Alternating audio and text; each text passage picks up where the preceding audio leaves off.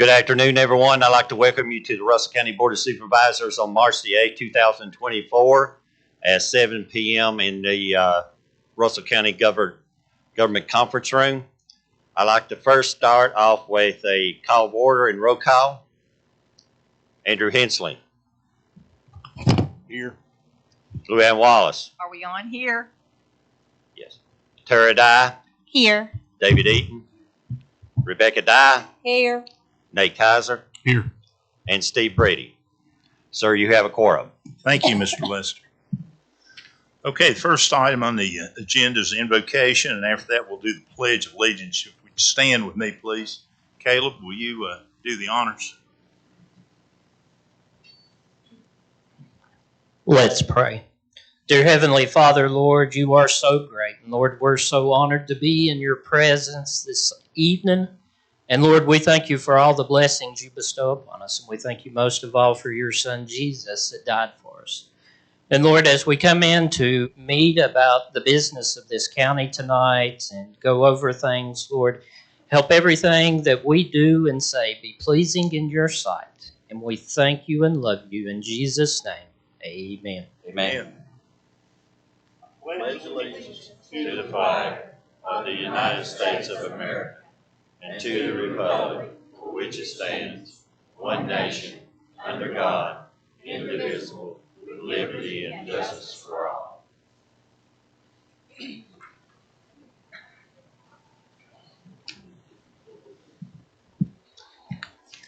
hope everybody's had an opportunity to take a look at the agenda. If there are any additions or changes that you need to speak now.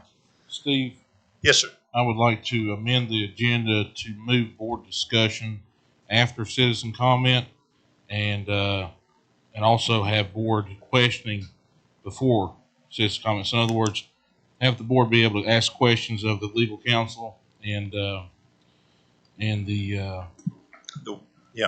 way I planned this out, Nate, is they're going to go through their presentations. We'll do legal, environmental, and then financial. And then the board will have an opportunity to ask questions on those particular items. And once the board gets through with their questioning, then we'll open it up to the public. all right. And, then we can do another discussion. Yeah, I would just like to add another discussion after that in case there's anything comes up from the public we want to address. So I think we're pretty flexible here. We can do whatever. So if we can have a motion to accept this agenda. So moved. Second. Have a motion and a second. Any further discussion? If not, all in favor signify by saying aye. Aye. All opposed, like sign. There are none. Okay. Gentlemen, you're ready to start, Mr. Lester. Thank you, Chairman. As everyone is here and aware, of course, the landfill has been a major topic within the county over the last 6 to 9 months, very intensely. First of all, we'd like to explain that our format for the landfill and what our presentation is tonight. We will be addressing first the history of the landfill, how the project developed. We will also be looking at the legal and the environmental, the economic development, and the financial. And during the presentation, of course, as we give this to the Board of Supervisors, this presentation, on the follow-up on the summary, they will be able to ask questions. And then the citizens will have their opportunity. So as we move through this, there's a lot of information. Be patient. And hold the questions or any comments until the comment period. Again, the Moss 3 landfill was a project that began as the Russell County Reclaim under Virginia Energy. They had a permit to reclaim this property that you see up on the slide.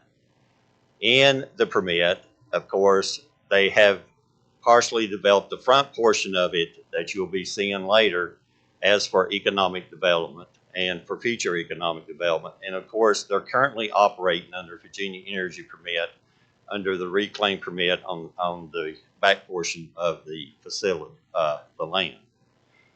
As we go through it, again, I will start off with the history. The history of the reclaim, of course, RCR, which is Russell County Reclaim, proposed an economic development of the Miles 3 property for post-reclaim use. This was it first introduced to us verbally back into the March or April of 22 on a short, quick meeting when they introduced the discussion for a full range of our possibilities from partnering with Dominion, converting processing of refuge coal, lightweight aggregates, rare earth minerals, wind or solar, or landfill. At this point, the project was very conceptual, but we had to treat it as we do as any other economic project that comes to the county. Legal counsel was recommended contracting with environmental specialists to conduct plate-of-file analysis for the site due to the environmental issues. The county receives many economic development proposals, and we got to treat them all as viable projects, and many that do not materialize. Of course, currently the IDA, they're currently working in the pipeline. They have 2 proposed economic development projects that's underway right now in the county. And the Board of Supervisors has 2 on its own. And this is an economic development project. It is classified into an industrial site. A lot of people don't think of a landfill as economic development, but it is classified as industrial. It is classified as economic development. So it must be treated as an economic development project. As we proceeded forward on May the 2nd, 22, the Board of Supervisors, even in their session, with legal counsel requested a closed session to discuss the proposed Moss 3 property for lightweight aggregates, rare earth minerals, solar, coal, fines, and possible. It was still so conceptual at that time that we were still waiting on the developers to define what they were going to do with the property. Discussions were extremely broad in scope, and at one point, it was a point of concern by the board. There was no matter what project was being proposed, it was going to be on that site, whether it was wind, solar, or lightweight aggregate. But there would also be environmental issues. We know the site. We have been working with them in the reclaim to redevelop the IDA site, and of course they have a permit through Virginia Energy for reclaim. And anyone that knows reclaim, it's reclaiming a coal site. The board approved the advertisement for an environmental specialist to take a look at this site to assist the board in evaluating this property with these engineering and environmental concerns. As we proceeded through to June the 6th, the Board of Supervisors also gave an update on the progress. Of course, even in June, the Moss property was discussed, but was still conceptual.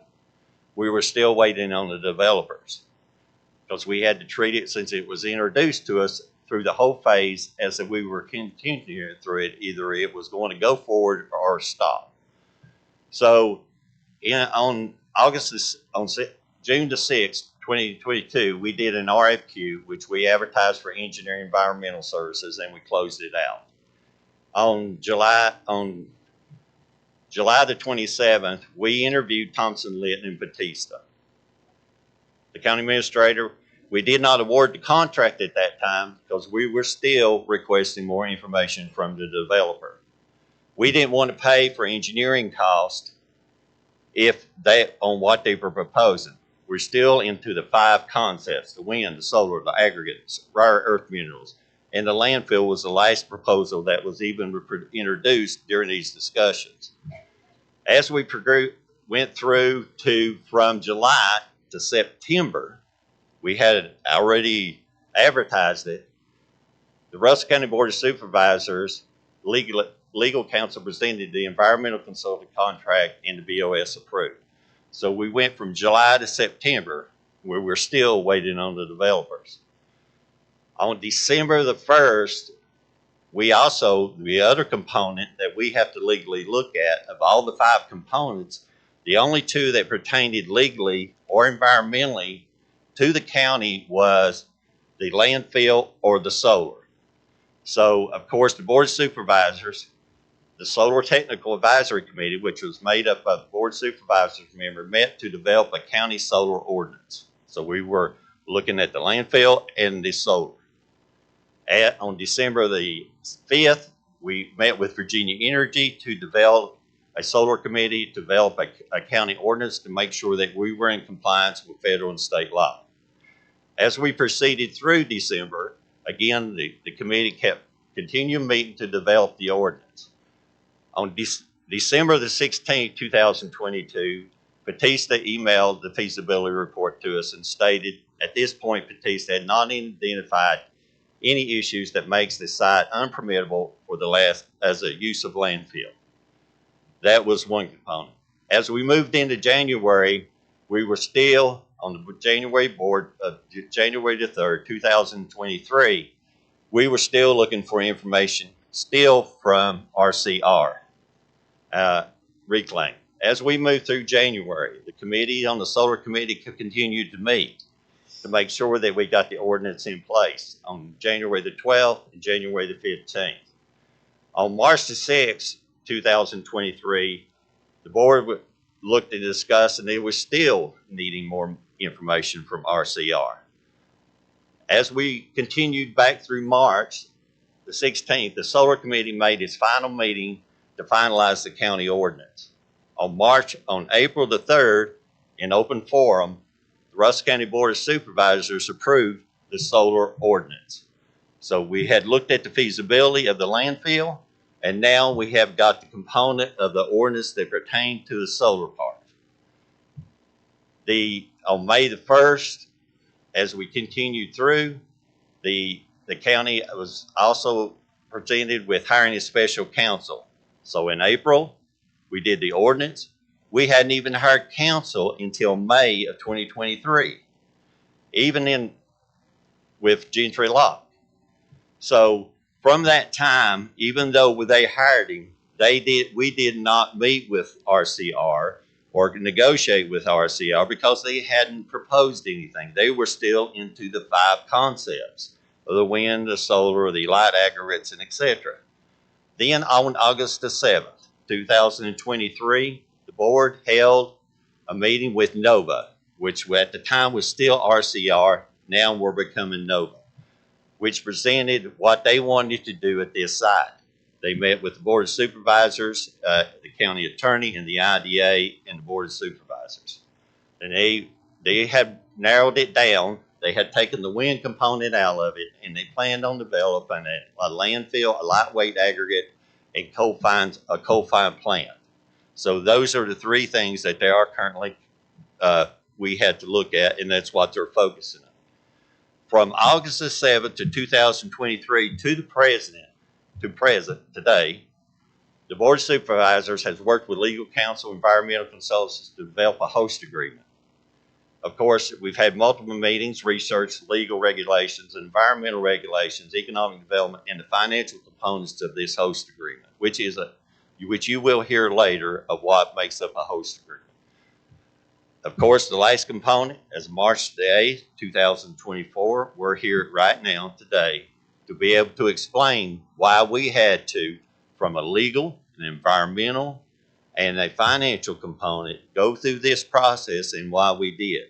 It is the same, and it's got to be treated just as the way by the Code of Virginia as an economic development project. We had many times that it was stated that I know there was a lot of confusion, and I know there was a lot of misinformation that was put out there. But one of the things it was we're trying to move it through without any knowledge, and things are being hidden from us. One thing that you read, if you read 10.1 of the Code of Virginia, which is very simple, the least thing that you can hide would be a landfill. Due to there's so many public hearings required on the board supervisor side, DEQ side, the developer side, it would be the least economic development project that you could hide legally, unless they're going to breach the law, would be hard to do. But we had to get to the point of we had a firm legal component, we had firm environmental, and firm financial. We are still in the process of negotiating the last components of the environmental and financial component of it. But the Board of Supervisors, to show transparency, it got to the point that we wanted to show where we started what we went through and where we're at today. Now, there's still other decisions that want to be made and things that from the public and watch y'all statements, and they still want to hear from y'all. That is part of the process. So, with that being said, I'd like to turn it back over to the legal component, which is Jeff Salward. He's with Gentry Locke. He's our special counsel that we hired back in May to represent us.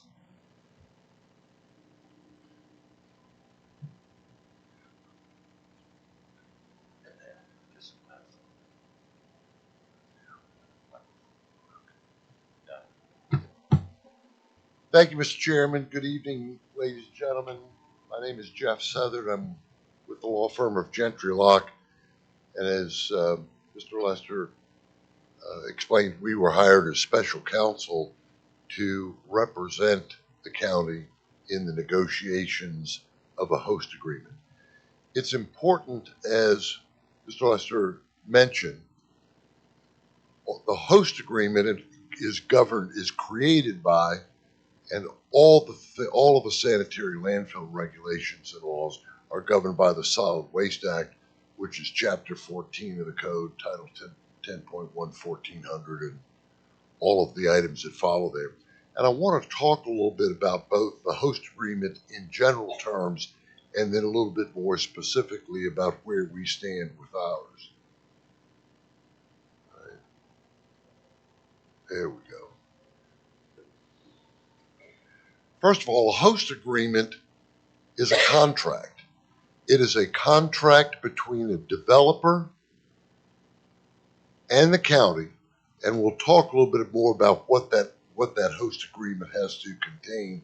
But let's start back with sort of the basics under the Solid Waste Act. First of all, there can't be a sanitary landfill for the disposal of non-hazardous solid waste without a permit from DEQ. That process can take several years, but no landfill can move forward whether the county wanted it or didn't want it, or developer wanted it or didn't want it, without DEQ review and ultimately a permit. It must contain, any application for a sanitary landfill has to contain a certification from the local governing body that it is in accord with all of the local ordinances. It also has to have a disclosure statement about the firm and about the operation. The important thing, and we'll come back and talk about this certification a little bit more in a second. The county's solid waste ordinance allows private landfills only if they're permitted by the Department of Environmental Quality. So again, the county ordinance, the county solid waste ordinance, is basically mirrors state law that says you can't develop one in this county without a permit from DEQ.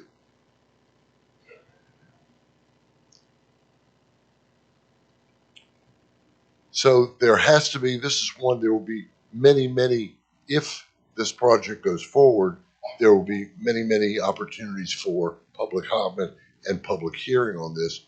One is that the developer has to have a public hearing, which they've done, and a public comment period. The board has to have a public hearing and public comment period, which they've started tonight. Both the local government and the proposed developer have to certify that they have followed all of those procedures and given the public the opportunity to comment regarding the siting and operation of the landfill. Now, if the applicant is a local government, in other words, if the county was going to be developing its own landfill, it would have to form a citizens advisory group. If the landfill is going to be by a private developer, it does require public meetings, but it does not require a citizens advisory group. But there does require the certification and does require a public comment period. let's talk a little bit more about the host agreement itself. One of the things that the law requires is that any developer of a private landfill must have a host agreement with the county in which it's going to be located. So we keep throwing that term around. Let's talk about the host agreement, the host agreement, the host agreement. That comes from actually from state law that says you got to have a host agreement if you're going to pursue a private landfill. And the host agreement that Mr. Lester referred to, there's been lots and lots of discussions about and negotiations about, at a minimum, has to include a series of things. Has to have provisions covering how much compensation will the county receive under the host agreement. And that is under discussion and negotiation right now. What will the daily travel routes and traffic volumes be? Well, one of the unique features of this site is the developers proposing that the overwhelming majority of the waste come by rail, not by road. And in fact, the host agreement is going to specify a minimum of waste that has to come by rail, and that number will probably be 80% or higher would have to come by rail. But the host agreement would require analysis, and DEQ would require analysis of travel routes and traffic volumes. There will be a daily disposal limit in the host agreement that will say they used to go by average daily volumes, but DEQ now insists that there be a maximum daily amount, and there will be a maximum daily amount in the host agreement. The number that was originally set for was 6,000 tons a day. Whether that ends up being the final number, it's a little too early to say. Be a discussion about the service area. In other words, where can the waste come from? And also, one of the things that's particularly important about the host agreement is that it requires the developer who's going to permit and operate the landfill to pay for a full-time employee of the counties to monitor the development, construction, and operation of the landfill.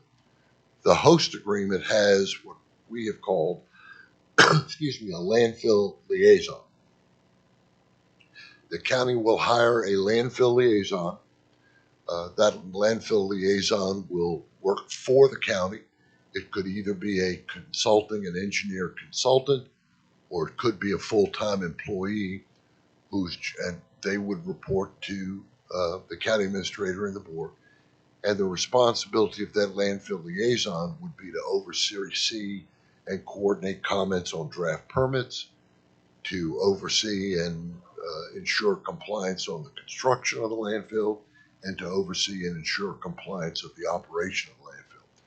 And the host agreement that we have negotiated now requires the developer to pay the county for that landfill liaison purpose. Let me back up a second and talk about, Mr. Lester mentioned that the county had retained legal counsel, me and Bethesda Engineering and Dave Paler, to advise the county on this particular project. One of the other things that the county has insisted on is that the developer reimburse the county for those expenses if this project goes forward. So that would be in the host agreement as well. The host agreement also provides that there has to be splits of air and water samples. And the host agreement that we are negotiating now includes that kind of language. It says that the landfill liaison would be responsible for making sure that air and water samples were split. The county could determine its own lab that they would want the work done, and all of those sample results would be public information. So public could have an opportunity to see all of those. There's also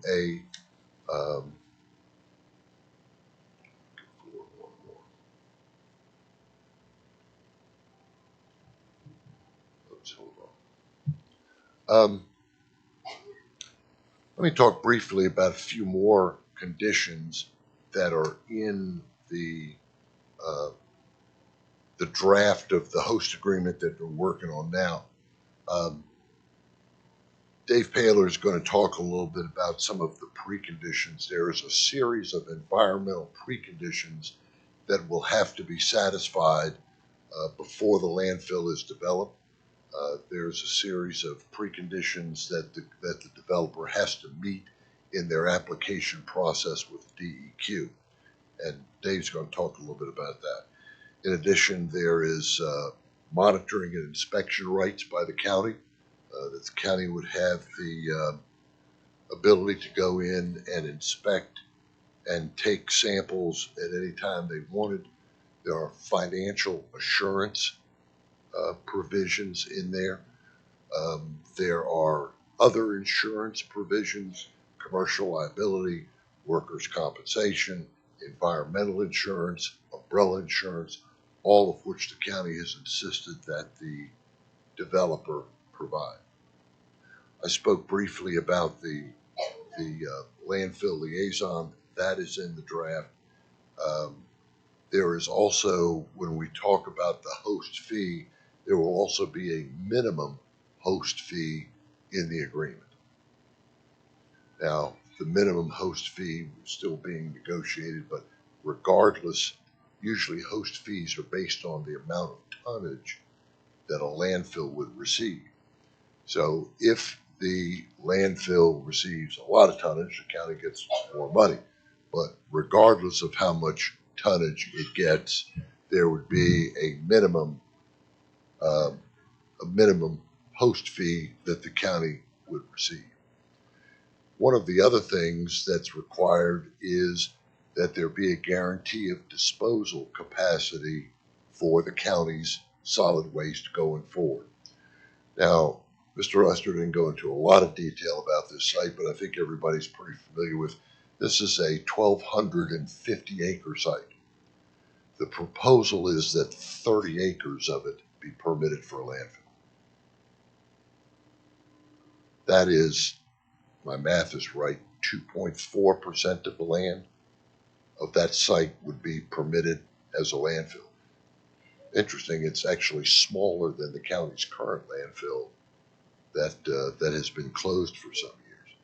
It has a design capacity that 30 acres of 50 years.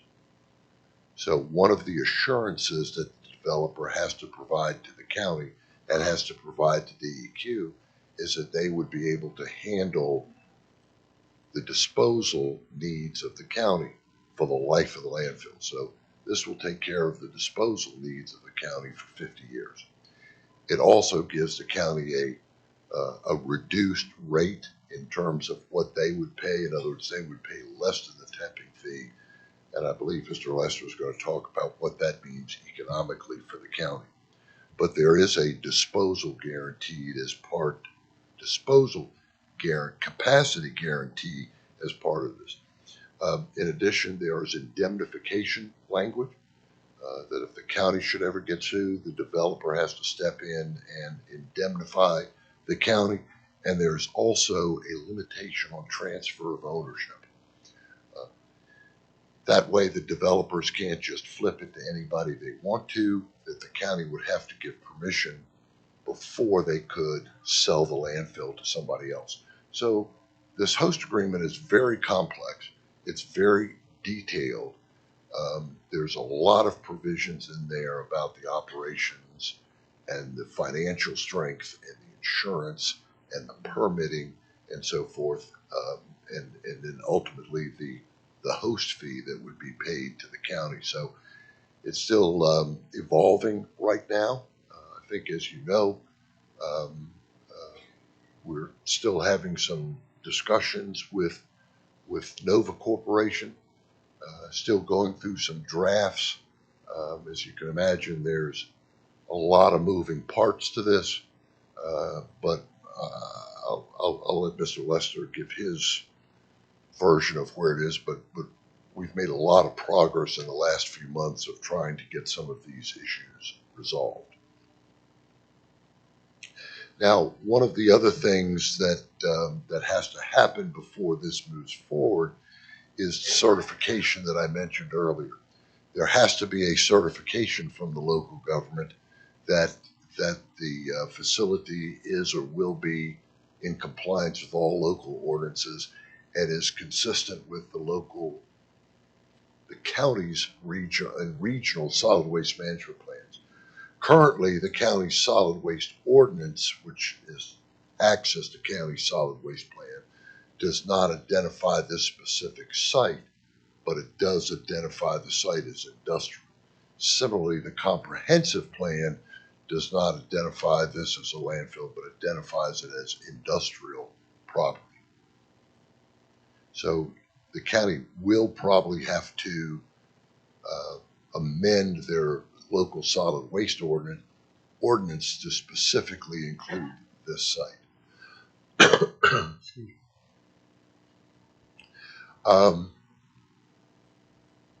Landfill host agreement, as we mentioned earlier, they have to file a disclosure statement.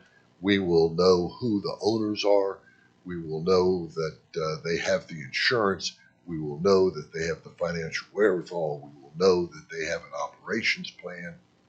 And we will know that they have to go through the permitting process after there's a comprehensive investigation and analysis by DEQ, and as the code refers to it as potential human health, environmental, transportation infrastructure, transportation safety impacts and needs, and evaluation of the comments by the local government. So one of the things that would happen if this project goes forward is a comprehensive review. It's often referred to as the Part A and Part B process, where DEQ would look at all of these factors in addition to what the county has looked at in terms of negotiating the host agreement. DEQ is going to look at all of them again, in addition to obviously the geotechnical and operational and other concerns. And they would evaluate the comments, and the county will have the comment opportunity, and the public will have the opportunity to comment on a draft permit as this process would move forward. One of the things that Mr. Lester has insisted on in all of the negotiations is we want the opportunity to see everything that's happening. You know, when the county first hired Potesta Engineering and Gentry Lock, we were told there was going to be 3 governing rules. We want to protect the government. We want to protect the county environmentally. We want to protect the county legally, and we want to protect the county financially. And that's been sort of the governing rules that we've operated by. And one of the things we've always insisted upon is that the developer, if this goes forward, is completely transparent and turns over all documentation, all studies, all analysis, all permit applications to give the public and the county the opportunity to comment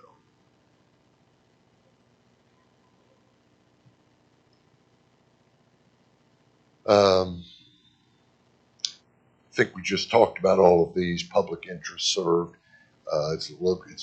It's consistent with locally imposed or state important daily disposal limits, that there's sufficient infrastructure. In this case, this is going to be primarily a rail site, that the rail infrastructure exists to service this facility, that it protects present, future human and health and safety and the environment.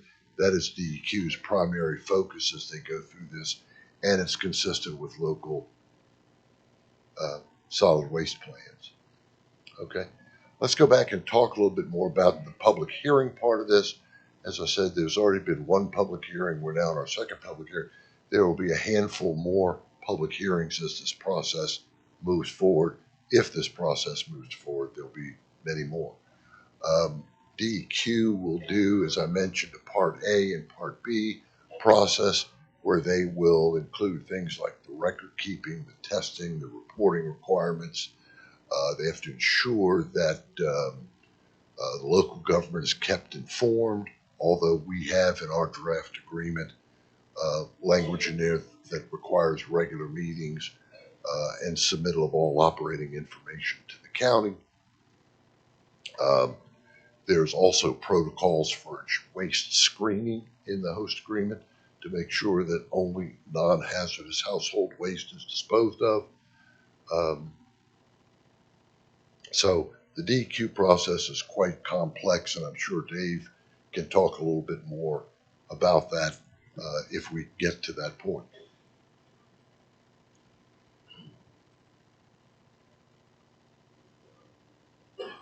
Okay. So one of the things that they will look at is, as the landfill is operating, if there's material violation or substantial violations, they could shut down the site. So DEQ has enforcement power. The good thing is the county has a landfill liaison who would be inspecting the operation of the facility, inspecting the construction of the facility, and if there was anything that was inconsistent with the host agreement or inconsistent with the permitting process, could notify DEQ and they could order a shutdown. Let's talk, I think, sort of final conclusions about the host agreement. The host agreement is designed to be a protection agreement. This is designed so that the county can put language in there that's going to protect the county's interests from an environmental standpoint, from a financial standpoint, from a legal standpoint, from operational standpoint, that the county's interests are protected.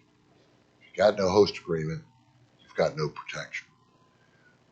Moss 3 property is classified as industrial.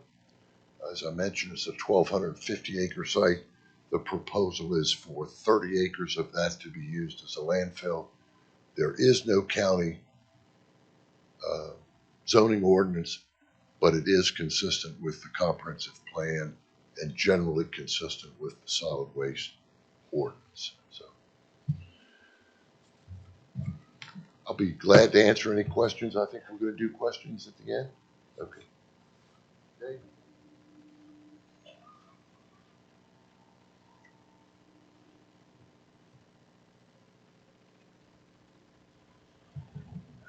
Good evening, members of the board. My name is David Paler. I'm associated with Potesta and Associates. Let's see which way I go. Okay, there we go. Okay. So I'm with Potesta and Associates. Potesta is primarily headquartered in West Virginia and has done, as you might imagine, over the last 25 plus years, quite a bit of work with coal facilities, both in West Virginia and in Maryland.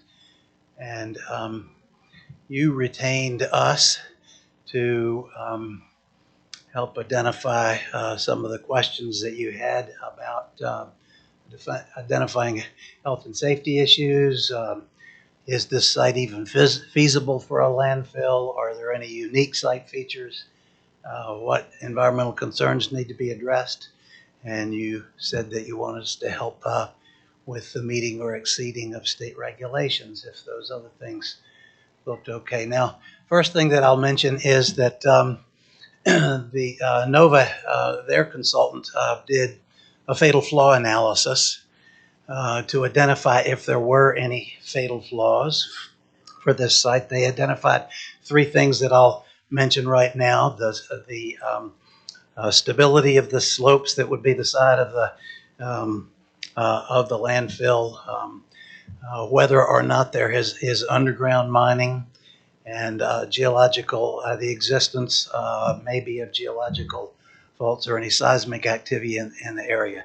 None of those things have been evaluated yet.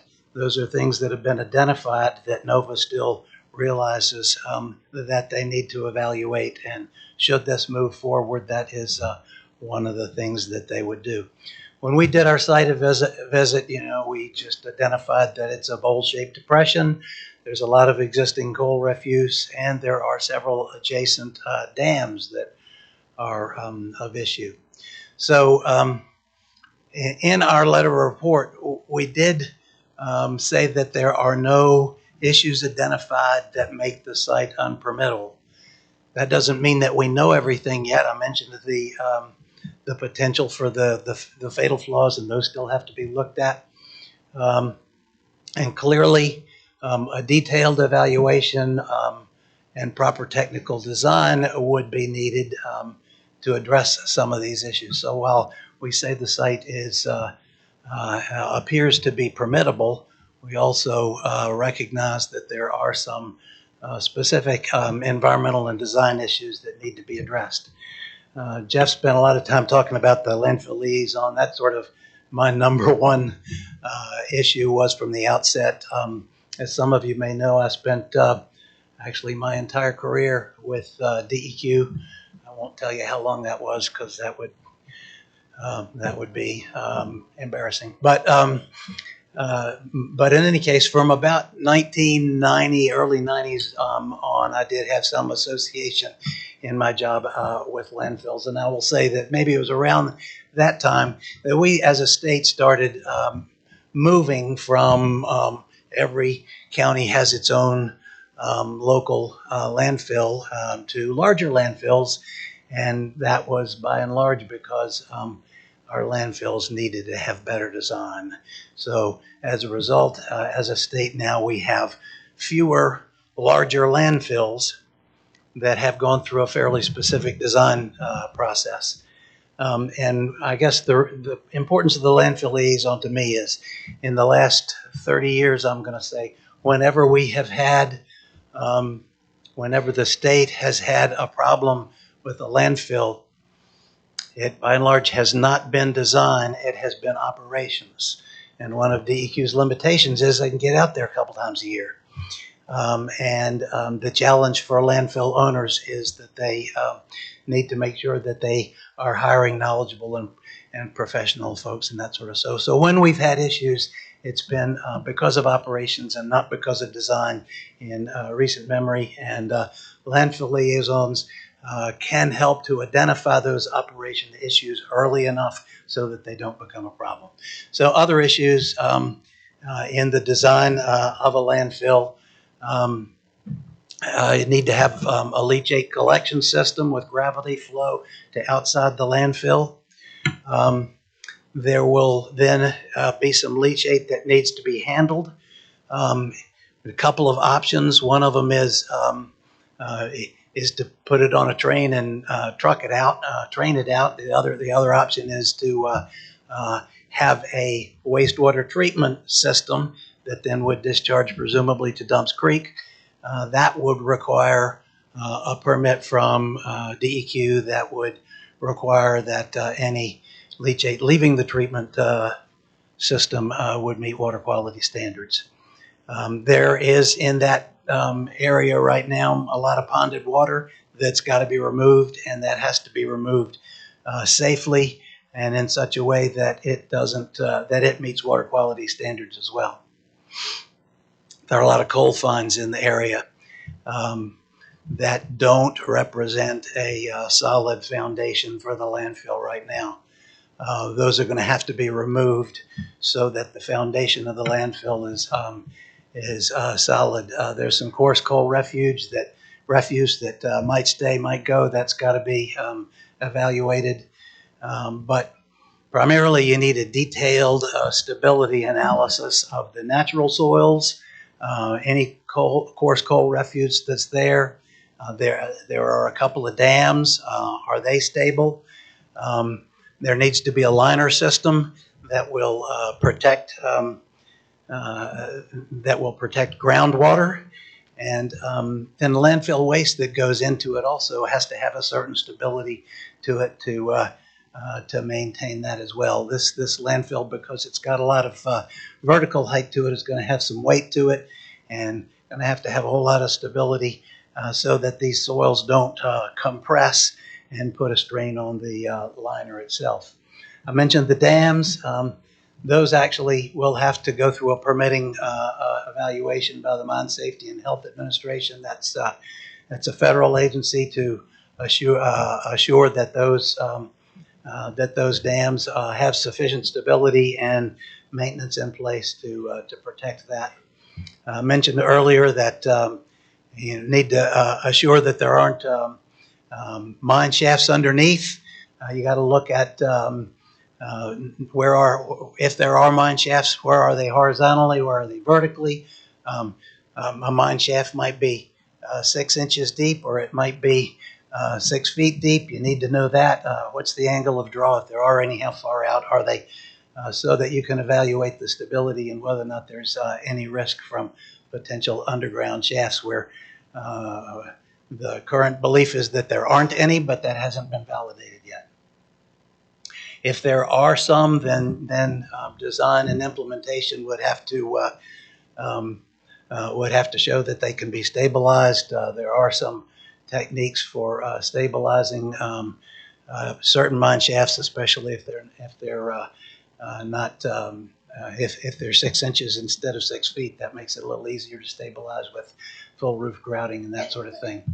I mentioned slope stability. One of the issues in this site is the slopes are too vertical right now. There's going to have to be a prepared subgrade. It's going to have to be dug out and made wider, because if it's too vertical, it won't hold the waste correctly. We need to evaluate if any coal refuse stays in the area, what's its stability. Jeff mentioned a liner system. A liner system's got to be strong enough to handle all of that weight, and it's also got to have some design in it that accommodates maybe any compression in the soils that might happen from the weight.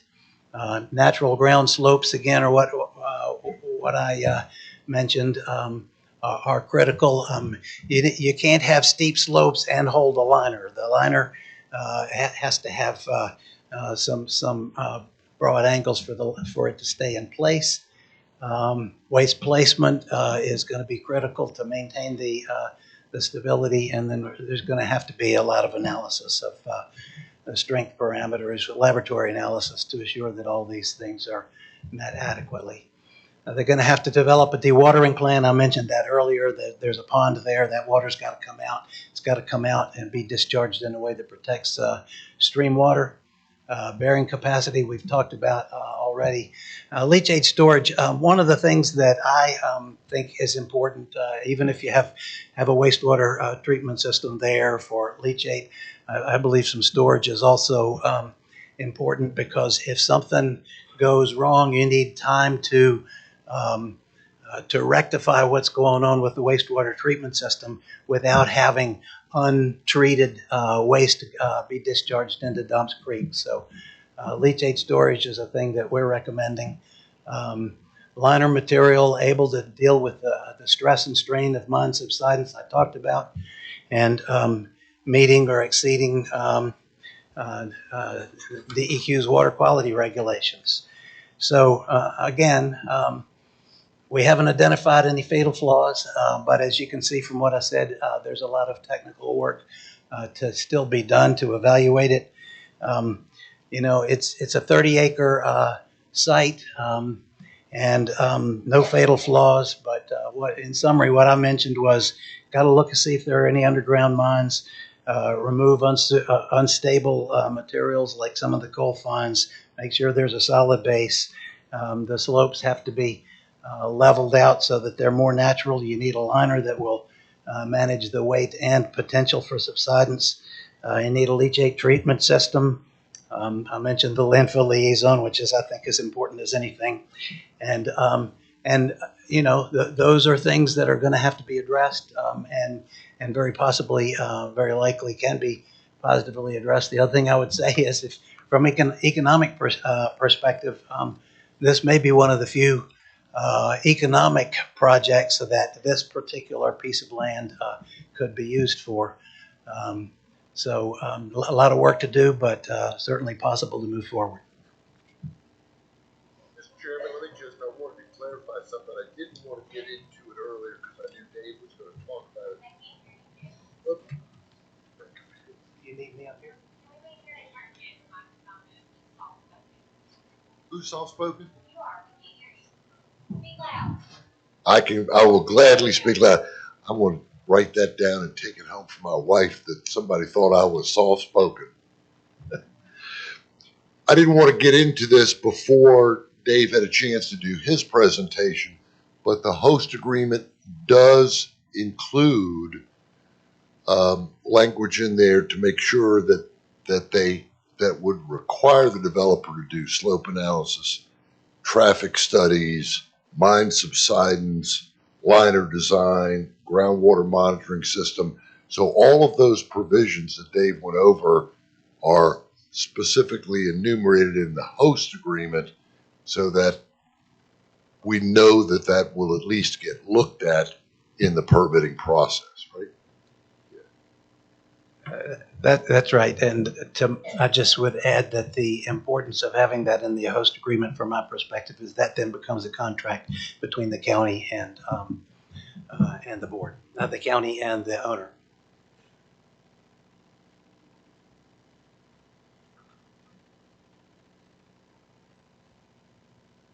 Thank you, Jeff.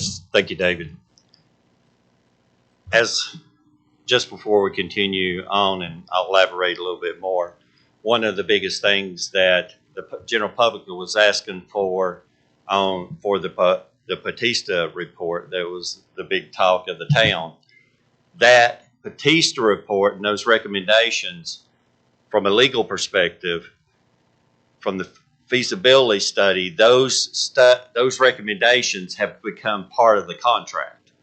So it transitioned from a feasibility study, so we couldn't release it because those terms and conditions is in the original contract that we're still negotiating by law. So that was one of the reasons that Batista report, everybody wanted, so they had so much information, and it did. It had information that we needed to work with, develop, and go and work with the contractor to make sure that the county was protected from an environmental perspective, because that's what the feasibility said, and it's what it's called. It's called a site assessment. And then we're looking at the fatal flaws, the leachate, et cetera, everything that you heard from him, plus in addition to what DEQ regulations we're looking at and what we call in the Part A and Part B phases. So this has developed into one comprehensive host plan, which is, again, to protect the county. Now, as I moved through, is, again, the last component of it was, and of this project, we have looked at the legal component, the environmental component, and of course, the last component that we addressed and still are addressing is the economic and financial component. Of course, this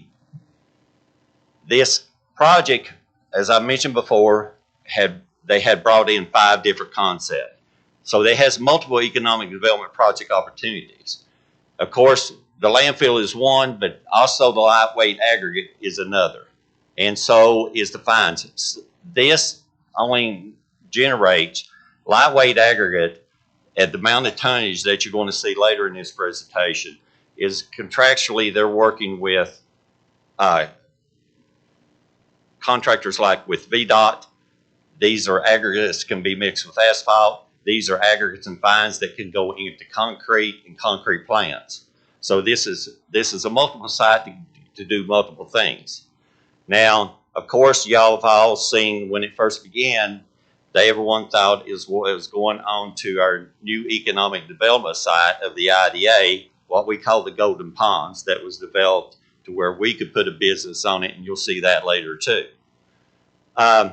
Of course, this is an industrial site, as mentioned before. It's in the comp plan, it's in the planning district plan, and it's listed that way because since 1958, of course, it was one of the biggest processing plants in the U.S. They used to run 30,000 tons of coal daily out of that prep plant. Next is, of course, it's so economic because it isn't to a rail site. It does create jobs. It also gives us opportunities for that area of the back county to be able to have water and sewer infrastructure and fiber. As I know that, as had been proposed before, I know that it had been mentioned that they was looking at a data center on what we call the Golden Ponds.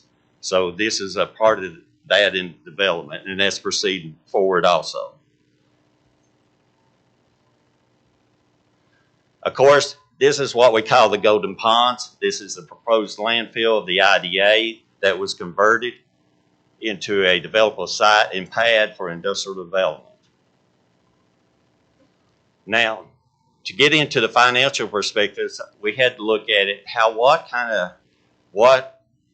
of advantages, financial advantages could this have that we were looking at from the host agreement, and what does it generate for us? Is it worth the effort in developing a actual host agreement and working with them to be able to develop this?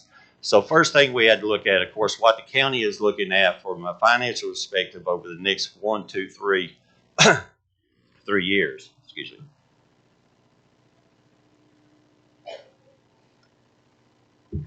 Of course, everyone knows, as of yesterday, the minimum wage increased up to $13.50 to $15 an hour by 2026. Of course, we've had regional jail increases because of the labor and the number of inmates that we've gone in. We're looking at an increase of $225,000. And as everyone have mentioned and seen in the previous meetings, from our foster care, which we have been working on foster care homes and being able to get through our foster care and our children, we're looking at a $375,000 increase over the next couple of years.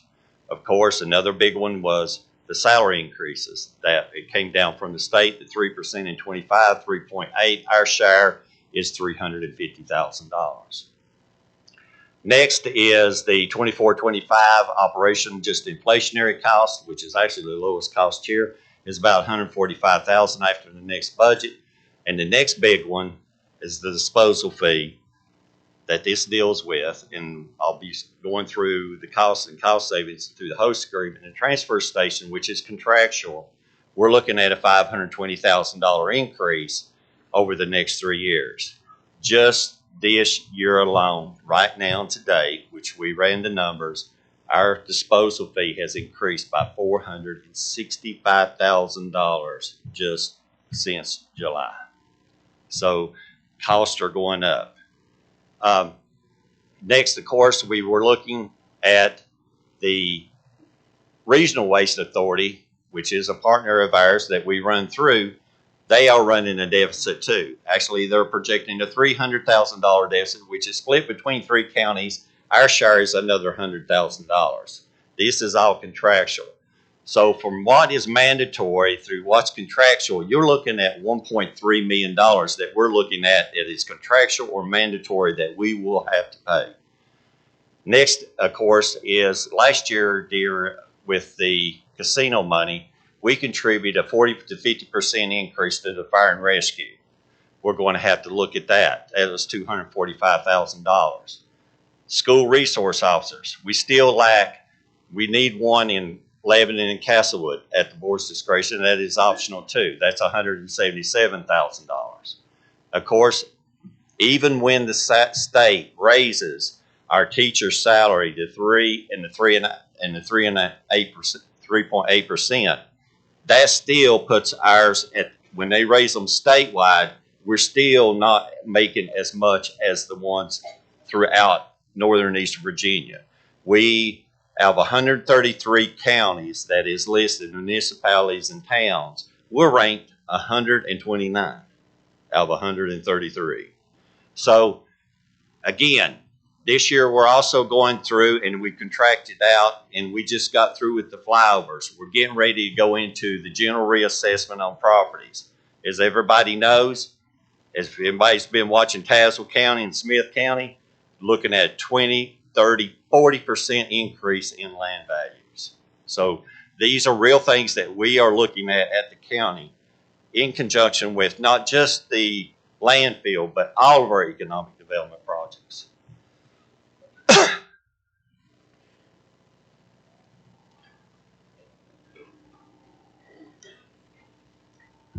Now, this is a draft of the landfill host agreement.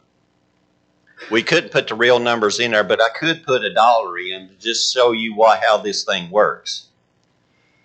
If we start at $1 and we run through between the tonnage on what's estimated, the total funding on the tonnage and the trucking savings and our tipping fee savings, we can look at the first year in fees, a total fee of just a host fee is $250,000, a tonnage reduction of $100,000, trucking savings of $400,000, with a total savings of $500,000 the first year of implementing. First year. Now, between the tipping fee and the savings, that amounts to $750,000 the first year. Now remember, this is a 30-acre tract with a 40-year lifespan. Now, as we move through it over the 30 to 40 years, the total impact of this county just in host fees is $205 million at $1 a ton, which is still under negotiation. Our total savings, which is over $20 million, for a total of $225 million just to the county over the next 40-year period. That's very impactful, and it's hard to not acknowledge it as an industrial or an economic development project. Now, as the landfill project, what is before us?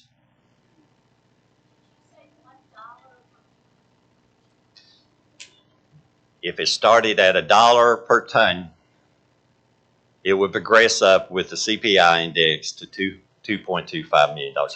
This will be available later. Okay. Yes, this is hypothetical. This is scenario, and that's why it says draft. Let's just, everybody said time talk. Now it's time of our talk. Scenario number one. Scenario number one, the county and NOVA agree on the host agreement. If we go through scenario number one, of course, the landfill in the county is for residential and business disposals. This is part of the component, and this is part of the business. This is what we haul every day from the trash sites and the transfer stations. This is where we go to. Of course, it will also clean up the Moss 3 property, which is a major environmental concern, which we have mentioned before, and you're going to see later. There's 118 million tons of refuge still sitting on that site. That has been estimated and evaluated in reserves by the Virginia Department of Energy. The economic opportunities, of course, it includes additional jobs. We're projecting at a minimum of 200 between the landfill and what our adjacent properties would do in economic businesses. Of course, the financial benefits is we get the host fees, additional real estate, machine and tool, personal property, and the liner taxes. That means with this in place in scenario one, it means no new taxes. And no new taxes for a while. Second scenario, okay, the county and NOVA disagree, and that's what you do. This is not an up and down vote. You either agree with the host agreement or you disagree. It's a contract. Okay, NOVA continues with the project and files legal suit because we could not agree on the terms. No host agreement for the county protection against either legal, environmental, or financial. And of course, new taxes or a disposal fee must be considered because remember, this is going up $500,000 just in disposal alone. Third scenario is the county and NOVA disagree on the host agreement. NOVA abandons the Moss 3 project. The property will remain an environmental issue at 100 million tons will remain, and the loss of economic development and financials, and again, with either new taxes or disposal must be considered. I know that as we went through this and looking at 100 and going through this project of 118 of the legal components, the environmental and the financial issues, we had to look at the site. We've done many site visits. We've talked to engineers. We've done research. We have looked at everything. We looked at everything that y'all have been saying. We have took it down. We went back and we've talked to consultants. We have talked to engineers, and we had to look at what was the best, for Russell County and if they were viable. So as we went through this, 118 million tons kept sticking in my head. What? This was the site here of the Moss 3 plant before we turned it into that. Now, as as this picture was taken as of yesterday afternoon, right after lunch, this is where Miles 3 is at. Up there you have 118 million tons, which has coal fines in it. And if anyone that done the research had to look at the evaluation, everybody kept evaluating trash, but no one was evaluating what was on the land. And I was going, there's 118 million tons that has silicon, aluminum, iron, calcium, magnesium, potassium, sulfur, titanium, phosphorus, copper, zinc, arsenic, selenium, cadmium, mercury, and lead. I'm going, okay, let's evaluate this site on what its economic impact, or not just the economic, but the environmental impact on what this site is. So these are pictures here today. This is out of the Outer Banks that has to be removed before the landfill can go in. This is nothing but coal and coal refuse reject. This is where the 30-acre cell will go. This has to be removed before they can install it. That's what Mr. Taylor had talked about on the slopes. Well, the slopes is going to have to be taken down because the coal and the reject has to be removed. These impalements have to be drained. That looks deep. It's about running, it normally ranges from 5 to 7 feet. And of course, it's going to have to go back down to base. There's a lot of boys in here that in mining knows what I'm talking about. This got to go back down to base. That's the way to design it. And when they reclaim and excavate this out based off the contours of this impalement, the slopes are not going to be as detrimental. Of course, they've got to go still be approved by DEQ in Part A and Part B. They will be in it during the phase. Our people will be watching it during the phase and the development as we go through it. This is the backside of the 30 acres. This is the steepness of it and what has to be removed to the front face. Now, I'm going to also switch over to here and here. Hang on a second, it's not switching.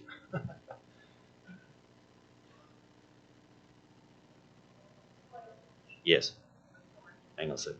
While you're looking for something, may I ask a question? Mr. Chair, would you allow me to ask a question at this point in time? Thank you. As I look at this site, and I know where I'm standing, so this pond is a dam. Am I hypothetically in my chair standing on the dam to the second pond? I'm just trying to get my bearings. Yes, I'm at the back of that. What you're looking at is the total slope of the dam. Yes, sir. And so I'm just asking those questions because this is a dam that is holding back another pond that is twice as big as that one. It is, but let me go into the pictures afterwards. I'll be quiet. Thank you. Is my mic went down? Okay, there you go. Hang on just a second. I got to get this get it down and go up. Why isn't it switching?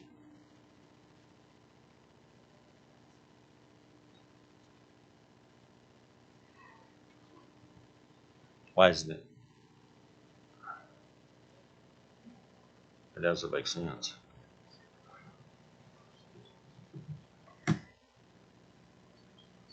don't make sense. You got me on over there. I don't know what you did. Oh, it doesn't even make sense. You need to pick up my screen. It went to a different thing. Hold on a second. Display settings.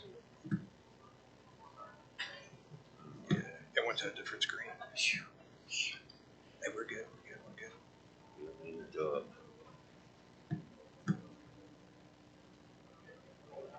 There we go. Thank you. All right. Now we're back alive again. Thank you. Thank you for the patience here. Okay. This is video on what we did on the drone on yesterday on these impalements in this site. And it's a 7-minute video or 10-minute video. And what I'm going to do, I'm going to speed this up to take you in what the site looks at on this impalement where the 30-acre tract is.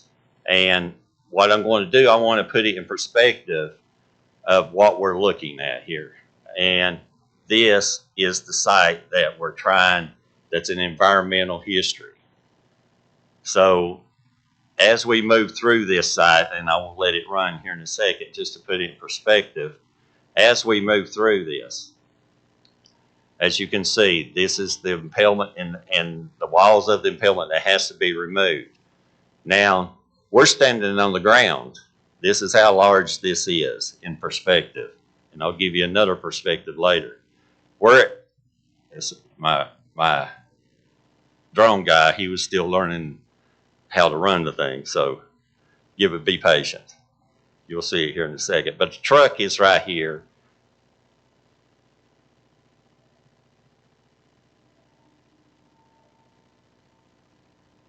It's a massive site. It is.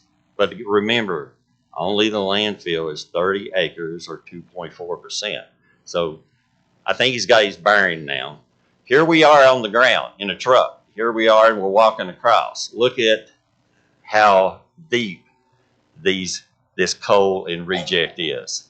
That's actually going, it's setting into the water of the aqueducts. Here is, it's flying over the truck as we're walking through, as you can see.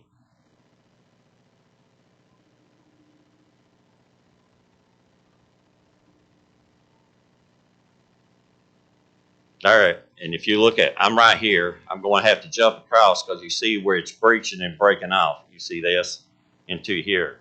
That's how deep this fine and reject is. You've got to remember, this site has been in effect since 1958. That processing plant processed 30,000 tons of coal a day. When they heated up and they processed the plant, the met coal that went out, the reject went up on the hill. You got 65 years of reject sitting on this mountain that is right now sitting there. Now, as you can see, as we move through this, and this is again the sail. Now, what we did when we were up there, we turned around where the dam was that Miss Walsh was talking about. Now, see, this is the other side of the backside of the dam. And I'll go back and I'll stop it to where you can see it. Now, see, there we go. It gets a little fast. Now, turn it around. This is how far the water is away from the other. So it's not like it's holding a dam, it's holding the water. Remember what perspective, you got 1,250 acres here. So here's my truck, as you can see at the top of the slope shooting down to the toe of the slope. This is the buffer, the build out elevation that this is of the water that's on the backside, which is clean, which was clean and kept clean because of the reclamation. But this front side that is in this county, this site right here is not. Now, I thought of another thing in one of the pictures that I got, and this is just the current pictures, and hang on a second, of Google Earth. It puts it in real perspective for you. This is what you're looking at. This is what's on the ground today. We have a major site that's environmentally, take a look at this, of what it is. Remember the back impalement back here, the back, which is 30 acres, which is about into this area. This has to be removed too. And that is part of the process in the excavation for the lightweight aggregate. So again, we have three scenarios that we can go through. The board can approve it, we move forward, excavate, clean it out, or Nova can run through, you don't have a host agreement, you don't have protection. Or number three, they can walk away and this will stay on the ground. 118 million tons. All this time that we were going through this, I kept waiting on somebody to pull a water sample on the front face of this to see what was coming off of this area. and I never did get it. I was always getting data on trash and what it was and household and speculation on hazardous stuff and nuclear and this. But on that front face of where Dumps Creek is and around the adjacent ponds, what is in there? As it says here into this, as anybody, the boys back here, they will tell you that, again, you got all of these compounds, heavy metals, heavy lead, cadmium, and zinc, that comes from coal. So, again, what do we do with 118 million tons? That's what it comes down to, and what the county can do with the 30 acre, and that's the sale that will last 50 years, that will be contained, monitored by the county, and also monitored by DEQ. So that concludes our presentation to the Board of Supervisors, and now we welcome questions from the board concerning this on these presentations. Okay, thank you, Mr. Lester. Board members, I'll just open it up. If you have questions to any of our presenters here, please go ahead and ask. I got a question in relation, I guess, to the protection side of this, as far as the bond that they have to maintain. It was my belief that that the bond would protect the county and the citizens long term. When we're all gone, the generations after us would be protected in a way that they would be covered legally and financially with the bond. Can you speak in regards to that? Yeah, let me speak generally, and I'll let Dave talk a little bit about the bonding part of it. But one of the things that the county has insisted upon is a multiple layer, including an umbrella policy of insurance policies that would operate while it's running.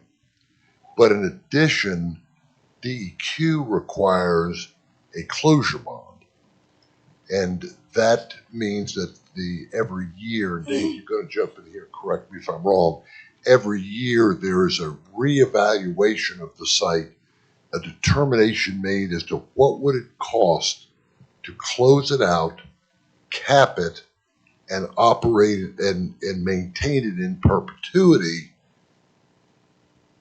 And then you have to buy a bond for that amount. And it usually goes up every year. In fact, the county, I think, is still paying a bond on its closed landfill.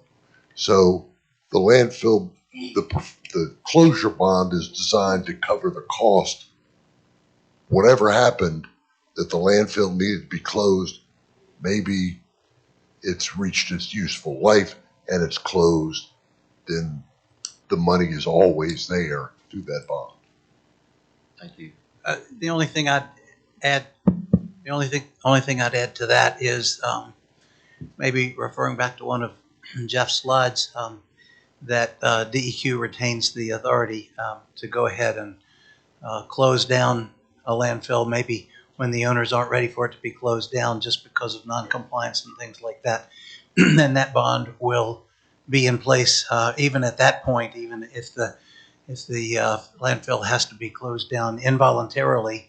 The money is there to in the bond to close that site out. The other thing maybe I'd mention is that the state DEQ does have an environmental emergency fund that allows it to go in, hire a contractor, and begin to take action if necessary. If an owner is not being compliant in a timely manner, and then would turn around and try to recover those funds from the owner. So there are a couple of things in place in the state system that helps to assure that it can be closed out when it needs to be. I appreciate it. Other board members? Yeah, I've got a question about the liability. You said there's 118 million tons, correct? Yes, ma'am. Okay. So if we decided to not do this landfill or whatever, that third option you were talking about, that liability for the 118 million tons, does that not fall on the landowner? Hold it down, please. Hold it down. I mean, I'm not trying to be difficult. I'm really trying to understand, because if you have liability with a landfill, and I buy any type of land anywhere, and I'm not a lawyer, but do I not assume liability for that? Can you clear that up for me? Can you hear me? Can you hear me? Now, what you got to remember, and I've got legal counsel here, and DEQ too. One thing about what you got to remember about what we call NOVA right now, their permit is for the reclamation. Now, that doesn't mean they can't stop. When they go in for a permit, it doesn't say that they have to remove all 118 million tons. Right now, that permit is valid, and it is in brief. It's as far as the leachate, the removal it's in compliance with a Virginia Energy permit. So you're saying what is there currently, the 118 million tons, that's in compliance? That's in compliance. Even with it Yes, potentially it is. That dumping is in correct. the dumpster? It is in compliance. Wow, okay.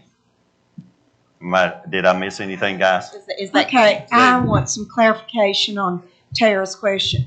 I'm going to ask the audience to hold it down so we Yeah. can all hear, please. David, That is their property. That is Correct. it is a private landfill. Yes, that is. No, their I'm property. talking about the whole 1,200 acres. That is their property. The 1,250 acres is their property. So, are they responsible for any problems that occur, whether we go on with the landfill or not? Are they still not responsible? If we say no, who's Okay. responsible for getting that up, cleaning that up? Yeah, that's kind of where I was going with Okay. it. Yeah, who is responsible for cleaning that Because if 118 million tons? Well- if that is such a detriment to our environment, then somebody needs to clean it up, right? Or Well, is that something that they'd have to apply for again? I mean, I don't know. I'm genuinely asking. I have no idea. and again, the Virginia Energy permit that they have, it doesn't say in the permit you must remove 118 million coal. That's not in the permit. could you hold it down, please? For what that permit has under a a Virginia Energy is it's a reclamation. A reclamation has totally different regulations than a landfill. Reason being is that reclamation, as long as they're meeting the permit guidelines and they're in compliance with it, as long as they put those in long term, it's just every other mine reclamation these guys know, there's certain things they have to do. That doesn't mean they have to remove that 118 million tons. They just have to meet certain water quality, air quality, stabilization. They do not have to treat the leachate as long as that containment on that site is maintained. Right, and I get that. I guess just the way it seemed in the presentation, it was more of like, well, if you don't do this, then you're stuck with that, and that's bad. Well, But you're telling me that it does meet requirements, so maybe it's Virginia. not as bad. it meets the Virginia Energy permits. Okay. And for that. Okay. As far as reclamation, they could probably just cover it up. They can. It's like a surface mine operation, cover it up with 4 feet of material, That seed it, and leave. and that was and these guys here, they know that too. And you could cover it up with 4 foot of that was looked at too. But remember, you got 118 million tons. It's got to be covered. So that, from an economic perspective, is not viable. Well, The second thing is once you cover it up, what you got to remember, there's 118 million tons. This site has been in place since 1958. That 118 million tons, as these guys will tell you, heats up. That ground will 4 foot of ground cover will eventually, it will permeate up. and it does have hot spots in it. So those has got to be dealt with. Well, there was a recent study that was done by Virginia Energy, and I have a copy of it, that came to the conclusion they evaluated all these gob areas in Southwest Virginia. And they had done this in Pennsylvania before, and I think that's where Virginia Energy got the idea to do it, to evaluate them and try to determine the best way to treat these things.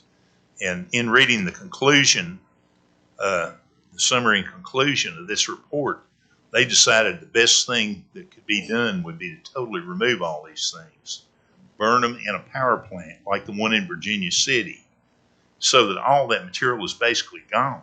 You're basically taking it all back down, at least the carbonaceous material. You're taking it over there and burning it. The rock and such, they've just now come up, Novus, with this idea of doing this lightweight aggregate, which was done back in the 60s by Clinchfield Coal Company. I've got some brochures on that. I think they were selling for $7, $8 a ton back then, and about the time coal hit $200 a ton, they gave it up because it was more lucrative to mine than to produce lightweight aggregate.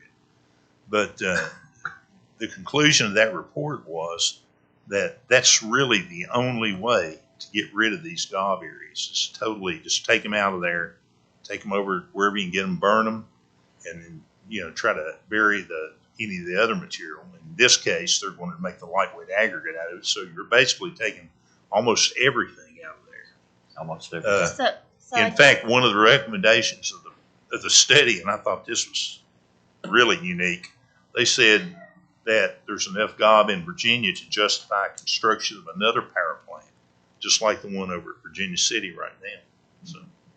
So I had a question about those hot spots as well. Is that something that could just burn and cause an issue?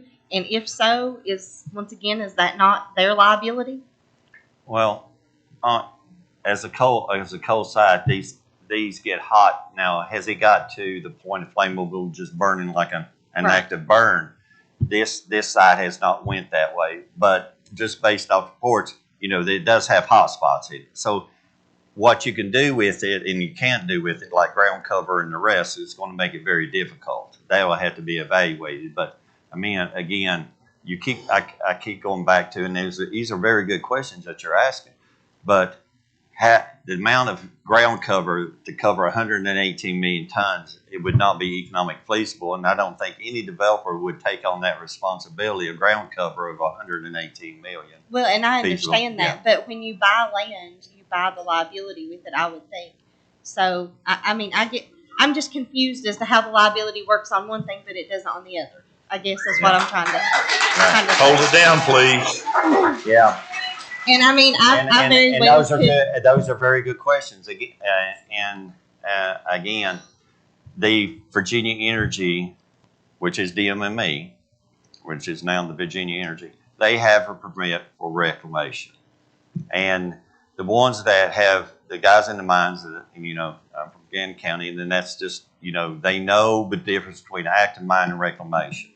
The regulations for environmental safeties and concerns under that Virginia Energy permit is not the same as the regulations that would go in place if you made a landfill out of it. Those expounded. The only thing they have to do is make sure that certain regulations is put in place so the groundwater doesn't go into the streams, and that's why you see the impalements. That's why it's designed to hold the water in place up there.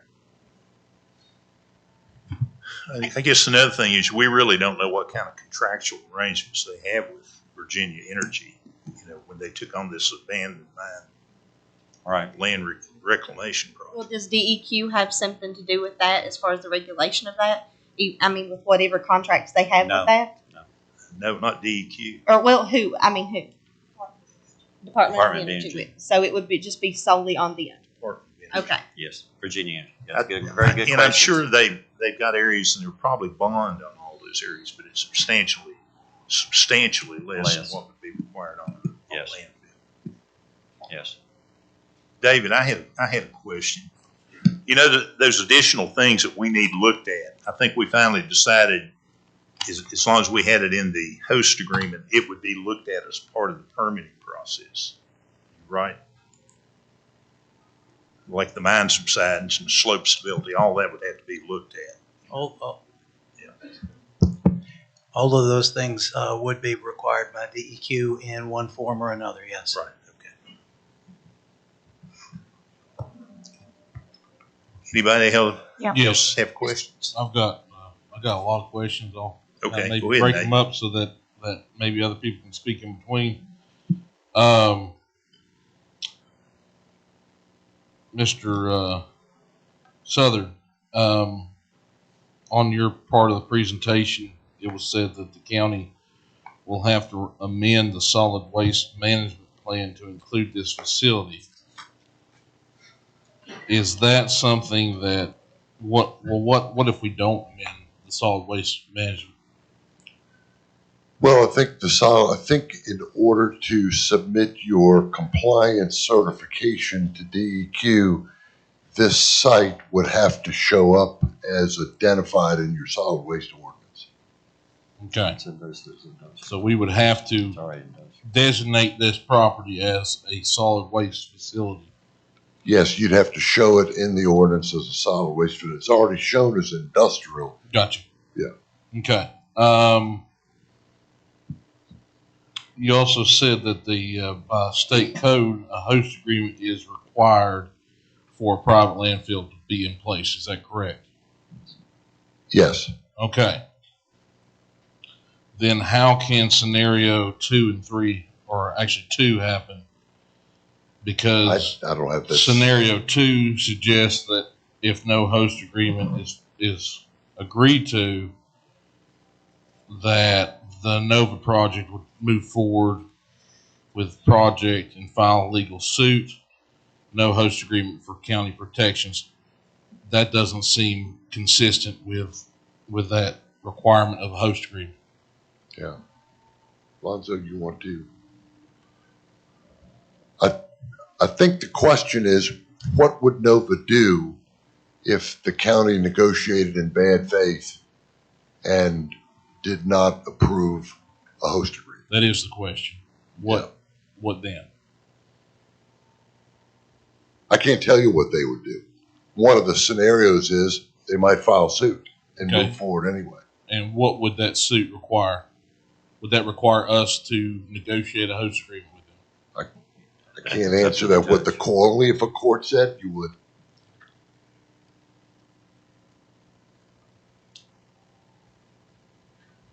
In there it said they have a legal right of use. Does that require us to give them a host agreement? I don't think so. But the state code requires them to have a host agreement in place in order to put the landfill in. So if we don't agree to a host agreement, does that mean that they cannot put a landfill in? I think that the Solid Waste Act requires that there be a host agreement. I believe when Mr. Lester put that point in there, that what they're saying is that doesn't mean that you couldn't be challenged by Nova, that it was being unreasonably withheld, or that it was being not negotiated in good faith, which could be the grounds for a lawsuit, but I don't know if they would do that or not. Okay, Mr. Chair, may I? Yes, ma'am. That's not my question, so I have several more, but I want to tag on to what Mr. Kaiser is making a point on, and I'm about to lose my train of thought, so please forgive me because there's tons of questions floating around in my head. So, however, aren't we doing our due diligence here, and aren't we trying to not be arbitrary and capricious, which are my new favorite words, by the way, that I use a lot. You can Google those. And so aren't we doing that now in dealing with the public comment, taking comment, talking about it? So aren't we doing that already to try to show that we're trying to be I think you are. Okay. Okay, so that kills my scenario 2 of sue me. I'm sorry, I'm just point blanking things. Well, Mr. Lester's shaking his head, but I'm It disagreeing doesn't with that. mean that somebody's not gonna sue you. Okay, well, that's But fine. what it means is your question to me was, are you all at this point in time exercising due diligence and good faith? And I would say, yes, you are Thank you. at this Okay. point in time. Okay. Yeah. So, I mean, I want to make it, I'm going to make 2 points here because the audience is here listening and they're doing a great job of that, but they have been badgering us, I guess that may be my country word, as to give me more information. But what we're doing is we're trying to look at all the avenue that we can, because that number 2 scenario, I'm just going to tell you straight up, is a no for me. That ain't working. But okay, we'll move forward with that. So if I may indulge me one more thing, okay? I'm gonna segue to something else right now that's on my list, and it says the limitational transfer of ownership. Mr. Southern, that was in your presentation. By the way, I appreciate your information. I think it's very worthwhile listening to you. So it says, does this allow for a negotiation of a landfill in the future? If it's so, The way that it's, I'm sorry. okay, you go ahead and I'll ask you something. Yeah, I'm not sure if I completely understood your question, but let me tell you what the current draft says and what the county's insisting upon. That before Nova could sell that landfill to another party, the county board of supervisors would have to approve that sale. Yes, thank you. But do we get the opportunity to renegotiate a total host agreement? Or once this host agreement is agreed upon, it's a sellable item? Yes and yes. Huh. Okay, thank you. Thank you, Mr. Chair. I'll wait a while. I did have a question also about the leachate treatment plan. PFAOs are a big deal right now. And I know that, they have found them everywhere when you're processing. Do they have a plan in order to remove those from the water before they get dumped into Dumps Creek or whatever? Because, from what I'm reading, those stay forever, right? It's PFAS. Okay, well, whatever it is. PFOA. I don't know. Yeah. Whatever it is. It's PFOA and Yeah. PFAS, and they're called for other compounds. And I know, I just read a quick statistic on it. 84% are found there, 5% leave via leachate. PFOA, all of those, Whatever it is. all of those compounds. Actually, what's required is being determined by EPA right now. That's a thing that the federal government does. There are a whole lot of elements to PFOA, from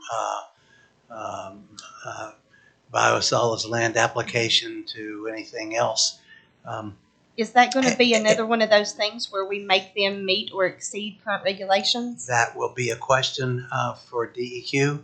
If Well, they, But you get I'm what I'm saying, because here, I know what you're saying. yeah, here you all had spoken about meeting or exceeding the current regulations. And if we're going to do that on certain things, I would think that certainly things that stick around forever would be on high priority. If EPA requires a water quality standard that has to go into wastewater permits, then that would may or may not be required here.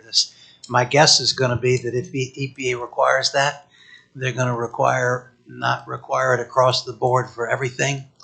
And I'll just just say that the odds of there being a PFOA requirement, I think, are long. That's just me speculating. If they had to meet what is now the current drinking water standard for PFOA that's being proposed by EPA, that would be economically and technically impossible. Oh, okay. All right. And if PFOA is there, it's going into Dump Creek right now.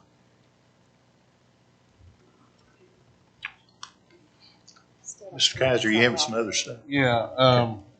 Is there ways, I know we're not exactly talking about the host agreement. We are, but we aren't because we don't have the final copy of it. But are there ways that we can restrict areas of collection? For instance, if we want to say we don't want trash from New Jersey or New York or Maryland. I didn't hear the last part of that. You're saying that you can, can you through the host agreement restrict the Their sources of collection, waste? yeah, their collection where they're pulling from. Yes. Is that part of the considerations of our host agreement? I'm sorry. Is that part of the considerations that we're looking at on our host agreement? Is restricting their collection sites? No. Mr. Chair, if I may, I understood his question to be that the host agreement could say nothing from Maryland and nothing from New York, and you said the answer to that is yes. No, they could put geographic limitations, but you probably can't identify a particular state and say we don't want New Jersey's waste. And the reason I asked that question is because there's a Supreme Court decision case that says that this is covered by the Commerce Clause, and so you got to be real careful about what solid you waste is a protected commodity, Interstate according to the Supreme Court. Well, the and it's reason governed by rules of interstate Yeah, commerce. interstate commerce. But there are certain other counties that have entered into commercial host agreements where they've put like a geographic limitation, yeah. So of 500 miles or 1,000 miles or something of that sort. the reason I ask is because the Green Ridge Cumberland County host agreement restricts trash from those places: New Jersey, New York, and Maryland. It's probably unconstitutional. But don't say it. But don't tell them I said that. It falls under interstate commerce. Yeah. But you can impose things like geographic. I say I'm familiar with several agreements that limit solid waste coming from, say, more than 500 miles away. Whatever. Gotcha. Okay. I hope we're not offending anyone in the room that might be from New Jersey or have family in New Jersey. Another question. You mentioned only non-hazardous household waste. And again, not to overstep here, but the last host agreement version that I've seen includes, I'll read it off, municipal waste, which I understand is household waste, industrial waste, construction waste, demolition waste, and debris waste as collectible, as acceptable forms of waste. But I mean, I don't know the full definition of household waste, but construction, demolition, and debris and industrial do not, to me, classify as household waste. So It's I not wonder hazardous. if you could elaborate on It's not hazardous. the differentiation between household waste and what's in the version that I've seen of the host agreement.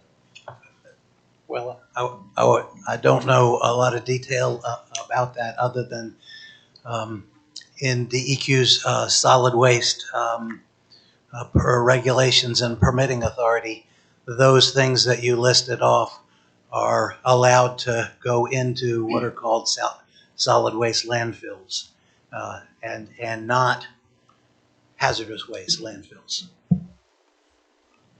So the language that's currently in those agreements says if you get this permitted as a municipal solid waste landfill, anything the DEQ regulations permit under that designation would be allowed to be disposed of.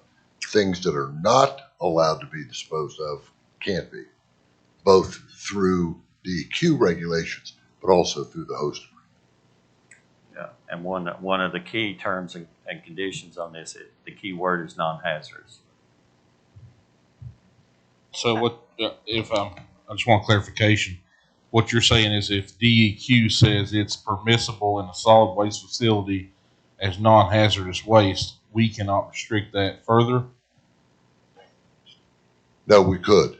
We could. So we could say household waste only. Make it very difficult to operate a landfill because who knows if somebody slipped a 2x4 in there? You know, We but get it, we get yes, you can restrict what can come into that. Although they'd have a permit. DEQ's permits don't distinguish between municipal solid waste and, say, solid, debris, construction debris, for example. Construction debris can go into a municipal solid waste Sure. landfill. But industrial could not. Am I correct? Non-hazardous industrial waste can. Under DEQ regulation, non-hazardous industrial waste can go into a municipal solid waste landfill. Question: can more stringent guidelines or a more stringent wording to that particular DEQ minimum standard statement that can change in a host agreement? Are you saying, can you change the definition of permissible waste? I don't think I'm saying that, but Okay. Stringent is my word. Okay. I think I understand what you're asking me, Okay. but the answer would be yes. That you could say you can't allow Yeah. 2x4s in construction waste. Okay. Yeah. So we can in a host agreement, we can go above and beyond what the minimum standard is in the Virginia Code of a host agreement that says Yes. there's things that has to be in there. Yes. Yeah. But we, as a community and a board of supervisors, can go above and beyond all of these. Yes, you can exceed DEQ regulations through the host agreement. That's all I need to know. Thank you. Yeah. I So appreciate it. even though our solid waste ordinance says you can put it in as long as it meets state and federal regulations. But So aren't we're we changing contradicting that ourselves. ordinance? Didn't you say we had to change that ordinance? Is that the same one? That's a solid waste plan. We have to Oh, change okay. that. I gotcha. I think you'd have to amend your solid waste ordinance. Okay, one more thing. In Mr. order to Chair. do that. Yes. Okay, forgive me. One more thing.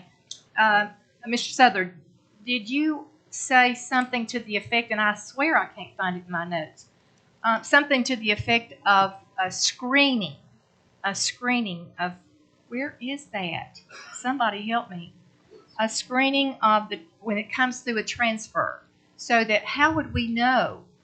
How would anybody know what as you say, they might slip a 2x4 in on you. They might slip something else. You're talking about solid waste screening. Yes, there's a screening process. Yeah. Could you explain that to me? Yeah. DEQ requires, but also the host agreement requires that there be an operation plan where solid waste coming into the facility is screened. You will see often at commercial landfills, you will see radiation detection equipment to make sure that any waste coming in is screened and doesn't have any radiation.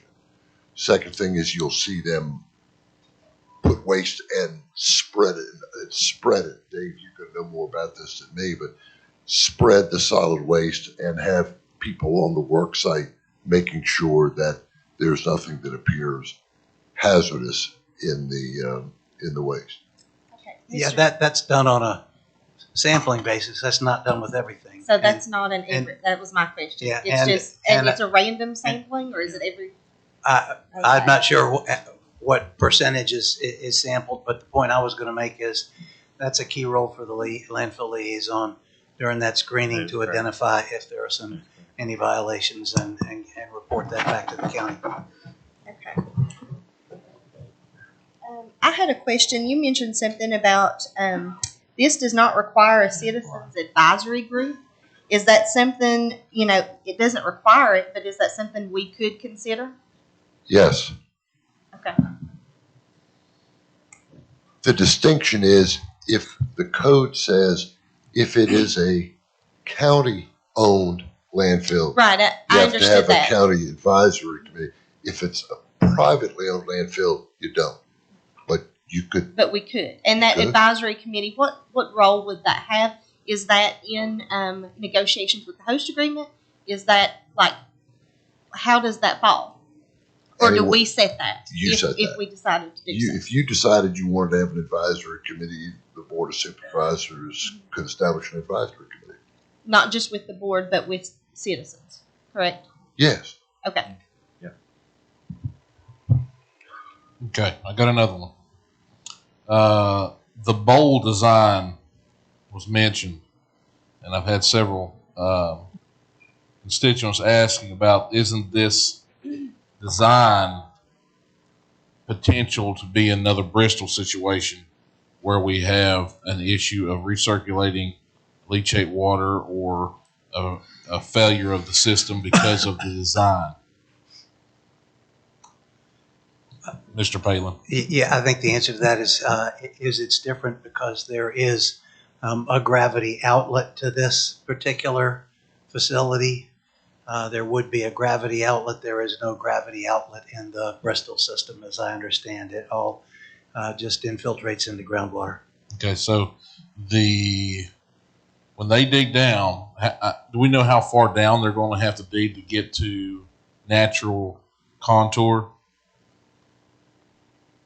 I would say the answer to that is no, but most of the digging is going to be lateral and not vertical, would be my expectation. So we don't expect that they're going to go any deeper than what the bottom of the pond is. This is, I'm sorry, let me just You're fine. qualify this as conjectural, but Sure. I would be very surprised if the EQ were willing to permit a landfill that didn't have a gravity outlet. And one of the things that I was still with the EQ when all of this came up in Bristol, and I'll just say that it was very clear that that facility would not have been permittable in today's understanding of the regulations. It was built a long time ago before we understood as much about landfills as we do today. Do most current modern landfills have gravity drains, or are they using pump systems?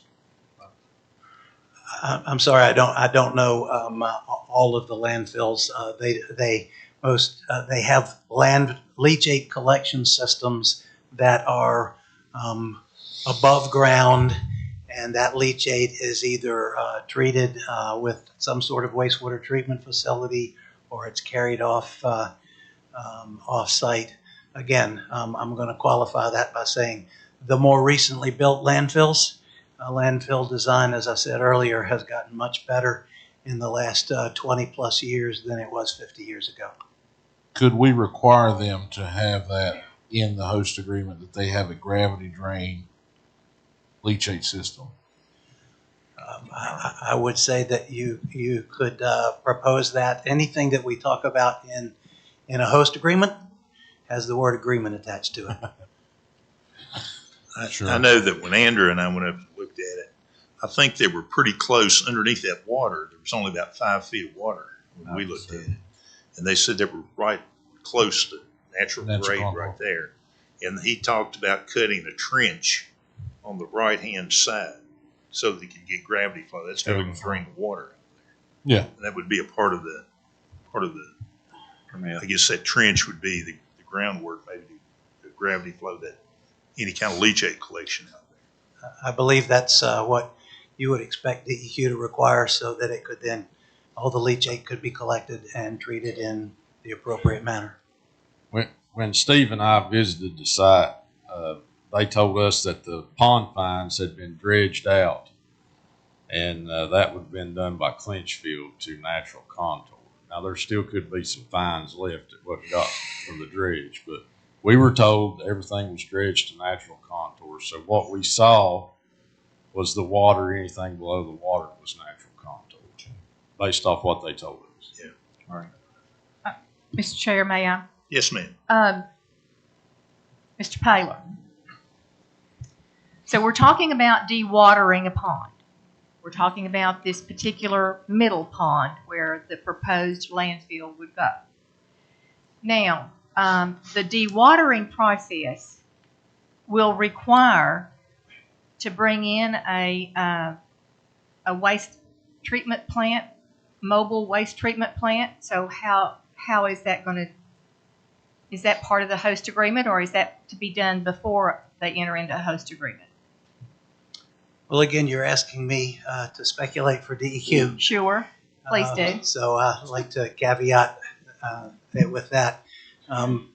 My expectation of what DEQ would do first is take a number of water quality samples to see if treatment was required, and then to see what treatment was required, and then it could be some sort of if there's some treatment that's required, it's very possible that that could be like on an 18-wheeler kind of a situation that you could run it through that before it goes into Dump Creek. But that's going to be most likely determined by water quality analyses before the action takes place.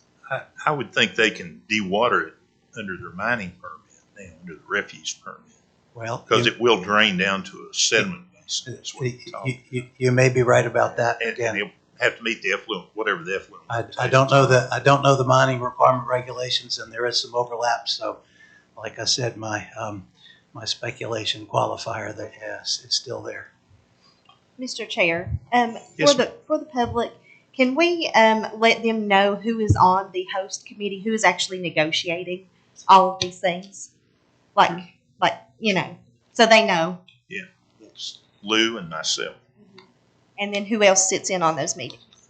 Well, Mr. Lester and who else, Lonzo, was The attorneys and Yeah. consultants. David, of course, and David's been on there, and Jeff, Yes. and then I guess the Nova representatives, Matt, I guess, Yes. and TRC. TRW, TRC.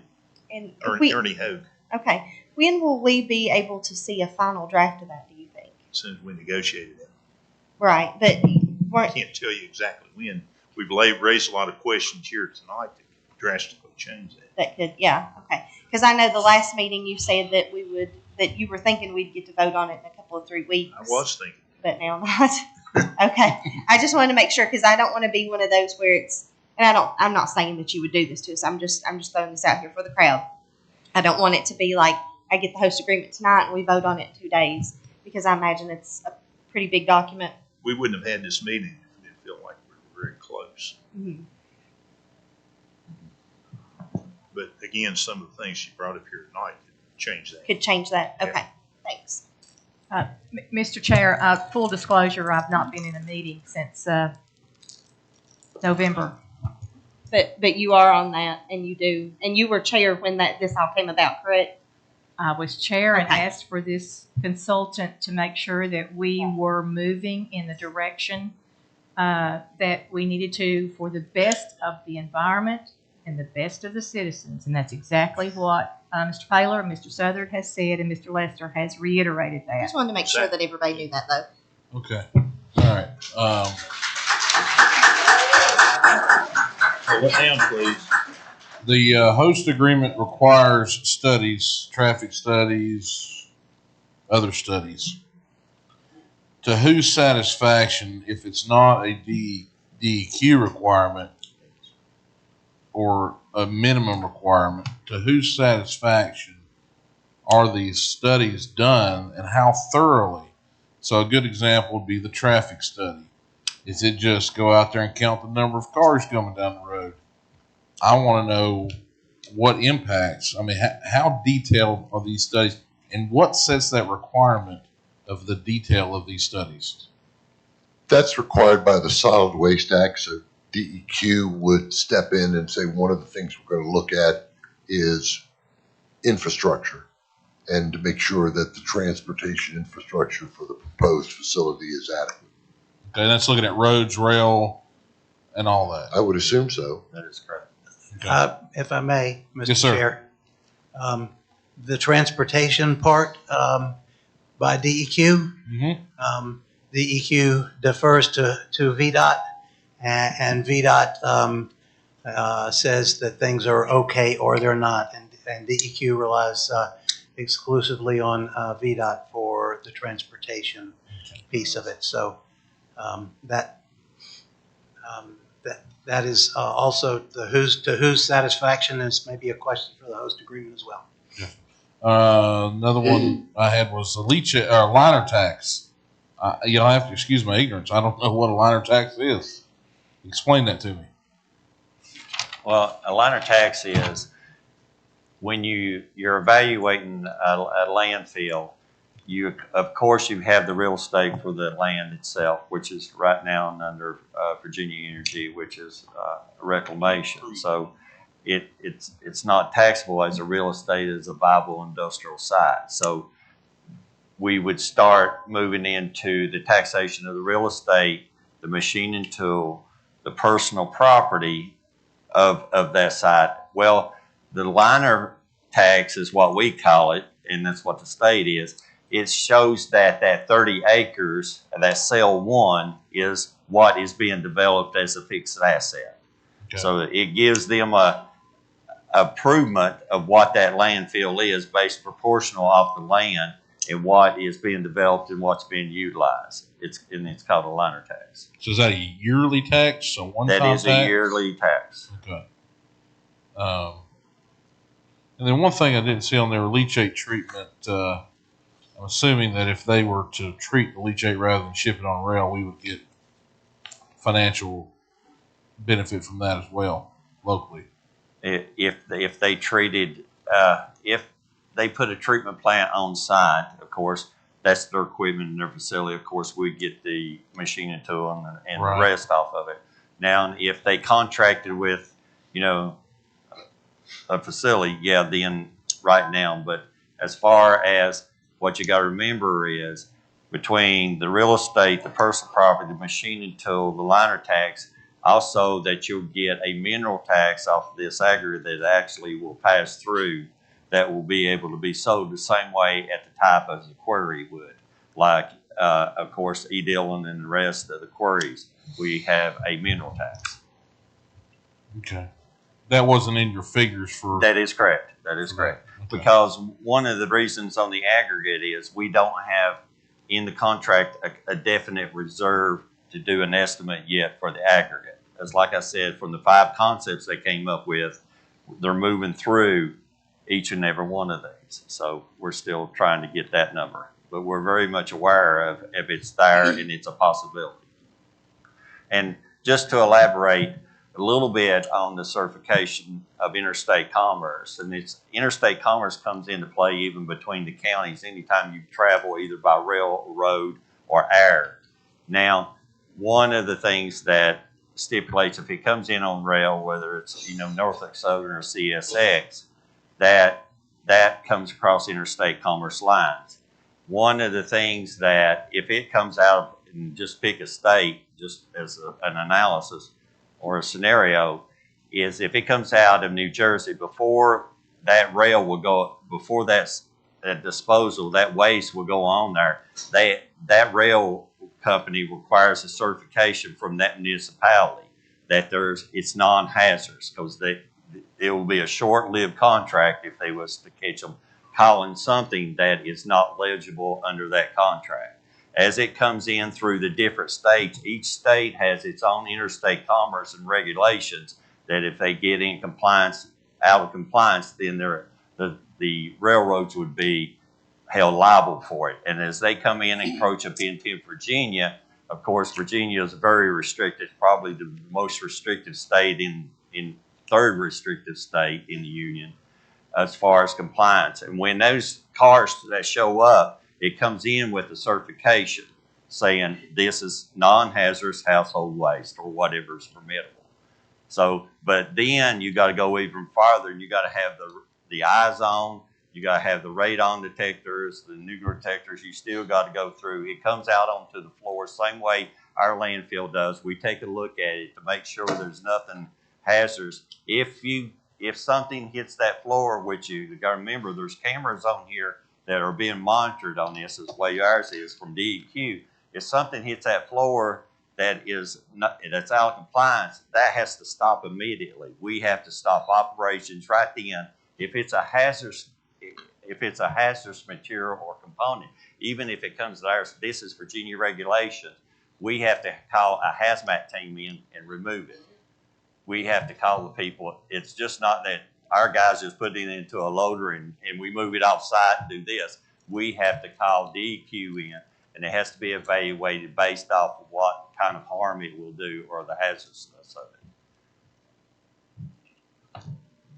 Lonzo, I got a Very question, which I guess this kind of follows up on that as far as the economic situation that the county's under. Because when I was on the Waste Management Authority, I was looking at ways to do recycling to reduce the amount of garbage that we had to send to Tennessee.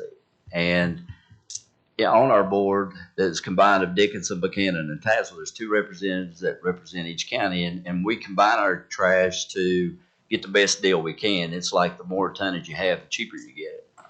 Taking it to Tennessee. What happens is, I think that Bristol has caused an actual nightmare with the inflated cost of garbage. And that's going to be something that this board's going to have to deal with. It went up $350,000, didn't it? This $465,000. $465,000 By the end of this year. by the end of this year. So, what happens if Tennessee decides they're making so much gravy now off of Bristol that's put us in a bind? Because of the next negotiated contract, they come back and say, I expect this much per ton. All right. Initially, somebody's got to pay for that. The taxpayers are going to have to pay for that.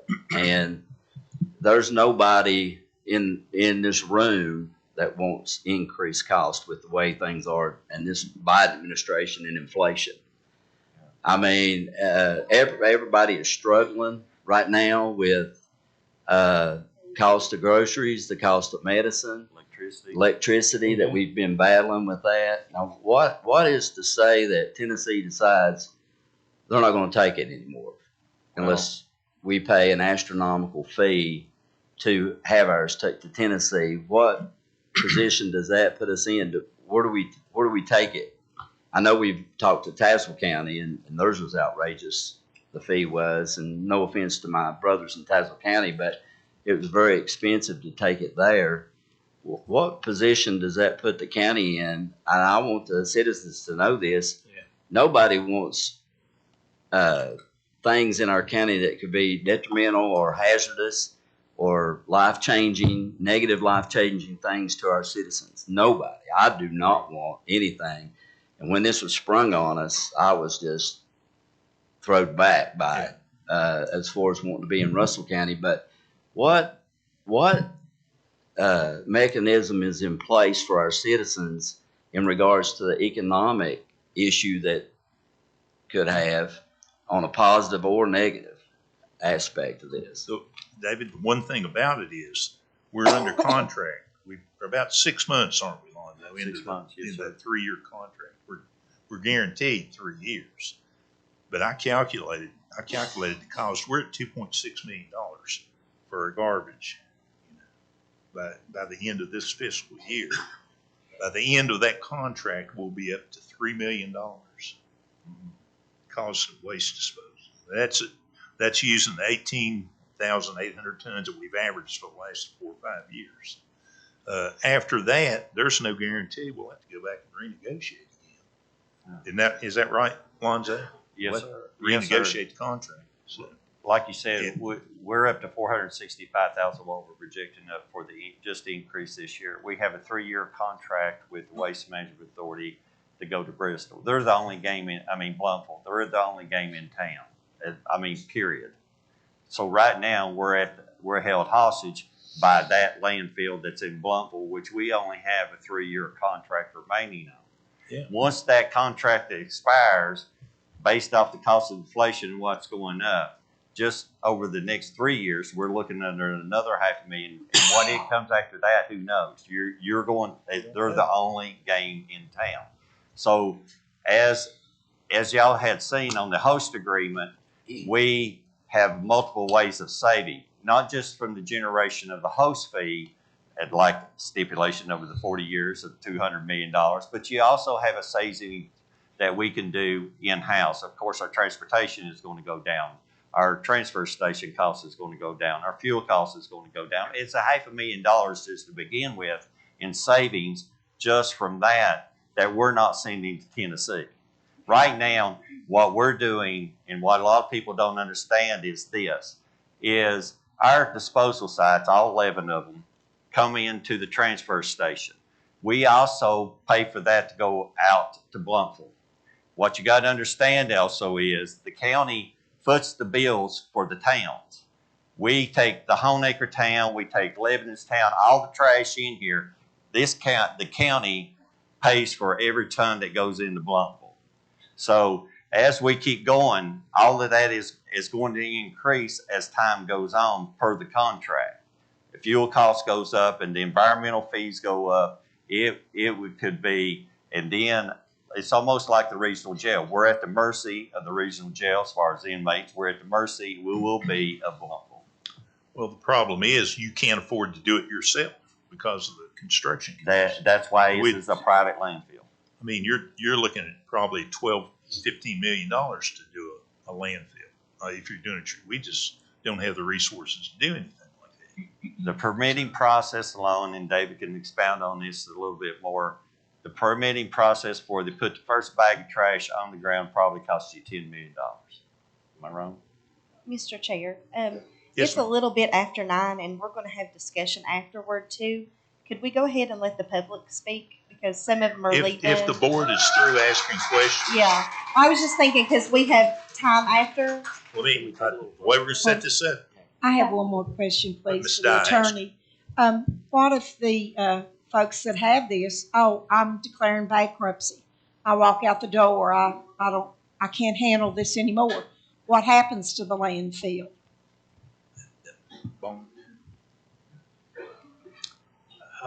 The financial bond that is required as part of the permit with DEQ would then be used to close the landfill, presumably permanently.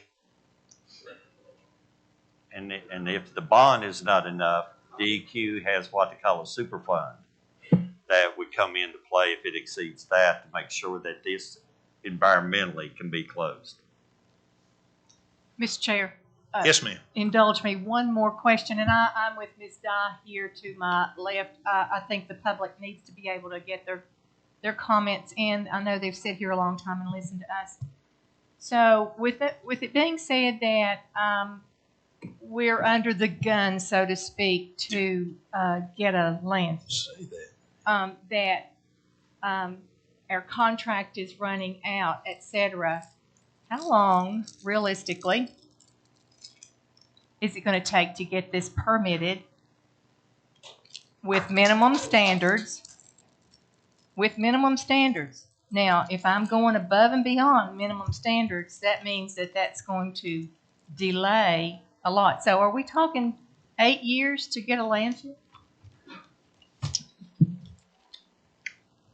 I'm not sure that the minimum or other standards, depending on what they are, I don't know that they would or wouldn't make it take longer. But I think we are, historically speaking, if the Part A and Part B permits are issued by DEQ in 2 years, that would be really fast compared to what they've done in the past. Wouldn't surprise me for it to go 3. I know it might be 2, and then we'd have to talk to the owners about what it's going to take before the landfill is operational. But I would be surprised if we're talking 8 years, but we are certainly most likely talking more than 3. Okay, so just as an aside for people that may not have done as much research as some of the rest of us, the example is it Cumberland County? Have they ever opened that landfill yet? They have not gotten a permit yet. There has been ongoing both legislative and other kinds of challenges. That have kept. Part of that has been at the determination of the owners of or the proposers of the landfill, that they haven't finalized their application with DEQ for reasons of public controversy and legislative controversy and things like that. It has had to deal with a very large environmental justice component, which is a thing that's not well understood legally right now, and that has drug it out too. Okay, and one more thing, and I promise I'm done. Cumberland County is a county in the middle part of our Commonwealth under heavy clay.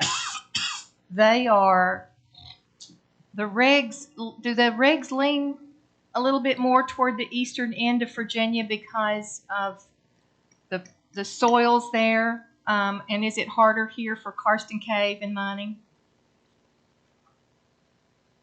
The challenges are just different for Karsten Cave and mining, and I would say that there has been more development of landfills in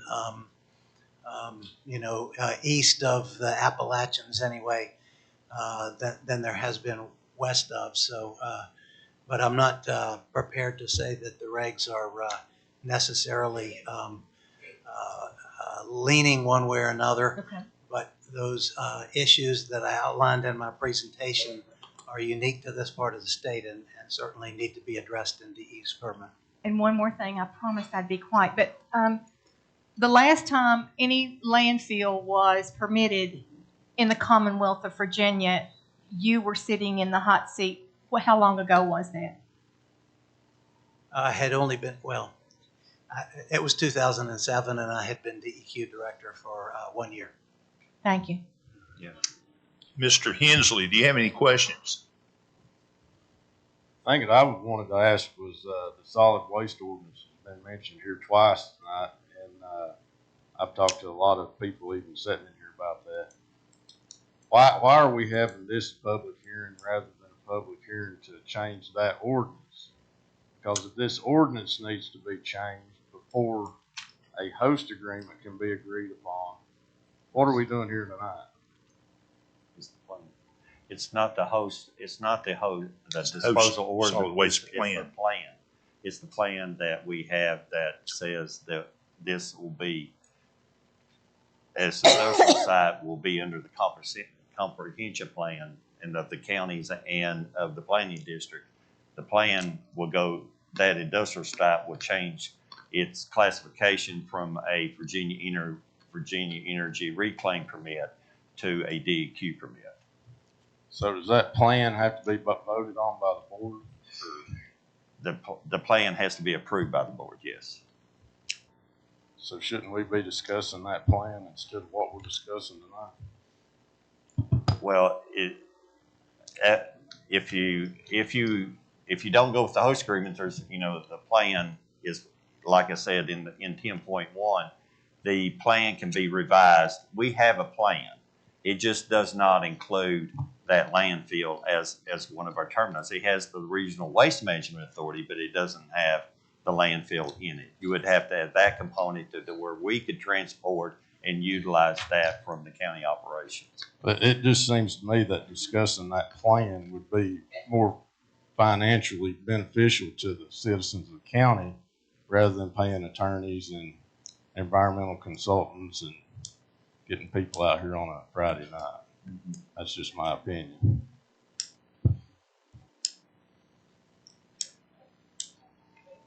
What did he say?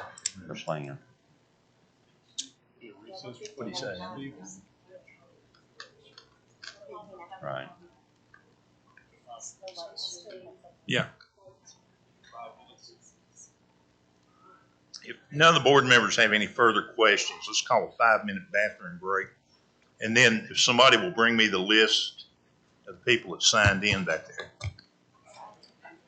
After we get this mic fixed up here, we'll get started. But I'd like to ask everybody, we're going to adhere to 3 minutes because we got three pages of people that want to speak tonight. And speaker ask questions. So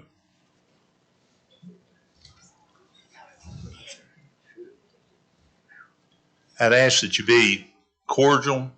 Please don't, no yelling out from a crowd so that everybody can hear here. And we'll try to get through this thing as quickly as possible. Got it, Caleb?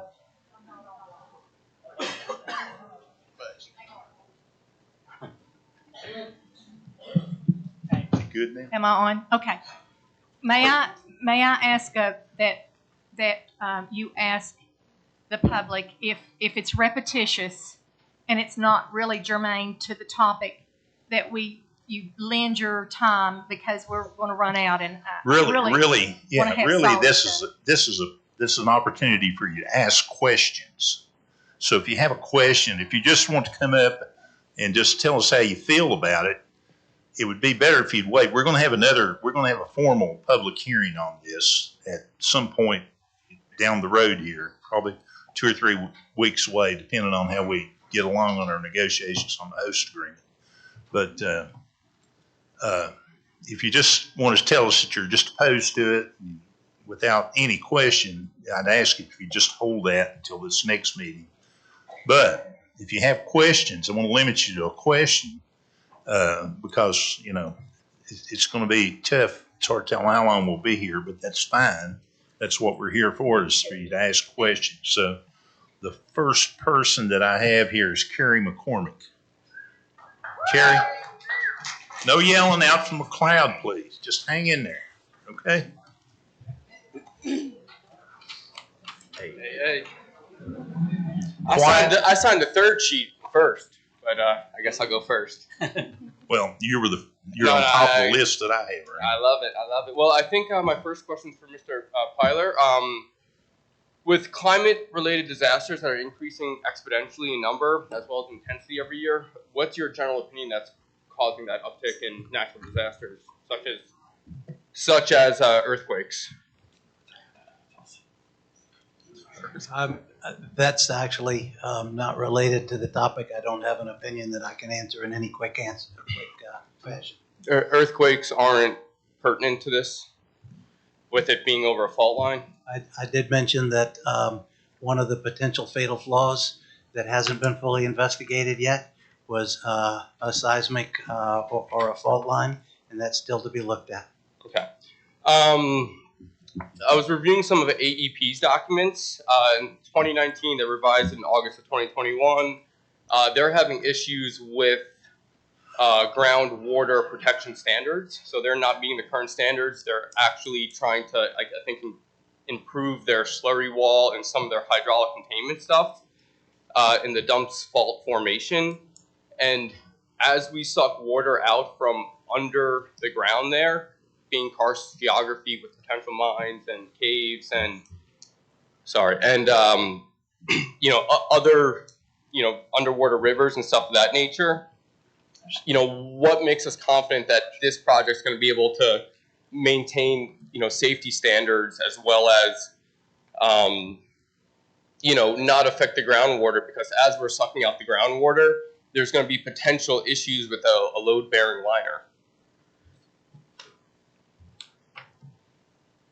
Karst geology and those sorts of things are definitely an issue that have to be appropriately addressed, and those evaluations have got to be done. The liner is going to have to be able to capture all the leachate and move it out to the leachate treatment system without getting into groundwater.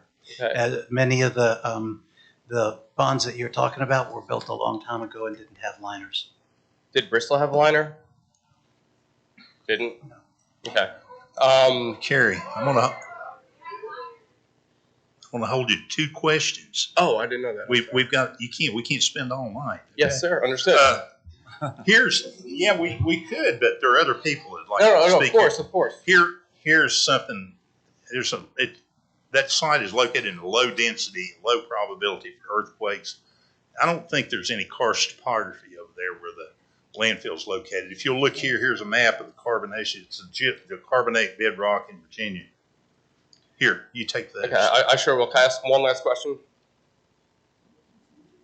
This has answered one of your questions. There are no sinkholes over in that area. Here's where it's located. This is a blow up of that map right there. Next, I have R.D. Sneed. Can I ask one last question? About St. Paul's? You've already asked two. Okay. Listen, we've got 30 some odd people here. If we get through in time, we can come back. Okay, if you're going to yell from the crowd now, I'm going to have to, you're going to have to behave. We can't do this. RD, come up. Try this, see if it helps me a little bit here, Steve. Okay, RD. You got 3 minutes.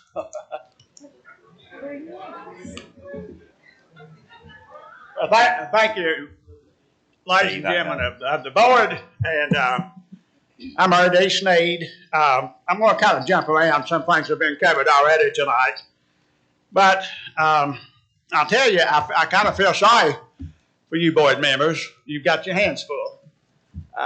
This is an incredibly complicated situation, I guess, for lack of a better term. And I think, if I understood correctly, the site, just like it is, whether there's a landfill or not, it poses problems currently. Is that correct? It's got things that need to be done, that's required to be done, whether there's a landfill there or not. Am I correct in my understanding on that, gentlemen? Thank you. So I think one of the things that concerns me is it boils down to this. It's a gamble. I think what you have gotten into is a game of high stakes poker. The poker game is, do you want to gamble on the landfill, it being safe in exchange for income that it can produce? Or you want to gamble that it may not be safe, there could be a disaster, and it's not worth the risk. I think it really just comes down to that. Now, I've been trying to think of things that might be helpful tonight. One of the things I did, we can learn sometimes from things that's happened, from mistakes that's happened, and maybe apply them to current or future situations. I was excited about the Project Salmon. I'll call it Project Salmon. Everybody knows what I'm talking about up here at Southwest Virginia Community College. You had Tazewell County and Russell County go together for the Salmon Project, right? All right. I was excited about that, actually. I thought that maybe could work well.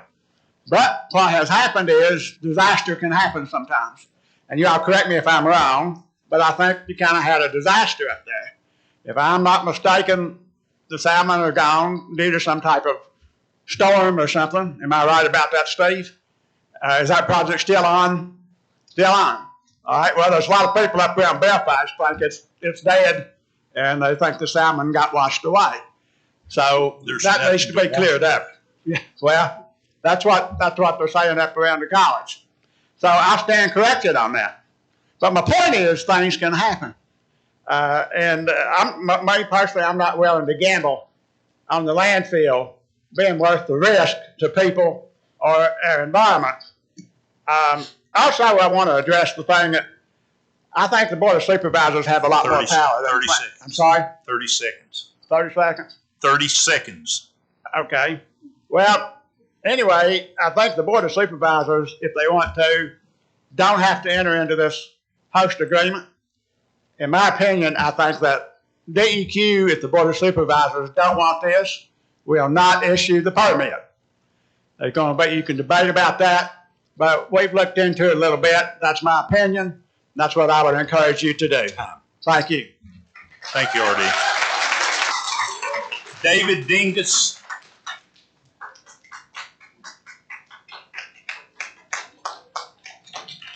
David Dingus. Oh, there he is. I've got Charity Dingus after David.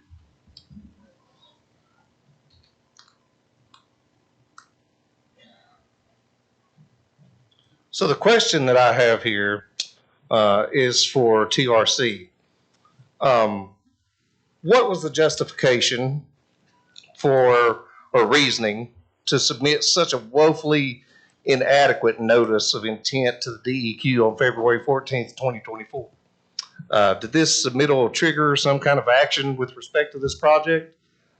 After looking at several intents, they're quite lengthy.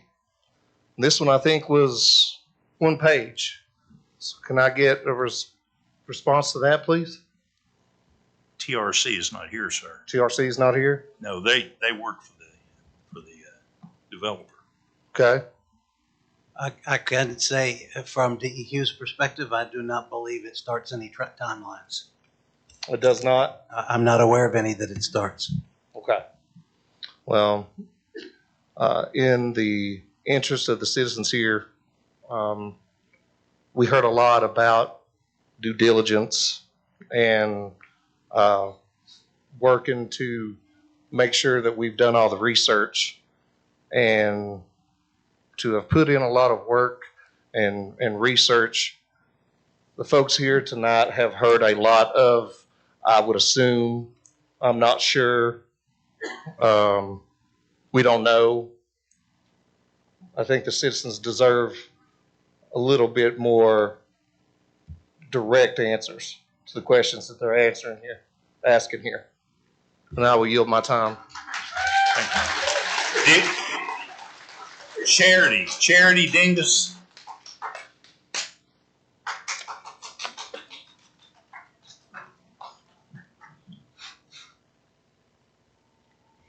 Hello, thank you for the opportunity to speak. I just have one quick question regarding something that was published with WCYB. It says that the leaders on the project say a company or companies who move on the site will have to make some infrastructure improvements, but expect public assistance will be available for those updates as well. Exactly how else, other than the tax money that you already generate from us, do you expect to get that public assistance?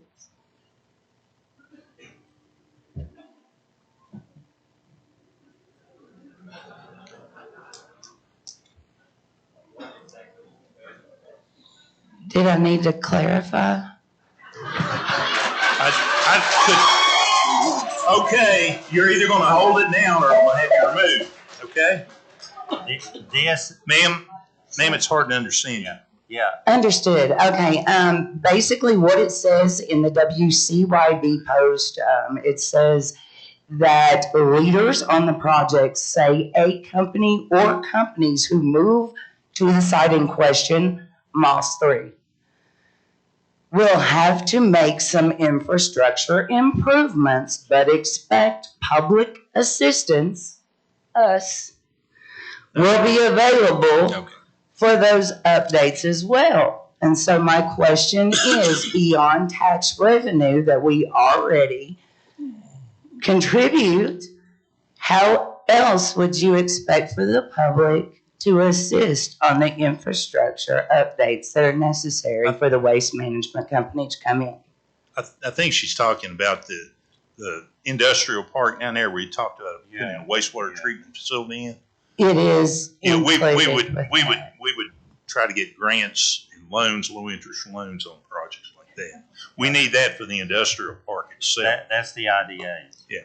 Okay. And that would be, I the do IDA apologize. the IDA is actually pursuing that right now. Okay. Okay, we apologize. I was It's trying okay. to think of the public assistance on, with NOVA, there is no public assistance. No. Right. None. I'm just referencing what it says that the leaders on this project said. My apologies. Thank you. Yes, ma'am. That's the leading. Dennis Blevins. Denise. Denise, I'm sorry. Excuse me. No problem. I better put my I've glasses got a couple of questions, basically. My first question is, how do you think that I'm a realtor, okay?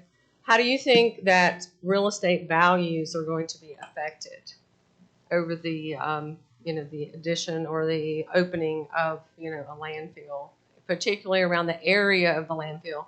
I can tell you that as a realtor of 29 years, I worked in the Richmond, Virginia area, and was, privy to, Cumberland County, and that you actually spoke of, and saw some real estate changes there, and some declining in values.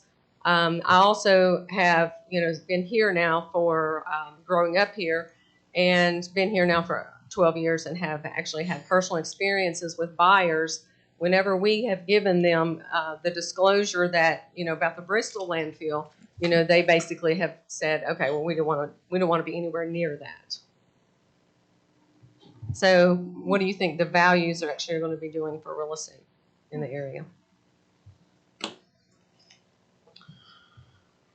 You're talking about in particular over near the Moss 3 facility? Well, Russell County, and Me personally, I don't see much difference between being located on that facility. Okay, you gonna let me answer? Mr. Chair. Okay. Mr. Chair. I can't see, that the facility is this right now with all that refuse there. I can't see much difference. It's an environmental hazard. Okay, that brings me to my second question then. Okay? That's my opinion. I'm not speaking on behalf of the board then. Okay, I have seen actually property values decline in areas that I have personally been involved in. And the other thing is this, is there a timeline basically that this host agreement has to be signed without doing all the due diligence of these are concerns, the list of concerns that was up there? Is there a specific time frame or a timeline that it has to be signed by, otherwise you lose the opportunity? I don't know of any firm timeline. Am I right? No. Okay. All right. Okay. Mr. Chair, before you leave, Ms. Blevins, you're the real estate agent. You're the expert here. Yeah. What's your opinion on real estate values? Okay.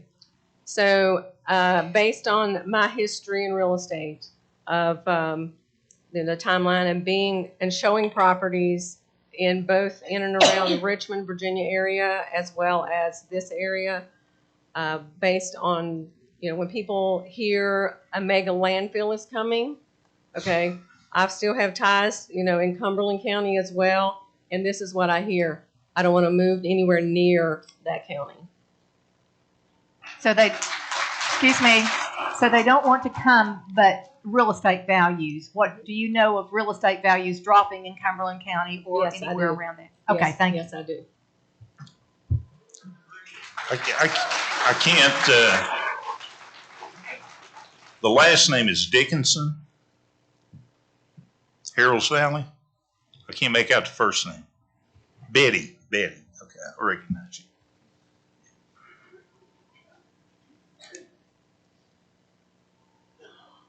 My first question would be, and this is to you supervisors. Now, you Might want to pull the mic down. Pull the mic down. Can't quite hear you. Yeah, thank you. You will need, one would assume, to have an independent company do you're not going to just work off, surely you're not going to just take the word of NOVA or RCR's people as to what they find. Is there a fatal flaw or not? You're going to need to pay some more money to somebody that's not intertwined, because everywhere we look, it all goes back to the same. That was what Bautista did. Okay, can we see those figures? Can we see their findings? It's already been released.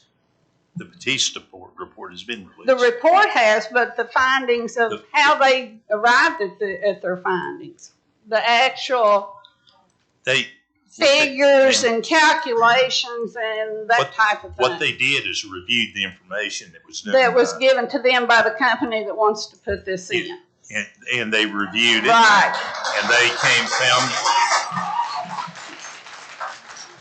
I'm sorry, but we have no control over that information. That belongs to the developer. So you can't hire somebody else that's not connected by all these layers, or provide us with the information, because we can get an engineer that's not related to any of it to look at. Oh. I'm just asking Mr. that. Chair. That's my question. The information that you're talking about, if I understand it correctly, hasn't been generated by NOVA or TRC yet to look at.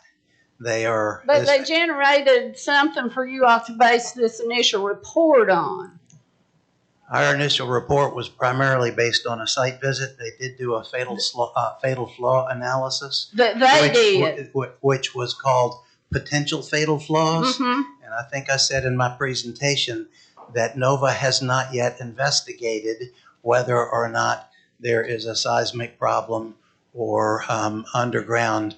And those things will have to be done afterwards. As I understand it, NOVA is waiting to get a host agreement. If they can get a host agreement, then they will move forward to do some of those other things. So that data is not available to be looked at yet, is my understanding. Okay, so y'all generated a report that you really didn't have the data to know for sure.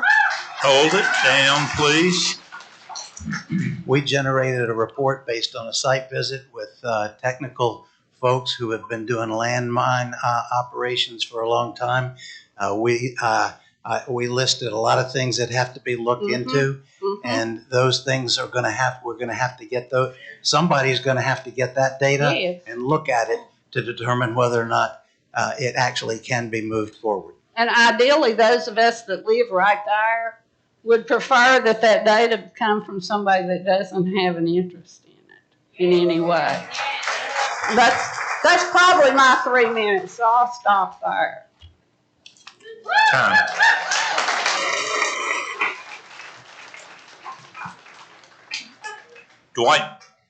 Dwight Miller.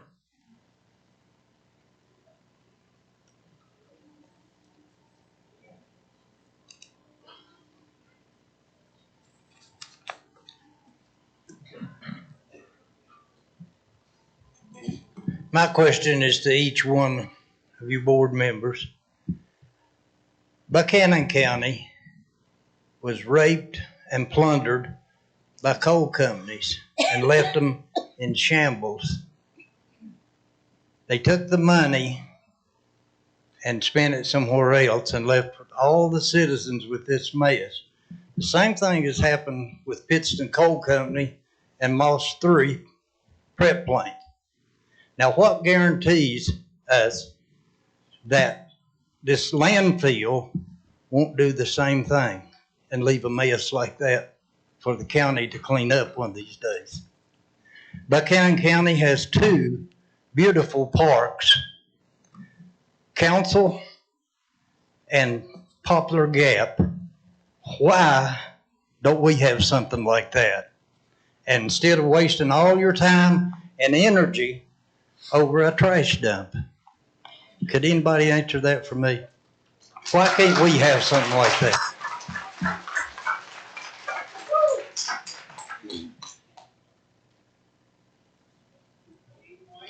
So I have Raymond and Rita Harrison.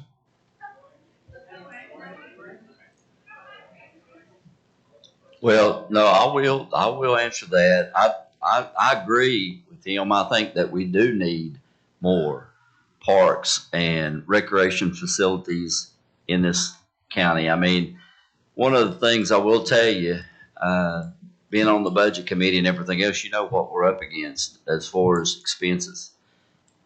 We have not raised taxes, and my plan is not to have to raise taxes in that regard. But I do agree. We do need more parks. We do need more rec areas, but it costs a lot of money to be able to do that and develop that unless we can find some grant opportunities. I do know that there's been parks being developed as we speak and additional community center places as we speak. So we have worked pretty hard to do this, but I agree with him. I mean, we do need places for our children to go and things for our families to be able to do. We had an opportunity to get a park donated to us across from the governor's mansion from the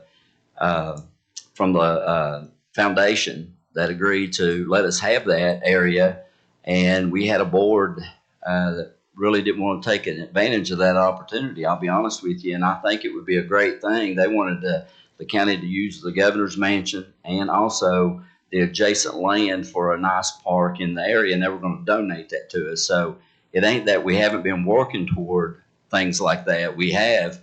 It's just getting the participation and getting everybody on the same sheet of music to be able to get that done. I think that project will move forward.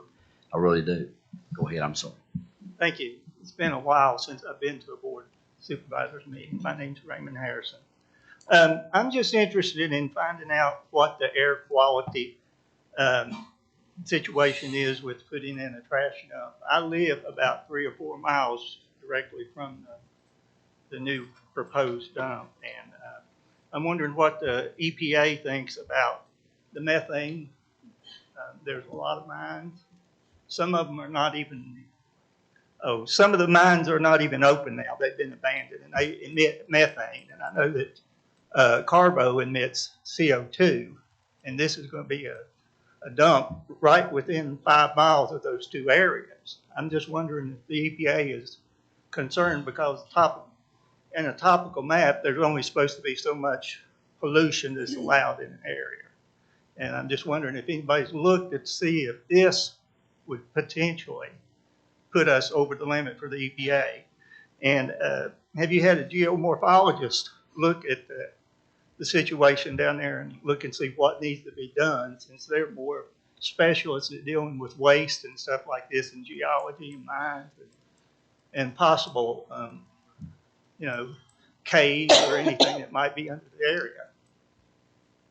That's some of the detailed work that Mr. Paler talked about that'll be done as a part of a permitting process. Yeah. And as far as the methane, they're required to collect that methane.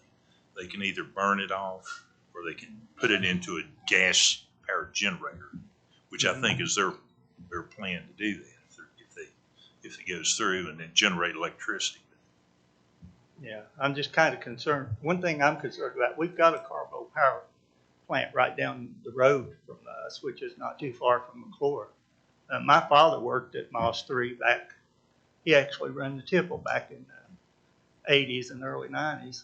But, I know we've got plenty of pollution anyways. We don't need any more. I'm just hoping that if you decide to do this, I hope you make it to where it's not polluted, because I know Tara and myself live right up from that place. And I know I don't want to see it. Don't want to breathe it. Thank you. Thank you, Mr. Harrison. Mr. Chairman, if I may, Mr. Paler, help me to remember, will this require an air permit? That's a determination that DEQ will make, and I really can't answer what they will say. Can that be on the front end of a host agreement? Host agreements, as agreements, can include a lot of things. Thank you. I can't make out your first name. It's Miller, 686 John Sims Hill. Jaylee.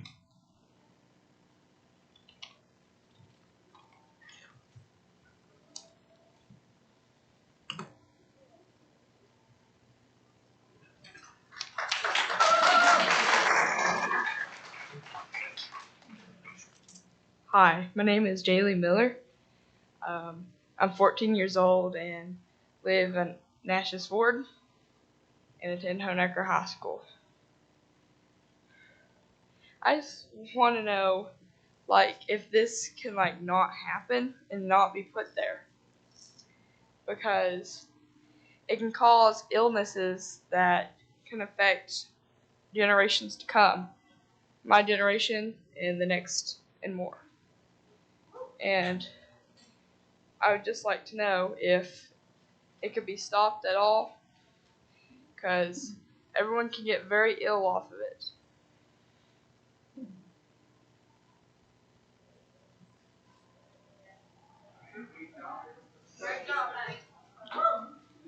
I guess.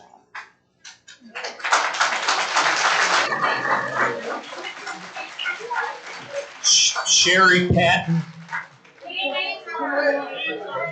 Gone. Pardon me? I can't answer that question. Can anybody answer that question? Yeah, could our attorney answer that? Can anything be done to stop this? Yeah, that's what she's asking. Or I guess really what she's probably asking is, can it?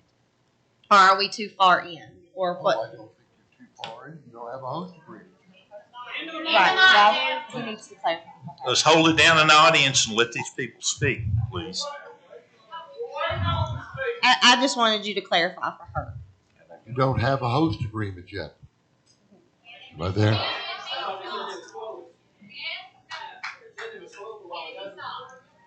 Hold it down in the audience, please. If you want to speak, you're going to have to come up to the podium.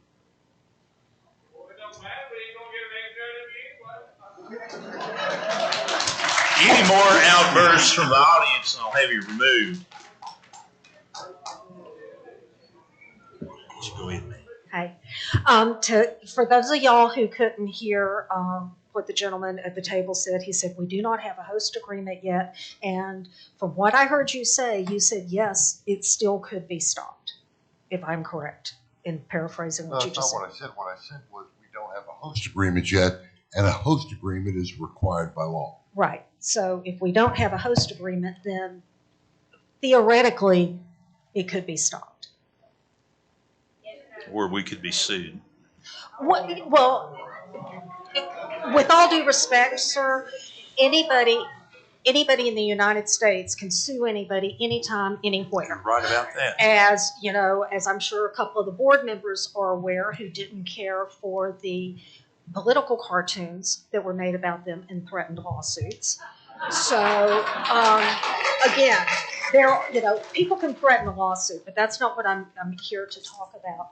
I wanted to ask Mr. Lester, when you did your projections of the over $200 million over the 40 years, did you base that on a 30-acre landfill, or did that entail any expansion?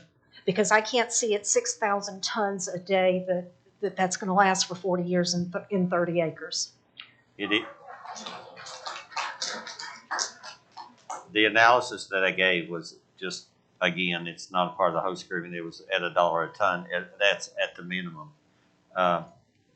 That's based off of a 30 acre for 40 years. Okay, and the analysis that you've done has shown that at 6,000 tons per day, that it will fit into a 30-acre landfill over 40 years. Okay, I have a difficult time believing that, but okay. It will. So what I would like to then remind Ms. Wallace, Mr. Breeding, is the way that I'm understanding this host agreement, this is a contract between y'all and Nova or RJR or whatever the name is today. But this is like selling a house. You've got your contract, and the buyer can say yes or no, or I don't like this. So what I would like y'all to consider is this better be the damn best wish list this county has ever seen. 30 seconds. Okay. $1 a ton, forget it. Let's ask for 3 or 4. Let's ask for, all of these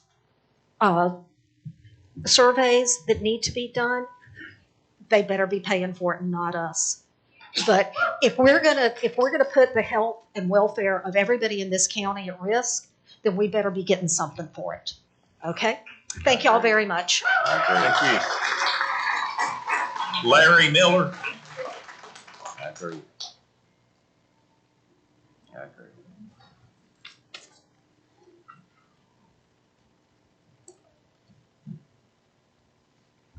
My name's Larry Miller from John Sims Hill Road.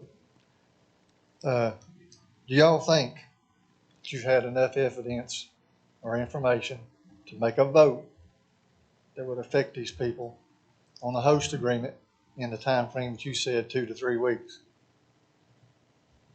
Do you think you have enough information for that? With some of the questions that have been raised, maybe not. And we'll have to discuss that after we have this. Okay. This is for everybody. How many of you how many of y'all have concerns that there could be an environmental problem? How many? Raise your hand. How many what? How many of y'all have concerns that there could be an environmental problem in the future? You don't have no concerns? I do. There's nothing worse than what's there right now. Okay. They're getting paid to take that out. They're selling it. Far as I know. They're not doing it for free. So if they can clean that up, we don't need the landfill. Hold it down, please.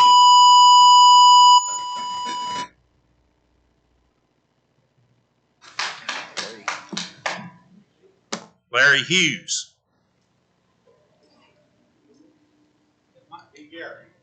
Gary. Gary. Gary. It may not. I've got Larry Hughes, but that's Larry, okay. Larry. Yeah.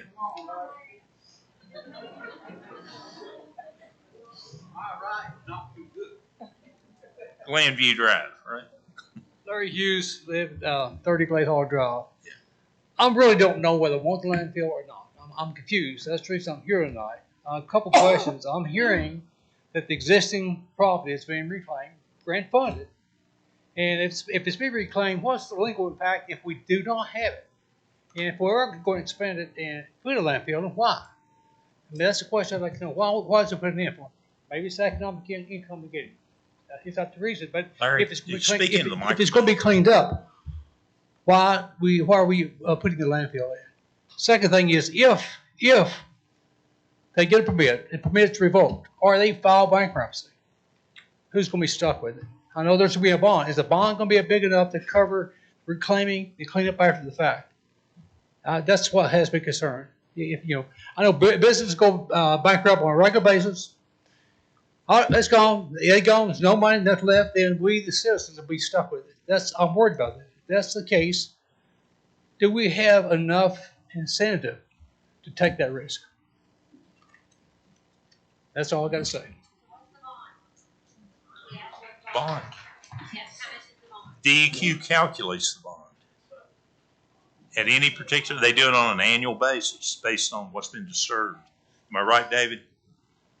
That's right. DEQ sets the size of the bond at the estimated cost of completely cleaning up and closing the site. Is that something that we can negotiate in the host agreement? Because you've said before that, the host agreement is an agreement, and there are things that we can add in there. Function of DEQ. I'm not sure that DEQ would find itself to be bound by whatever we saw in the host agreement. And Dave Cheek, you're up next.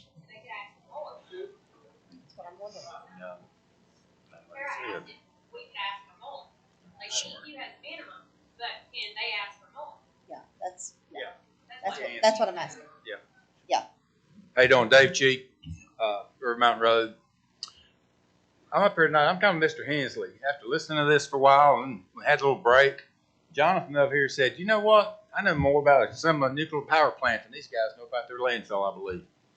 I'm just really surprised at the lack of depth of where we're at. I mean, I've looked at a lot of engineering reports. I've built a lot of plants. I've done a lot of things. And there's been no homework done on this yet. And I'm just curious why this thing's been so fast-tracked when there just hasn't been the work. You look at the Podesta report, we talk about that. Last paragraph.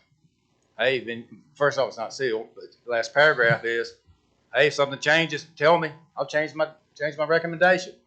That's not an engineering report. There's nothing behind it. Anyway, enough of that. But with it, I'm just, we've gotten into this thing. It seems to be pushing along, and I'm so happy to see the board stop and say, hey, we got to take a breath on this thing. All right. And back to the attorney, I'm glad you're negotiating the minimums. There for a while, I thought we were going to end up giving them money. If you look at a lot of the host agreements, there's a lot of things out there that have been negotiated, and standard of law has been upheld on them. He talked about being sued. How many cases, attorney, have made it to court in the state of Virginia over host agreements? And how many become settled law? Somebody in this room does. I can tell you what the number is. All right? 0. And put it down, please. So, and that's one of the things when you talk to DEQ about the pearls of wisdom. on host agreements. They said this happens. You know, it happens in all of them. We got to stand up. The other thing is you've got to look for long term, because this thing's a 40-year plus closure. You're looking at 70. Sell one. What does that sell one mean? Does it mean sell two, sell three, sell four before it's over? Okay, this could be a 130-year. Now, just looking at it, ballparking, I'm guessing 130-year project, and that's a long time. And to put mechanisms in place that are linked and chained together, so that because we can't predict the future, that protects people when it goes there. And if the vendor in this case doesn't like it, okay, we've done our best. But if we have to, this thing comes down, we've got to protect people. The other thing you're talking about, Superfund, as a backstop. Good luck. Ask Bristol how that worked out for them. Also, look at the regs in the state of Virginia for the new Superfund. Okay, I don't think it's there. All right, and that's about it. But one of the things is, I'm really proud of everybody that came out today and supported this. And take your time, make a good decision. Jim Little Jr., please.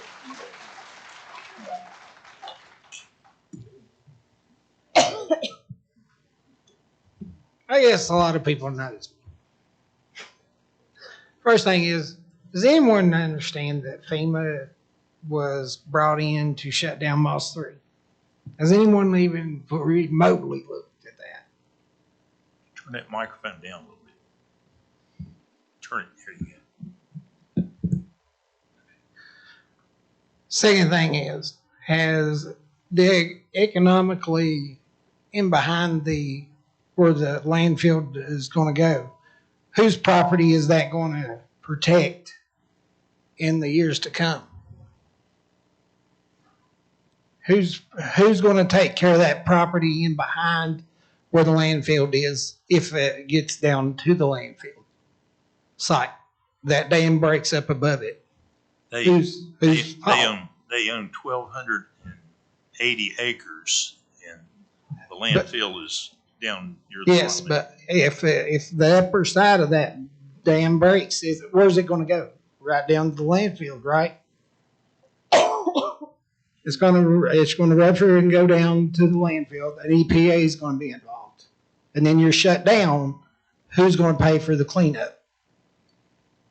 Taxpayers, correct? Or the county? How? Well, I mean, this is a private project, and the county don't have any ties to the responsibility. The bond actually is a mechanism to cover any things like that. Am I correct in regards to that? Excuse me, I'm sorry. He was asking a question. Ask it again there. The bond would be designed to also deal with cleanups and closure. He was talking about like what the responsibility of the county would be if there was a major break or dam break or something like that. Would the county be on the hook? The county would, I would expect, would not be on the hook, and the state would step in if the bond was insufficient. And don't forget, is it the taxpayers' money going to be used to foot that bond? No.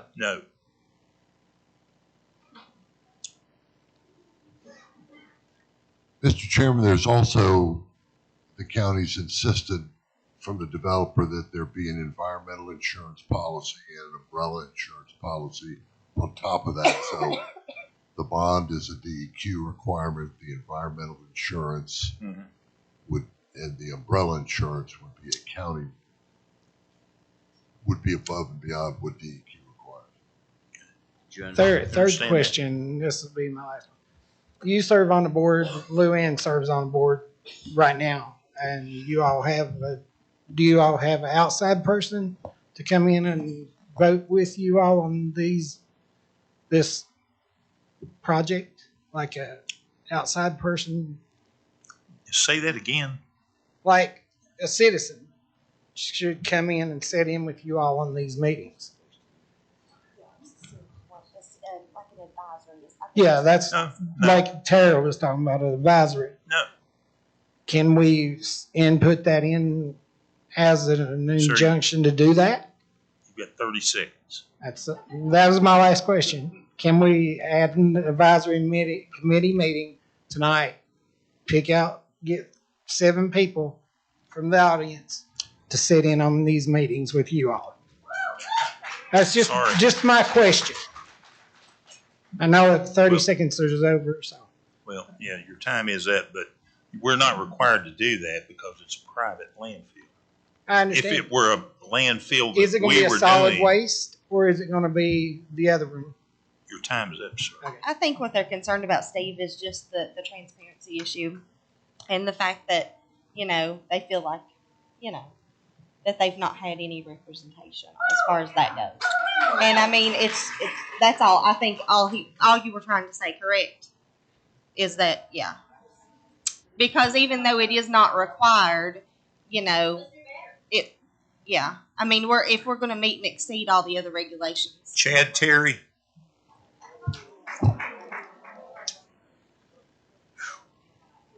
Long list. Yeah. Was that 3 pages? Be here at 12. Hello. I just want to ask a question, and it's on our list of questions that we should maybe ask, and I didn't hear anybody ask it yet. Are the grant providers that have already provided grants to you guys, the Tobacco Commission and AMLR, are they aware of that their grants are being used in any form or fashion towards this landfill? I don't know of any grants. The Tobacco Commission didn't grant y'all any money? Is that the money they gave for the bridge? Russell County Reclamation? That's who they gave it to? Am I hot? Am I hot? The grant money that went towards the Tobacco Commission and the AMBLR went towards the development of the IDA property. Okay, and that's that Golden Pond that you're talking about? That is correct. Your Golden Goose? Yes. Yeah. Well, another question I have is what incentives do you guys have to put this in?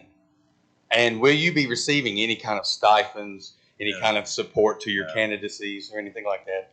Absolutely not. No, nothing like that at all? No.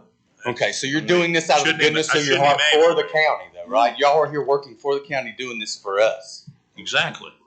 Okay, well then answer a few questions, because folks aren't as good at talking as you guys are. We don't do this for a living. We don't come out and talk and try to say what people want to hear most of the time. We really just want answers, and we really want to be represented. I don't want my drinking water, like I said, I live 2 miles away from there. I don't want to have town water. I don't want to have to worry about drinking my water through a life straw or getting a pure water fire for the house. There's no need.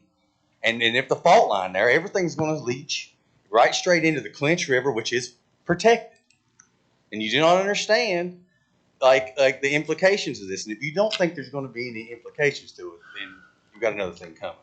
I'll take my time and go.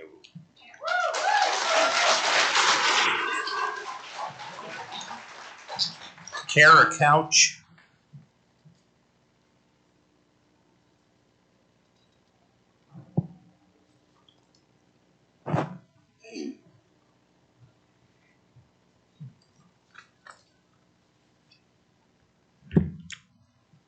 Hi. Okay, so my question is kind of a follow-up to Miss Betsy's question. She asked what I was wanting to ask. There seems to be kind of a lack of information, a lack of details in the original site analysis that was done by a company that is owned by the developers. So I just want to clarify, there are no current plans for any independent site analysis before, during, or after at this point.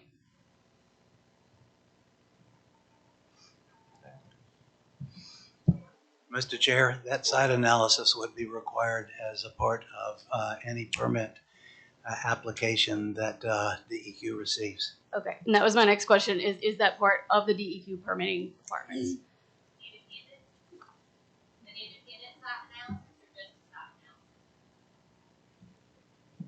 The site analysis would be done by by a contractor to the company. As it stands right now, our contract is to review some of those data. So the county certainly has the option to have independent review of that site analysis in addition to whatever DEQ does with it. Okay, so would that be like an option that you guys would be interested in, an independent study to make sure that the original site analysis was correct? Would that be enough? Okay. And then my second question is pretty quick and simple. If you were going to have to amend the ordinance to allow that specific landfill just due to the wording, could you not amend the ordinance to ban private landfills in this county?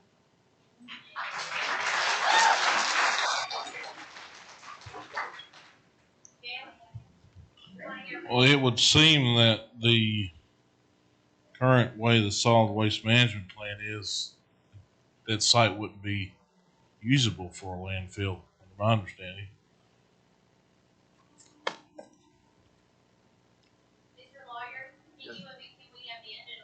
I work for the chairman. Amy, if you want to ask questions, you're going to come up here. Okay. I will. So I'm done. Thank you. Thank you.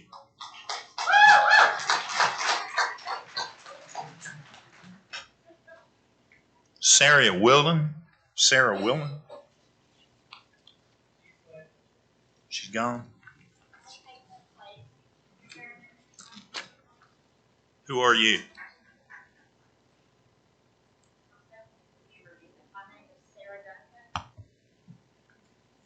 I wasn't on the list, but if it's all right with you, I'd like to take that person's place. She had 3 minutes. Go ahead, you're on here. Thank you. It seems to me, in attending these meetings, that some of the board members need to be reminded what's really taking place here. It's the bosses that are showing up to let the employees know how disappointed, and that's a word that, it's putting it lightly, we are demanding that you do something. Their hard-earned money goes into an account. That money goes into your account to safeguard the people of this country, to this county, to do the best thing for the people of this county. His answer to her comment was not good enough. If you can amend the language in the existing ordinance, you can add language that will totally ban a private landfill in the county. And I would encourage, I know that any board member. Hold it down, please. Any board member can make a motion to do that.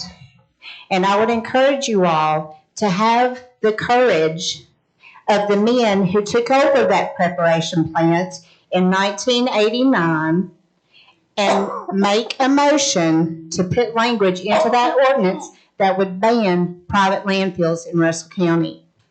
Are any one of you board members, do you have the courage to do that? You could do that. This is an official meeting. Okay. You all have your answer. Ma'am, They don't care about what you all say. I think we have to have a public hearing to do that. Is that correct? But I mean, is it supposed to be specific to that? Yes. You can make a motion at any meeting that you choose. You're going to into the mic, please. It's hard to hear. There's some with the crowd and everything else. Can we publicize that hearing? Does somebody need to make a motion right now to have another hearing to change the language? We're going to discuss this first, and then we'll talk about having a second hearing. We're going to have a second hearing. The lack of courage of the board members is just astounding. This landfill is going to have consequences for years to come. I understand Mr. Lester. I understand his motivation. I understand that we're going to have to pay more for the land to take this trash somewhere over the next few years. But this is not the answer. If this land is contaminated and hazardous now, I'm not sure who the landowner is. They need to take care of it. Putting a landfill there is not going to take care of that. Time is up. I need your address, please. Raven, Virginia. Phone number. Silence is deafening.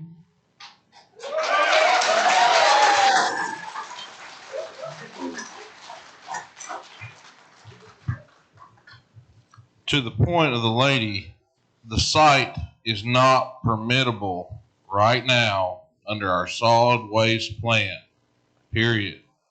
As it stands currently, we have to vote to change the solid waste plan to have a landfill. We're not talking about changing an ordinance. We're talking about changing a property from an industrial site to a landfill or a solid waste site. That has to be voted on by this board. That has to happen before DEQ will present a permit. That's my understanding. Is that not correct? Yes. Yes. Don't have to vote it down. It's already there. It's already there. So hold it down. Now, I don't know if that Audience, has please. to go through a public hearing and all that. But that's my understanding. If I'm wrong, correct me. As it stands currently, that location is not permittable under the solid waste management plan that we currently have. And we would have to change that to do it. That is correct. Correct? Yes, you'd have to do that as well as have a host agreement. Okay. Does it require a public hearing to change the solid waste management plan? I think so. Does that require a public hearing? No. Mr. Chair, may I ask? Yes, ma'am. May I ask Lou? something? Was that overturned in the past?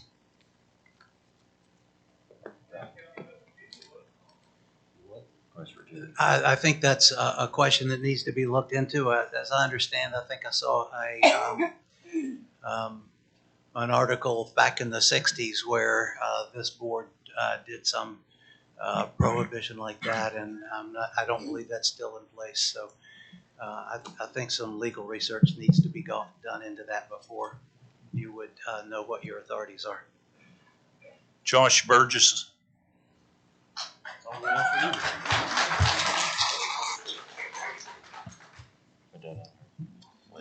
Josh Burgess, 1857 Orchard Road. We've missed one great detail here tonight. It's to be courteous of everybody that showed up. So thank you, crowd. Everybody that showed up and came out, thank you. And thank you, UFWA. And thank our police for keeping us safe. And I want to thank all the boards for keeping our environment clean. Appreciate you. So, and that's the truth. Yes, we live in a clean, safe environment here, and we need to protect it. But one thing I stated at the last meeting, why does Josh keep showing up? Why is he here?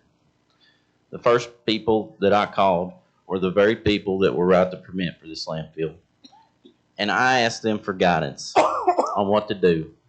They told me you and your community needs to come together and show support to this board and support them in voting no to this landfill. If they vote no, we cannot write a permit for this landfill. And that came from the people that will write the permit, the DEQ. And another thing I want to speak about is Lonzo mentioned there's the refuge pile. You've got 118 million tons of coal refuse. Is that right? That's yes. Okay. And you're going to situate a 35-acre landfill there, roundabout, correct? 30 acres? 30 acres. Okay. So are these two things going to coexist at the same location? Because I felt it's kind of been a scare tactic to tell us how poisonous this site already is when it's been there since 1958 and me personally have never heard a complaint about this site ever.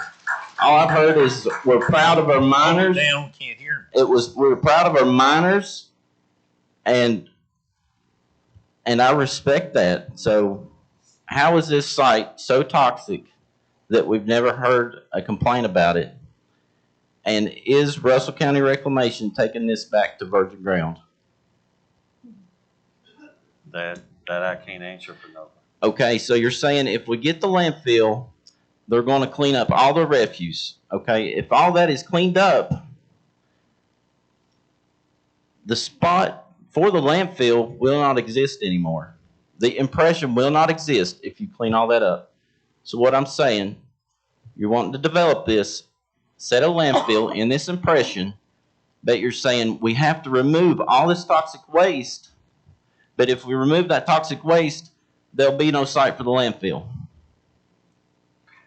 The 30-acre site, as you've seen on the video and as you see here on the picture, that is a small portion of that 1,250 acres. By regulation, they cannot put a liner or develop a landfill unless it's at ground base, the original soil, at the elevation that it was at. That Yes. It has to be cleaned and excavated out. Now, the second component of what they were doing was lightweight aggregate. So this will be working in conjunction with those operations also. Okay, I understand that. So is the site going to be taken to virgin ground to take care of all the pollutants that are already there that you claim are there? Where that cell one has to be. No, I'm talking about the site as a whole, 1,200 acres. I can't answer that. So we're still going to have what you will call as a polluted site plus a landfill if this does not go back to virgin ground. I think their long-range plans are to try to recover all that coal refuse and actually take it out. Okay. And to turn all the rock into the lightweight I get that. But if you remove all that refuse, where is your landfill site? And I understand.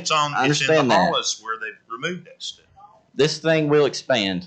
And I will tell y'all that the elevation that this landfill will gain will be 500 feet in elevation. It will be a 50-story building sitting over there. That is how these things are done. And also, is this a make or break situation for the county as far as funding? Are we going bankrupt if we don't vote yes for this? But it's not us people. We are not going to be bankrupt. It is the way that our funds have been handled in the past that got us to this position. And this cannot be our final. This cannot be our final future. So thank y'all very much, and I appreciate everybody for coming out and supporting this. Thank you. Sir. Thank y'all. Amy, you're up.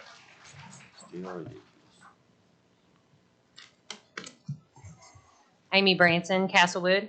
With respect to the Potista report, when the Board of Supervisors interviewed Potista for this project, did Potista inform you of the court judgments against them in West Virginia for negligence, fraud, and malice?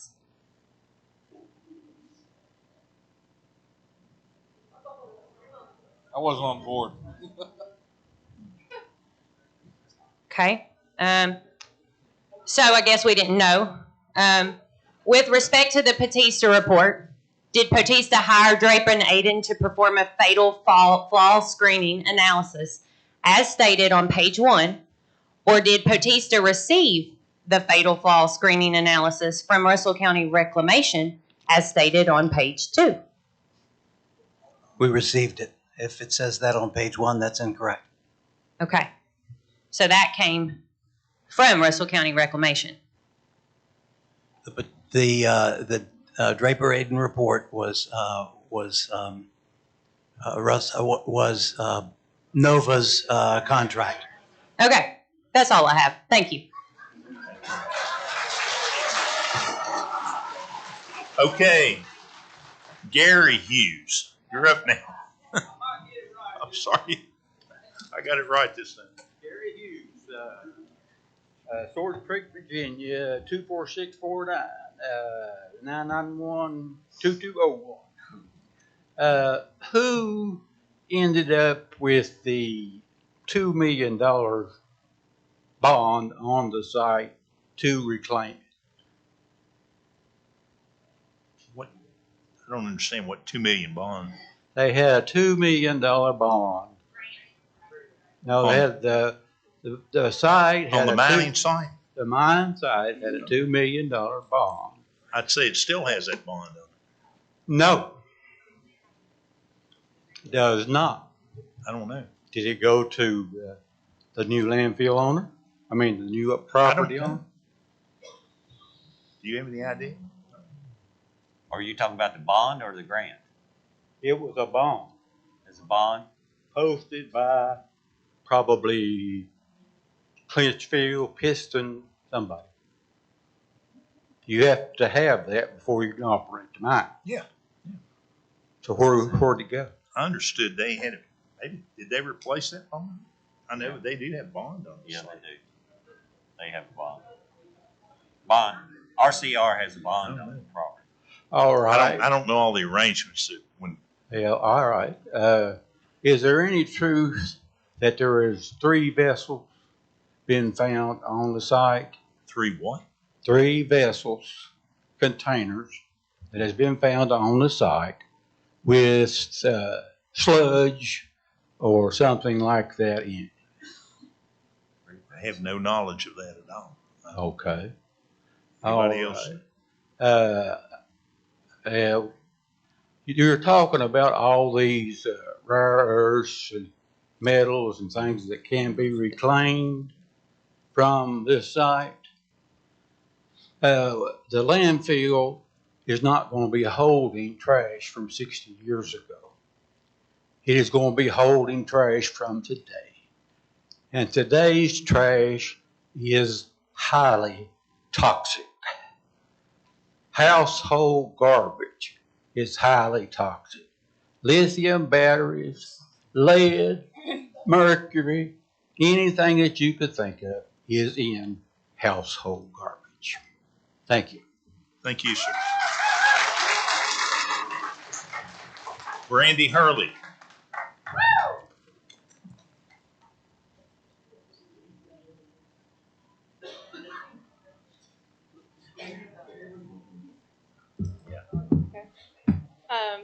So y'all have said 35 acres of landfill. Clyde Stacy told us at the last public hearing that there could be up to 100 acres of potential landfill. And the Potesta study looked at 280 acres of landfill. I think that's wild. Anyway, now I have my 2 questions.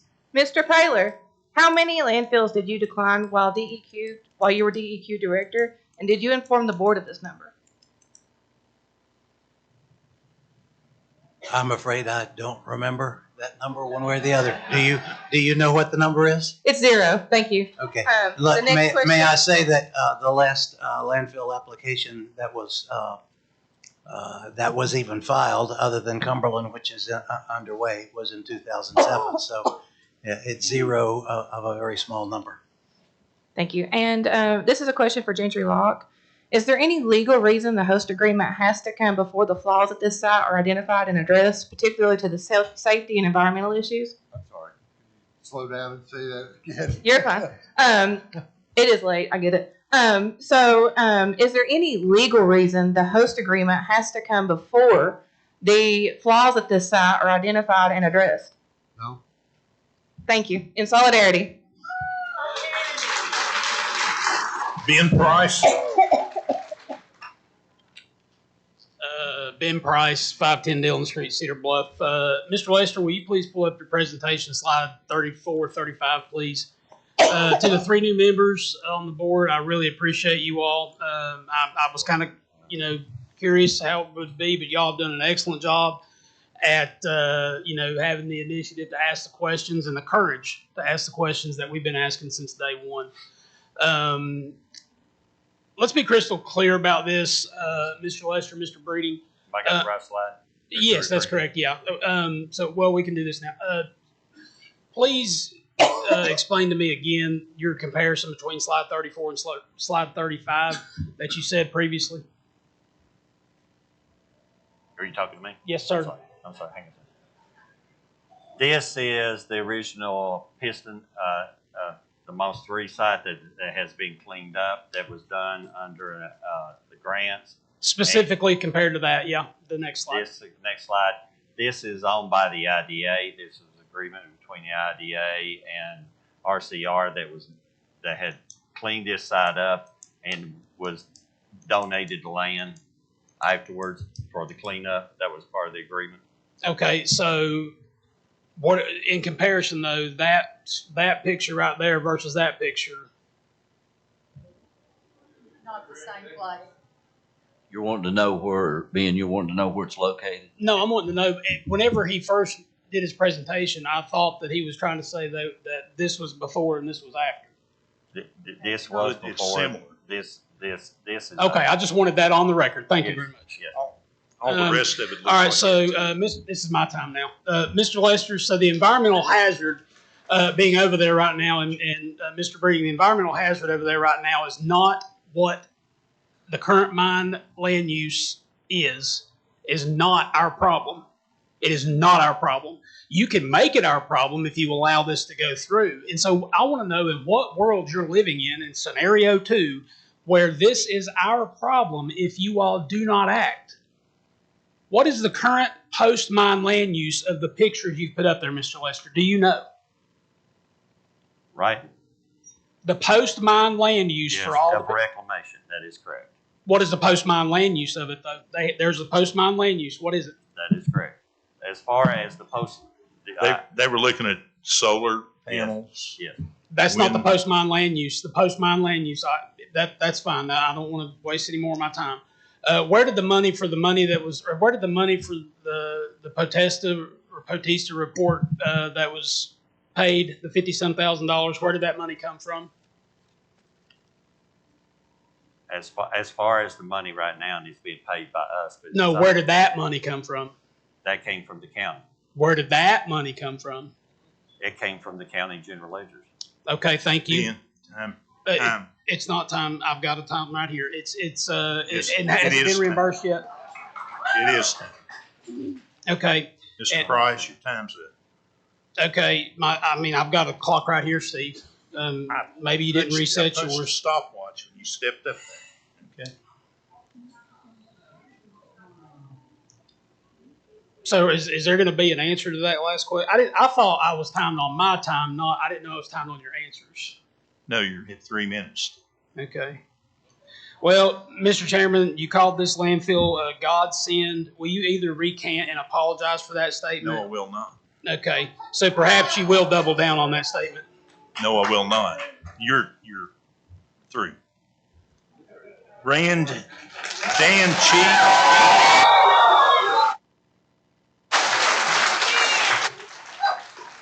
Mr. Cheek. Cheek. He's already spoken. Oh, okay. Well, he's on here twice. Okay. Jennifer.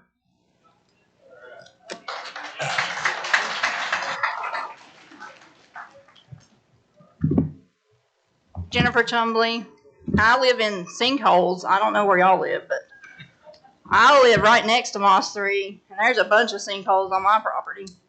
Anyway, I feel kind of vindicated, I'm going to be honest, that there is a host agreement required and that ordinance does exist that we need to change. Plan. Well, he said ordinance, y'all say plan. I don't know. Here's one thing. We've heard a lot about lawsuits. If we don't do this, they're going to take us to court. You know, we hear that a lot. Of course, anybody can sue anybody. But here's the thing that I haven't heard. How do we make them accountable for these terms that we put in this host agreement? All right, it's a contract. Contracts can be broken, right? We'd have to take them to court for that. Is that correct? I mean, to make them abide by the terms, basically they can do whatever they want within reason. Well, DEQ, not Within it'd have to DEQ. be within So DEQ. say they don't pay you your money. Yeah. You would have to take them to court, right? To get that money. So basically they can go in there and just decide not to pay us. And then we would have to take them to court, which they can hold up for years, versus them taking us to court for saying no to a host agreement. So either way, it sounds like we're going to end up in court. I mean, because these people come in and they do whatever they want. Green Ridge actually used us as the reason for getting their landfill. That's part of the reason they want a landfill, is because their need is because we are supposed to take our waste to them eventually. And the Golden Pad, I mean, I know Lonzo said this coal heats up, but didn't we bury that stuff there? Or didn't we bury those thickening tanks there? I mean, is that not already buried on site? Is that going to heat up? I mean, That was all scrap metal taken out. so those tanks aren't buried on site? They did The thickening tanks. tanks. Yeah, there's in that picture. The tanks were taken out. They had a salvage company come in and take all the metal, the tipple, and all that stuff. Well, the geology report actually says differently. They said they found sludge when they dug. So basically, one thing I would like to add is that in this host agreement, we've learned that we can do more. We can be more stringent. And a lot of host agreements I've read have what's called good neighbor programs in them. And they actually require that you pay, well, not you guys, but it would be the developer would have to pay money to tourism, to scholarships. And frankly, I think the towns need to be in that, above and beyond what the county gets. 30 seconds. Why would we not pay these towns that are going to be affected by this, especially Cleveland? Why would we not pay them? And I know we've been told, okay, it could be in budget, but that's what you guys have to make a decision on. And this is a contract, right? So why couldn't it be in there? I don't know. I'm still a no for this. We have heard nothing about odor. We haven't heard much about insurance. And can this be put to a referendum? Why can the people not vote on this? James Gibbs. Gibbs? Yes, sir.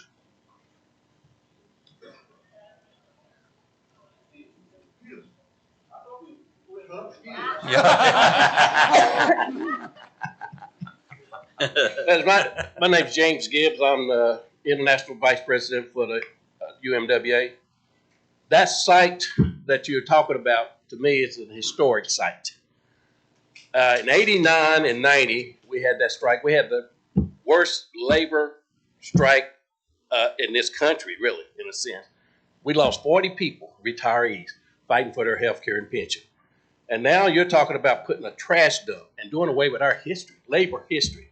You know, we had this thing back in the fall where people were trying to do away with black history and labor history. And you know who I'm talking about. Well, we don't feel like neither one of them ought to go. And I'll tell you up front, this place is a historic site. You got a big enough place here, you could put a museum or anything that would benefit this county. And this county stood with us in that strike, and we're going to stand with you all. I want you to know that. They won't stop. Now, the question's not being asked. It's been asked 2 or 3 times, but nobody's ever answered. Piston Coal Company and Clinchville Coal Company owned this property. Why didn't they reclaim this property when they sold whoever they sell to? And why would any buyer buy this and not let them reclaim it through the mine reclamation? Now, that don't make sense to me. Now, y'all can look at it and say anything you want. They ought to reclaim this property to its natural form, and they did not do that. Now, you can give me 3 minutes and you take away whatever you want to take away. But what I'm trying to say is my duty is to protect my members. And I got a lot of them here. And these folks and their families. Now, I can't speak with it just you in no other way. We need to tell the people the truth. Who bought this property? And why would you buy property and not knowing that all this stuff need to be taken? If it had all this toxic property, why did they buy this property and then tell somebody else they got to fix it? They needed to fix it before they sold it. And if they did, why ain't Piston been brought up here tonight? Why have Piston not been brought up here tonight at Clinchville? Because you know they right behind all this stuff as far as your grants and everything. They're trying to do away with labor history. And we ain't going to let that happen. Thank you. Tammy Garrett. Tammy Garrett.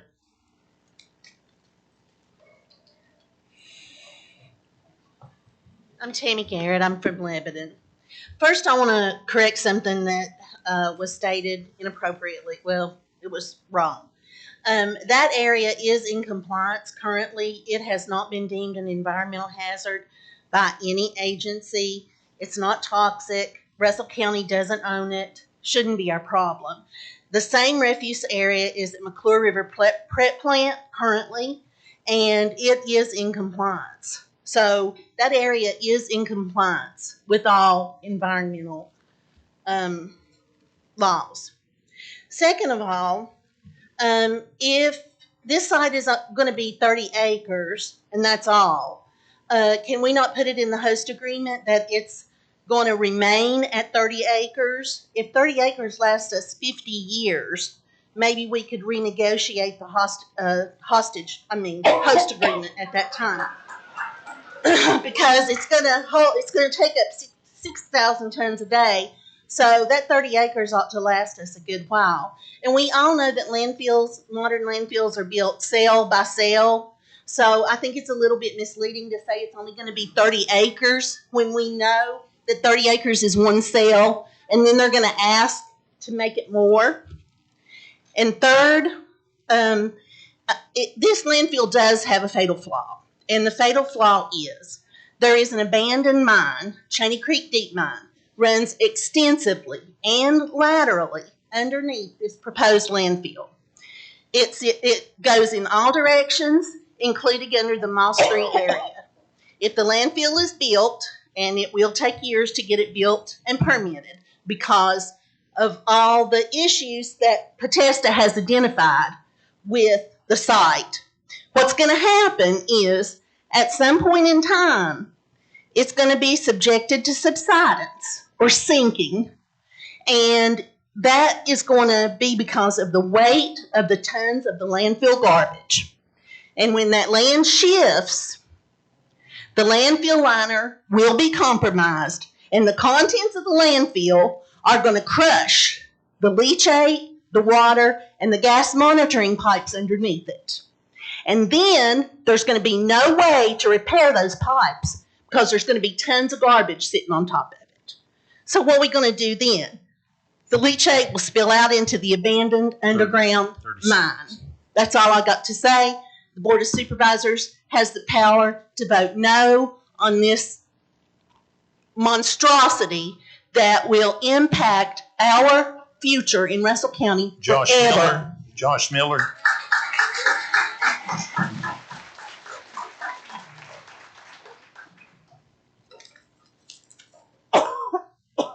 Josh Miller, 505 Russell Road, Northwest Department J Avenue, Virginia. Mr. Chairman, ladies and gentlemen of the board, I look at this site as a historical site as well. Both my grandpas was UMWA members. I moved over to Washington County. That's where I currently reside to make me and my wife a better living. I had to leave Russell County, but I left Russell County to make a better living. And you can bet your hind end that I'm not going to move back if there's a landfill. I don't understand how that would benefit us. I live in Abingdon, and I can tell anybody here, come to my apartment, I'll let you smell it sometime.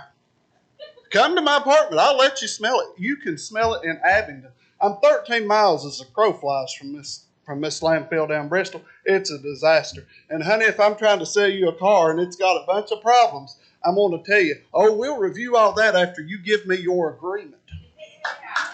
I'm not going to tell you my car, the motor's going to blow up tomorrow.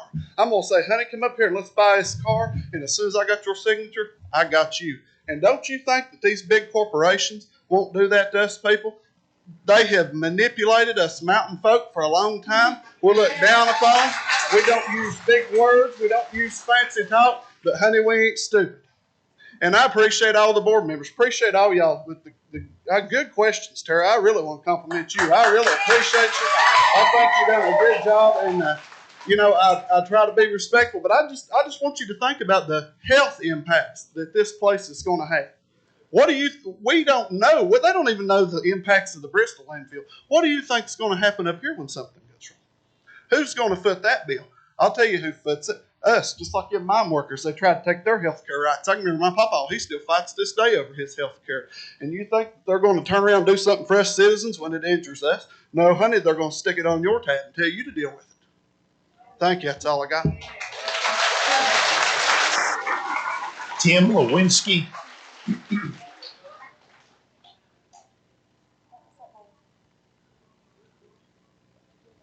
Thank you, Mr. Chairman, members of the board. Thank you for having this meeting.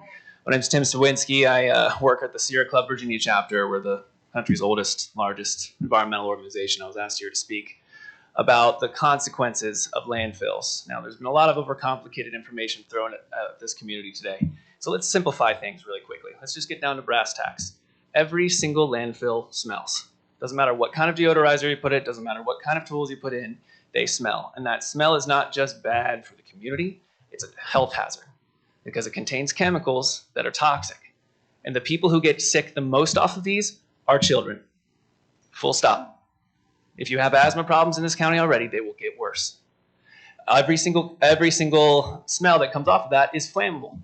Fires from landfills account for almost 10,000 fires uncontrolled by landfills every single year. This is something that is very, very much looking at a possibility happening with this landfill. Every landfill leaks. 100% of them leaks. Doesn't matter if you put in liner, they will leak eventually. Let's just call this what it is. You can put bells and whistles on it, but pollution is pollution no matter what you call it. It's not an industrial site, it's a pollution site. And now it's not just that, but it's clearly that the community doesn't want it. It's clear that you're trying to erase history of people who were the lifeblood of this county for so many years in the coal mining industry. It's clear that this county deserves better. Now, am I supposed to ask a question? Given all of the consequences that could and will happen, not a matter of if, but a matter of when, can you guarantee with 100% certainty that this will not impact people's health, that this will not impact people's water, that this will not change the character of a place people call home? Yes or no? I'm sorry, just someone want to speak into a microphone?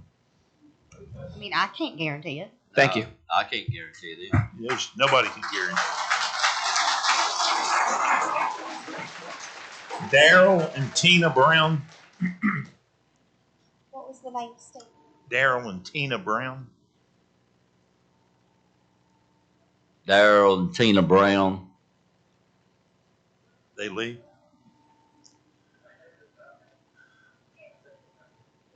James Rasnick. Is that Daryl? Okay. Brown, right? Okay. You're not Daryl and Tina Brown, I know. It's Ed Young. Ed Young, 1919 River Mountain Road. I'd like to, I want to say I appreciate everybody coming out here tonight. This means a lot to a lot of people. You wouldn't be here if it didn't mean a lot to you, and I really appreciate you. There's been a misconception. I want to personally bring this up about these political cartoons that have been drawn. A lot of people know I'm an artist. I've lived in Russell County most of my life. A lot of you have seen my artwork. I am not Eddie Poe, just so everybody knows. I already sent a message to Steve so that he knows that I'm not. And I just wanted to put that out there. Whoever puts the PowerPoints together needs to not use red because we can't see what the answers are in red. So I just need to make you aware of that, whoever's putting those together. I appreciate you, but don't use red, don't use blue. You can use white. We can read white. Thank you for the UMWA for being here tonight. I'm a fourth generation in the coal mines, and I really appreciate these guys and their families for being here tonight. Thank you so much. Thank you, board. James Rasnick.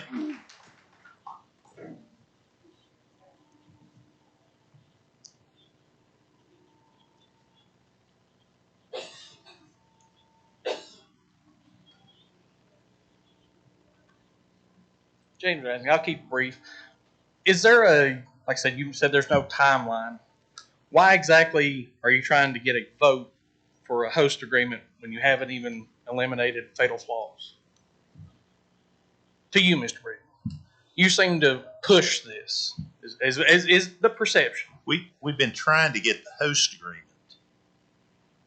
Yeah, why would you negotiate a host agreement knowing that there are potential fatal flaws? The fatal flaws are part of the permitting process. Those detailed yes, why studies. Would you sign off on because something? they can't do the permit until you have the host agreement. Yeah, why Why not eliminate those fatal flaws? If this is going to come to fruition, why not have that in place first? You have to identify those through a lot of detailed studies that are very, very expensive. Yeah, y'all paid for that. Which is, no, we didn't. Yeah. The Batista report identified potential fatal flaws. Why? You're talking about identifying. We identified fatal flaws to address. I guess what you're saying is he identified some additional things that need further study. Yes. Why would you put to vote a host agreement? Let me finish. Why would you put to vote a host agreement knowing that there are potential flaws? We don't Why know would that you they not are. hold them accountable? We don't know that they are. He's just saying that it's a possibility and they need to be studied further. Okay, then Which why is are you part pushing of the it? permitting process. Okay, why does this need to come to a vote before Because you they've had time can't to submit finish a that? permit until you have the host. That doesn't make a shit. You're This is a missing the big point. do loop we're in here. You know? Yeah, you're looping. That's what I'm saying. Why are you trying to go ahead and have this host agreement knowing that there are identified potential flaws? Why would you vote on that in good conscience? Potential, yes. Why is that not explored? If you're doing your due diligence to protect the citizens of Russell County, you wouldn't make them accountable. Have them finish that first. If they're true fatal flaws, they'll be the permitting process will identify them and they'll turn them down. But if you're doing the due diligence, that is due diligence. No, due diligence couldn't would be to afford hold to do those. hold that company accountable, make them prove that it is a permittable site. Doesn't cost any extra. That's DEQ's job. No, it should be the Nova Corporation to prove that it's. And they'll have to prove to DEQ that it is a permittable site. Why? Why can't we prove Why are it you to pushing their it forward? citizens? I'm sorry. I don't mean to interrupt Good. you. And I'm sorry, Mr. Chair, but we're going round and round on this thing. We should really look at this stringently and have several things on the front end of our host agreement if we're going to move forward. The host agreement needs to be stringent. And those questions that Potesta has asked need to be answered before we go one step further. My opinion. Thank you. That's it. Thank you. Brandon Moore.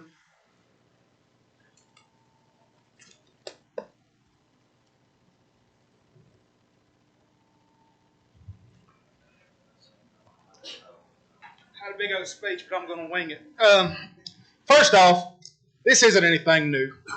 You look online, you see coal barons and you see landfill barons coming into these areas where they see a small population of these redneck hillbillies, and they think we're too uneducated to be able to fight back.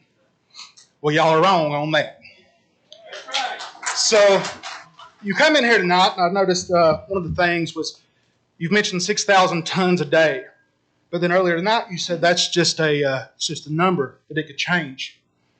So you could go up to 15,000 tons a day. You could go up to 20,000 tons a day. There's nothing saying that 6,000 tons is what it's going to be.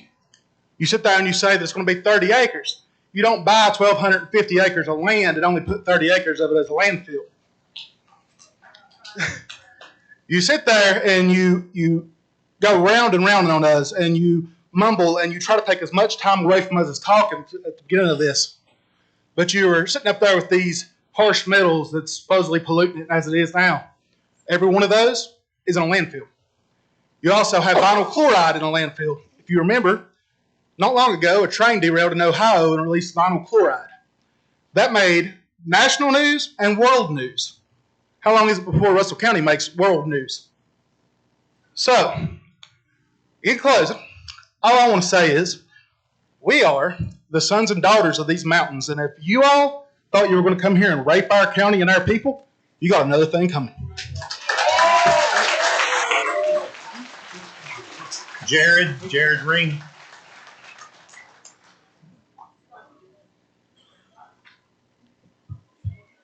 I'm going to ask quite a few questions. I've spent a lot of time with this. If we don't have immediate answers for them, I'll just move on. First of all, what is the name of the financial model that was used to evaluate the profits we might get from this landfill? That's a question for you, Mr. Lester. On the landfill model that we made as host agreements, it was taken from. What is the name of that financial model? It's one that we developed. Okay, so you're not following any known financial framework No, there. we're taking what is developed, what the projected tonnage is, plus off our internal savings. Interesting. And does that take into account any risk profiles or the devaluation revenue we might lose from lack of tourism or property taxes from residents like myself that might move out of the county? It does not take that risk into consideration. It does have the CPI indexes in it on an annual basis as model and increasing costs, but not those factors. Okay, so in shorter terms, would you agree that that is a best case scenario with none of the costs that could be associated with this? That's, if you remember at the first of my conversations, I said this is at the minimum, best, most conservative estimate until we come to an agreement with a real number and host agreement. Okay, thank you. Another question for you, Mr. Lester. How many of those elements are in fly ash? All of them. Okay, thank you. With that in mind, can we all agree that covering this landfill should not be something that is done with fly ash if it goes forward, and that should be established in the host agreement? If this is supposedly so hazardous, if we recycle fly ash as a cover material, that will put us back in the same boat. Another question I have, since we're so afraid of litigation from these people, is why are we getting into bed with somebody that we're that worried is going to sue us? Also, another point is Russell County Reclamation and Nova are different companies. Why are we treating them interchangeably? Which one of them owns the land? Do they have the possessory right to actually sue us if it's Russell County Reclamation that owns it and not Nova? Because if we don't have an answer to that, we should, if we're going to tout litigation as a reason to be ramrodding this landfill through despite overwhelming public opposition.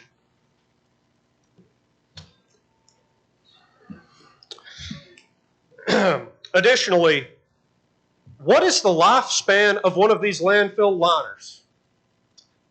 Because my research on it in geomembranes.com has shown that they're only 30 to 40 years. And if there's coal fines or seepage from coal fines that have been removed, what happens when that liner finally fails, and it will, because they have a lifespan, and it gets down there in those hot spots with those chemicals, cadmium, selenium, whatever, and it mixes with the leachate that has been brewing, whatever hasn't drained off, and it's not all going to drain because some of it will be suspended in the garbage. What happens when that liner reaches the end of its lifespan and that mixes with the soil, the groundwater, ends up in Dumps Creek? Is there an action plan for cleaning that up? Because it will happen. It's an inevitability. These things have a lifespan.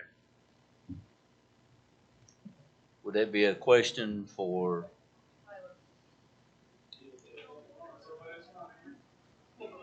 Okay, moving on. No, hold on just a minute, please. Hold on. Did you get the question, Mr. Taylor?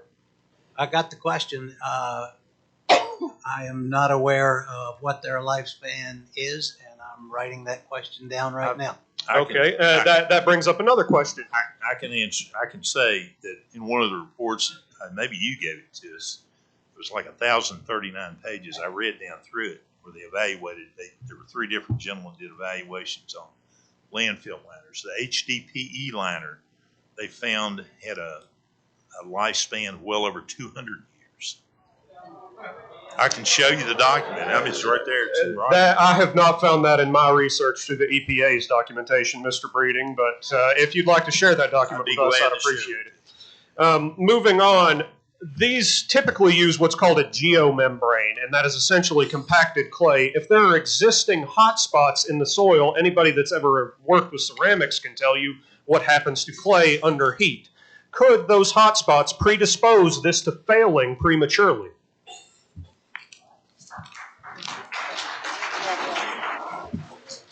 And additionally, I'm going to use the rest of my time to just run through some things that should be in the host agreement. I've already touched on there needs to be an action plan in place with a fund established by the director or by the developer to protect species. I think, frankly, that there should be a stipend issued to residents living nearby, because they take significant health risks living near that landfill. There is overwhelming medical evidence that states the risks of living near a landfill, and I think that people in a 10-mile radius of this should receive a stipend directly from the developer off a percentage of their profits. That should be in the host agreement.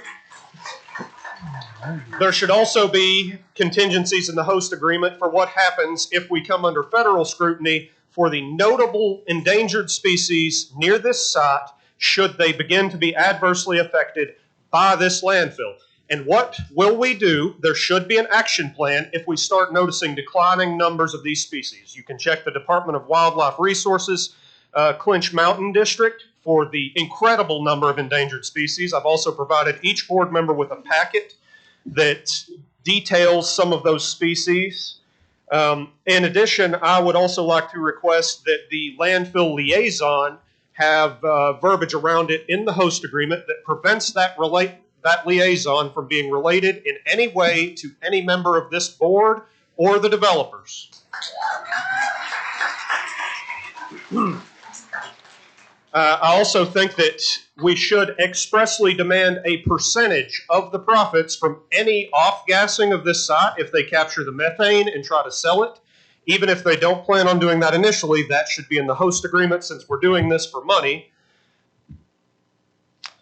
Additionally, I believe that we should exceed the minimum state coverage for the bond, because Bristol has greatly exceeded the bond. I understand this is not Bristol, but we need to exceed that bond considerably, because if the bond is exceeded and DEQ's money is exceeded, it will devolve back on us. Jerry, time's it. Here's a, take this with you. I think that's the report that you gave me. It's conclusions and recommendations. I went through all I could get through it last night. I've got a copy of it right here. I will read through it, I promise.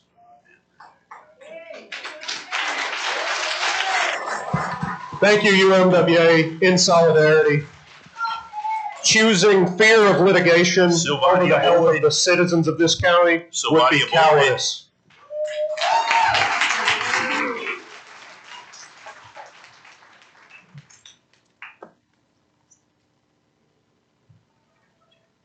Ms. Boyd?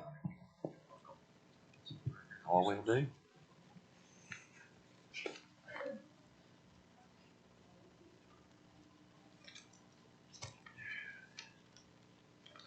Svetlana Boyd, 114 Wires Court, Lebanon. First of all, I would thank you, Mr. Kaiser, for answering and stand up for me. For 2 years, I've been talking to town council, and they don't talk to me, just ignore me. So even answer that you can't help, that you can do nothing, it's an answer. So thank you so much. I've been talking to Mr. Lester and Mr. Breeden, and neither of them answers to me. And I wasn't asking you to be godfather to my children. You are representing me. I vote for you. And Mr. Lester, do you remember last year when I talked with you, you told me that if town let me to have my manufactured home in my property, it will open Pandora box. So manufactured home, 1,200 square foot. It's open Pandora box. But landfill, very dangerous for all county and county neighbor with us. It's not Pandora box. We can let them have it. And I would like to invite you all on Monday morning. We schedule a man who come move my manufactured home of my property, my real estate, real property from real estate. So I invite you to watch how the local government can make you move a man's home for no reason. That just only one reason, because they have two neighbors, the town manager and the town council member next to me. So we please them. So maybe board of supervisor can ask town council to help how to operate, how to change town ordinance like they done on us. They changed town ordinance 2 months after we brought mobile homes. So maybe it's possible for the county to change your ordinance. You, what, 2017, right? So it's possible. And I want to thank everybody. Thank you, Russell County people. It's good to see everybody together, stand together.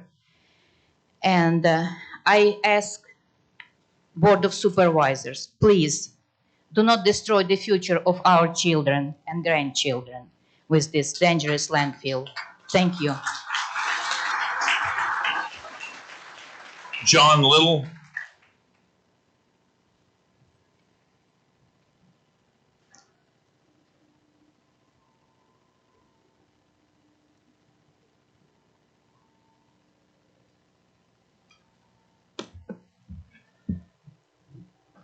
Board of Supervisors, ladies and gentlemen, my name is John Little. My brother in spirit, David Dingus, asked me to speak on behalf of the fine citizens of Russell County. A little about myself. I've worked over 12 years for a multi-billion-dollar corporation. During much of that time, I served as an elected union representative. I've stood toe-to-toe with corporate giants and did not back down. I've saved jobs, helped get associates rehired after dismissal, and had disciplines removed. Our current local area vice president, Hannah Long, will tell you I saved her job. My point is that I'm used to standing up, and I'm standing up tonight. I've spoke with CWA Local 2204 President Chuck Simpson and have the support of our local from Roanoke to basically here. The Communications Workers of America have the most active pack of any union in our country. I dare say we are powerful. I'm working to get the full support of the CWA, the Western Labor Federation, and I've sent an email to the president of the Virginia AFL-CIO, Ms. Doris Krause-Mays, asking for support. I had the pleasure of meeting and lobbying for workers' rights with Mr. Chris Lester in our Commonwealth's capital. He's a retiree of the executive board of the state AFL-CIO. He was the local union president. He was a local union president during the Pittston strike, and he's still active in this fight. It goes without saying, the United Mine Workers stand behind us. To summarize, I rub elbows with some pretty powerful people, and I'm doing my very best to get any and everyone I can to stand against this. If y'all think I'm bad, you definitely don't want Doris on this microphone.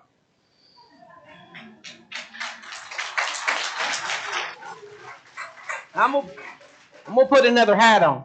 My father, a disabled coal miner, Moss 3, Local 1256, and active in his union, has been chauffeuring me around due to my injuries. He offered me this Castlewoods baseball hat a few days ago. I said, "Pop, can I keep that UMWA pin?" He said, "Sure, son." My grandfather was taken out of school in 3rd grade to work on a sharecropping farm. They were what you'd call dirt poor. He couldn't read or write, but he worked his way up to becoming a coal miner at Moss 2 and made a great living for his family. I came close to being a 3rd-generation coal miner. However, my father practically begged me not to go into mines, so I became a 1st-generation college graduate. I'm proud of my heritage, and my local president said it best. This body is attempting to desecrate sacred ground. Men and women labored, fought, and died in what you want to turn into a trash dump. March 3 should be and may become a national landmark. 30 seconds, sir. In my forefathers' honor and all those who labored to keep the lights on, I promise you I will do everything I can to see new leadership in those chairs if you follow through with this.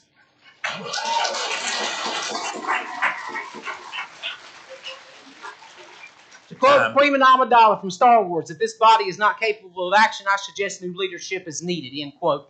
And from what I'm hearing from the good citizens of Russell County, if I could, I would call for a vote of no confidence in this body tonight.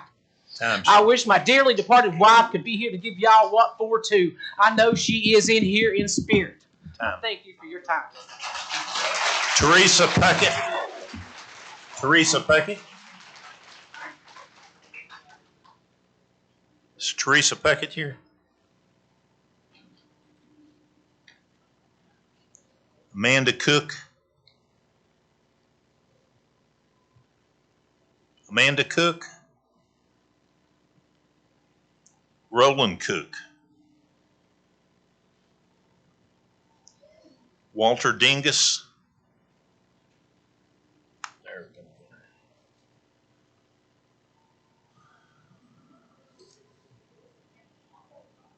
Good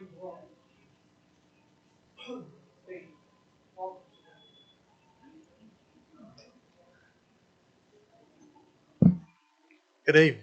My name's Walter Dingus. I reside at 1738 Gravel Lick Road. We have, well, I've heard this, I don't know how many times tonight, about 118 million tons of toxic stuff over here at Miles 3. Most of that is coal refuse that's been described. It's slate rock with some fine coals in it. And that's basically it. That's what's in that. Now, the survey that you had done or the check that you had done found all this other in there. I don't doubt that there's some other chemicals in there through the processing coal.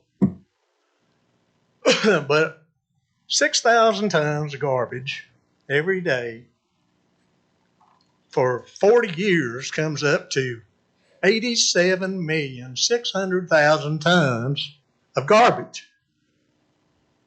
Waste, solid waste, all kinds of waste. You will have no idea what's in it. Not if you will. I won't know either. But I can tell you this. I live 3 miles from this slate dump here. I've never smelled it. It's never made an odor.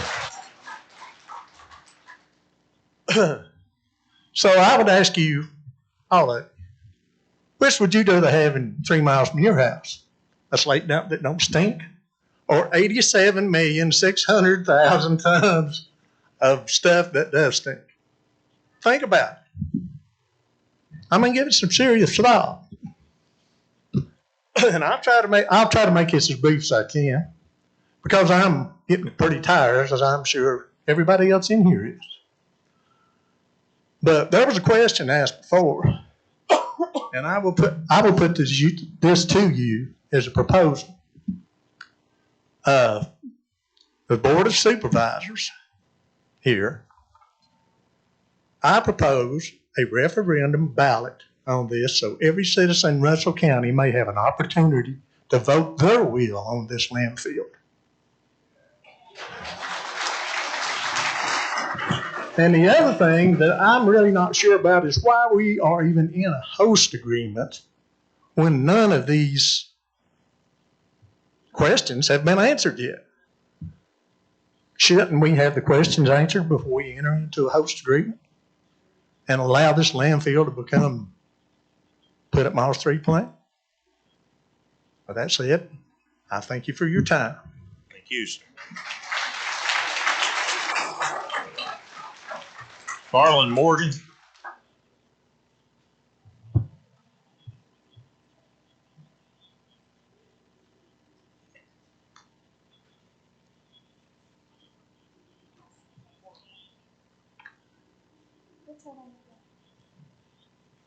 It's Farron.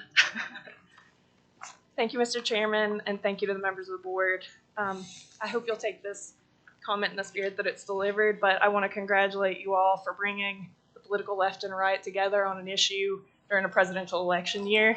That's impressive.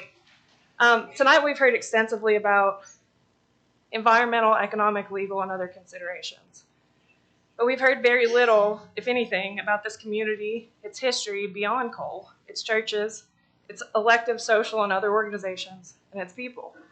When I think about what's in the public interest, these people are what come to mind. My cousin Josh is here tonight with the UMWA leadership. Josh lost his father a few years ago, and I remember a comment from his obituary. It said that his dairy was clean and well stocked, and that really stuck with me. And I think that most of the men and women in this room, when they pass, it will be said of them that their dairies were clean and well stocked. I hope that can be said of me, and I pray that it can be said of all of you. And I hope I beg forgiveness, I'm a nervous public speaker. With that in mind, I would urge you not only to consider the voices you're hearing here tonight, but to make them a top priority, the priority. With reference to the economic figures that were presented, I urge you to do what any good business person would do and conduct an analysis that considers not only gains, but also potential losses. I would also urge you to think about this county's future, and I implore you to ask yourselves whether young people want a sustainable future or whether they want to commit to a legacy of urban refuse. It has to go somewhere, right? That's what we were told by RCR's representatives. I would also urge this body to remember that this is not the fault or even that it is not the fault or even concern of these citizens if this body faces legal challenges for its actions or its agreements or lack of agreements. With that, I have two questions. The first is really a clarification for council. I think it was asked earlier whether a host agreement needed to be reached before DEQ could conduct its permitting. Yes. A host agreement does have to be reached. Yes. Okay, that's unfortunate. This body seems to lack significant amount of knowledge about environmental consequences. So effectively, this body will be agreeing to something that it lacks the expertise to agree to. And that is because thank you. That is not because this body is, not intelligent. None of us have that information. That's why DEQ is DEQ. And then one final question, and that is, I understand this project legally requires the company to bond with the state in case of economic or other disaster. This is also for council. Could the county require the company to post additional bond to the county in case of environmental, economic, or other disaster, especially that might directly impact the health and well-being of these fine people? Yes. Okay, thank you. Thank you for your time. Cameron Sneed. Cameron Sneed.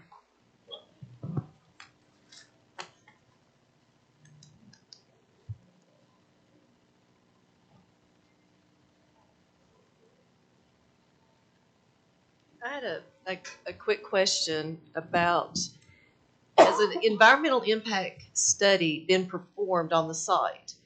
And I seen like with the proposed, plan or model that has been submitted to DEQ, that Dumps Creek is going to be used as the drainage outlet for, the collected water. And has there been any study upon how that the wildlife, the species, because there's 48 endangered fish and mussel species that inhabit the Clinch, how that they may be affected by this? Specifically, like if that drainage outlet, if the water from that is, say, 1 degree cooler or 1 degree warmer than that of the Clinch, when that enters into the Clinch, it could drastically affect the species that are in the Clinch River. So I guess I'm just asking, has an environmental impact study been performed yet? Any, any discharge that has to go to surface waters will have to be permitted by DEQ, and it would have effluent limitations on it, including temperature and other things that are necessary to make sure that there's no impact on the receiving stream. That's what is required of all discharge permits. Okay, thank you.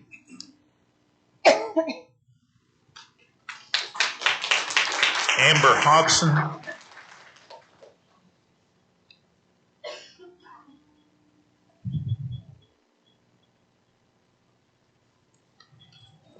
Hello.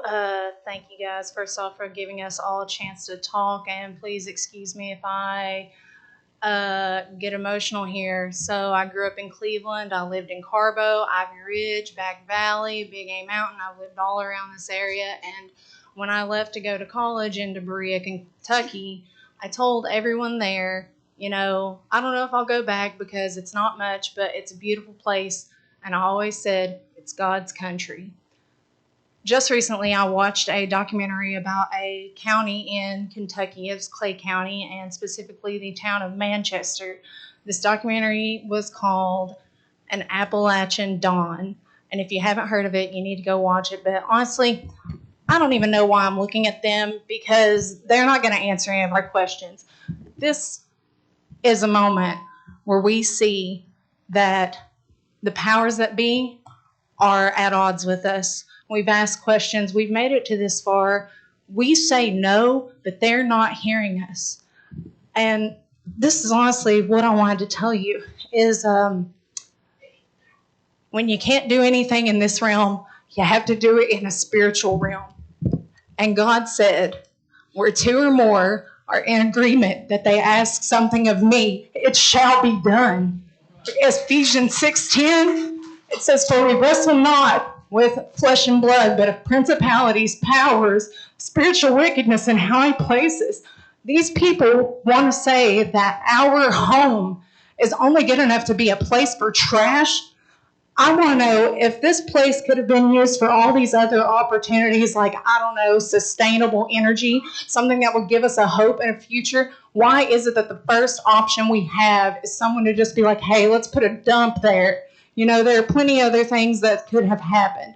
So with that being said, this little county in Kentucky, Clay County, they were stricken with an addiction issue that was profitable by county officials. Eventually, a massive FBI investigation happened. All of them were rounded up for, being involved with having their pockets lined to the OxyContin opioid epidemic and, basically just killing this whole community. And the churches got together and they said, enough. You can go look it up and find the first newspaper article where they were reported about this. But Amber, these churches got 30 together. These churches got together and every one of them prayed. Every one of them prayed. I know there's praying people in this room. Clap for me if you're a praying person in this room. All right. I urge you, go to your churches, go to your ministers. We need to organize in a spiritual heavenly realm because these people are not going to hear our cries down here. We know who the God of this world is. We need to reach out to the God of us. Kurt Salyers. Kurt Salyers.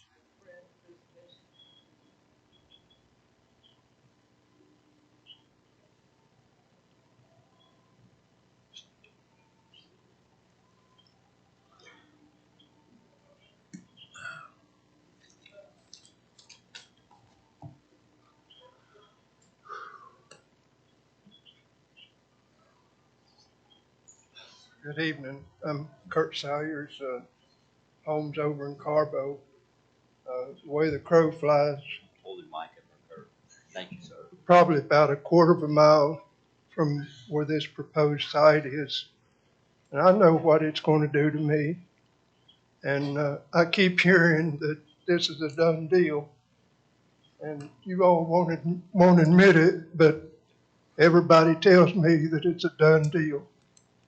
And the question I asked before at the last public meeting was, what is the bond? You keep telling me that the DEQ, that they figure that. But I want to know a dollar figure. What was the last landfill that was permitted? What was the bond on it? I don't know the answer to that, but I can get one. While he's getting that, I can't get it tonight, but I'll get it to you. I figured you could. Whatever you come up with, we know that it's not adequate. And if you don't believe me, look at Bristol. The bond for this site that you had a film up there of the gob, Pittston put up a bond. Apparently it didn't take care of it. In Sussex County, the one that they put in out there that they bragged about, one employee dumped 8,000 gallons of leachate into the wetlands. You know what their fine was? $14,000. And in the wetlands, you can't clean it up. I wish I could be on this board that's writing this host agreement. And if I can't be, I'm asking you, I know what my future is. I'll have to sell my place. In that host agreement, will you put in there that whatever I lose when I sell my property, John Matney will have to pay me the difference.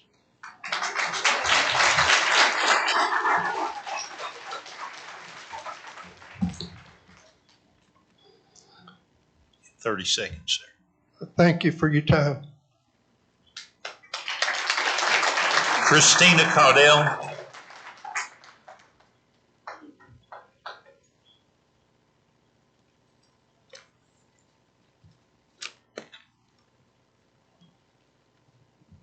I will make this brief.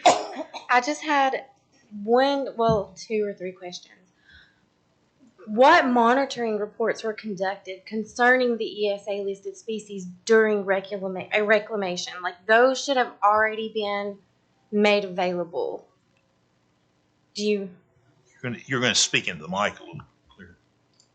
What monitoring reports were conducted concerning the ESA listed species during the reclamation process? Because this is a reclaimed site, correct? That utilized AMLR funding. You're correct. You are correct in your statement. ESA 1 and ESA 2, and those data is held by Virginia Energy. But those are things that should have been should have taken place during the reclamation process, according to the AMLR funding objectives. That is correct, and it did take place. Okay. I'm sorry. The ESA 1 and ESA 2 during the reclamation that data is being made. Virginia Energy has it. They're the one that was the oversight for the ESA 1, the ESA 2, and the NEPA. Okay. So what were the OSME AMLR funding objectives outlined in the guidance for project eligibility? I would have to pull Virginia Energy's ESA 1 and ESA 2 reports and the NEPA. I mean, that is something that you can obtain and then. And you can too. Okay. It's through Virginia Energy. Yes. Okay. No, that's fine. And that goes back to Ben asking, what were the land use plans established during the permitting process? Say that again now, I'm sorry. And it also goes back to when Ben Price asked what were the land use plans established during the permitting process. Because if it's tied in with that AMLR funding, then it also has to adhere to the Reclamation Act, and they're very stringent on their guidelines. That is correct. Yes. So how does a landfill adhere to that, to those guidelines? What you got to understand, the current reclamation permit under Virginia Energy, as I had stipulated before when Ms. Teradice asked the question, which was a good question, the landfill, and Mr. Peller can elaborate on this. The landfill has more restrictive guidelines than a Virginia Energy permit. That is a land site of reclamation, and those controls that they have in place and regulations that are in place are actually at a lower than a landfill. So, did I state that right there? Okay. Thank you. That ends the public comment list. Okay. Do any of the boards have, any board members have any discussion? Well, that's everybody that signed the list. What was your name, sir?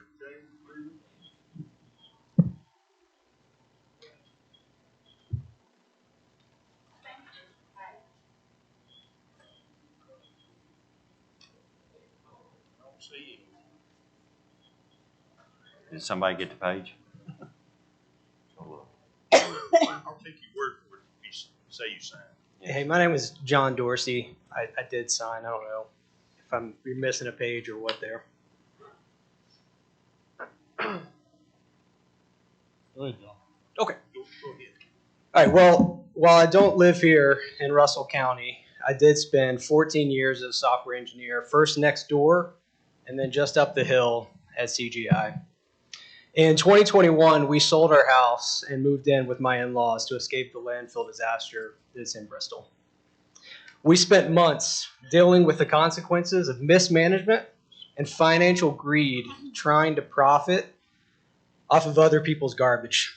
I personally dealt with consistent headaches and fatigue on nights when the odor and the chemicals from the landfill would come into our house. Once our kids started having nosebleeds and headaches and physical tics, we knew our only choice was to leave. We started to wake them up in the middle of the night to escape to a family member's house, just so that we could hopefully avoid what we knew was going to be the physical repercussions the next day. It was at that point we had no choice but to just simply leave our home. It's important to mention that within a few months of leaving, all of these conditions subsided.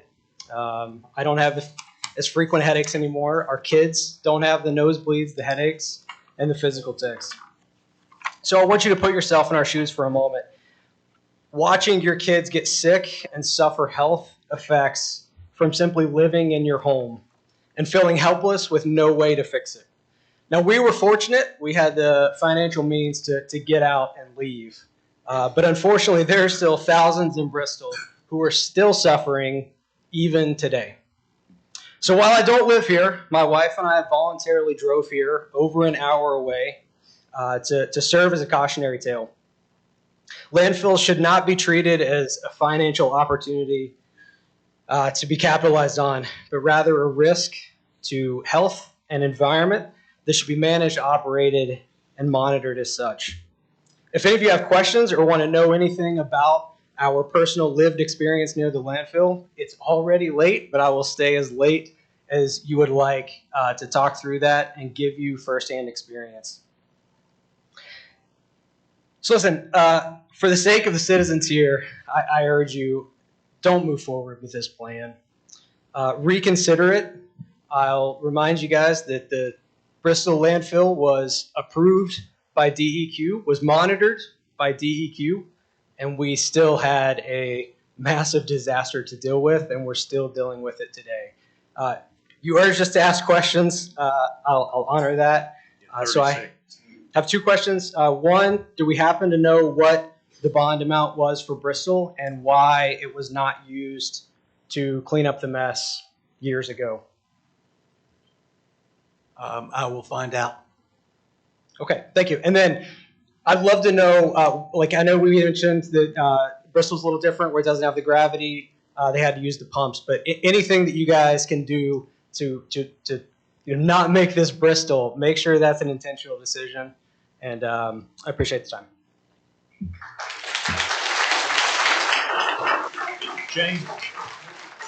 James, come on up. Somehow I marked you off the list. I'm sorry.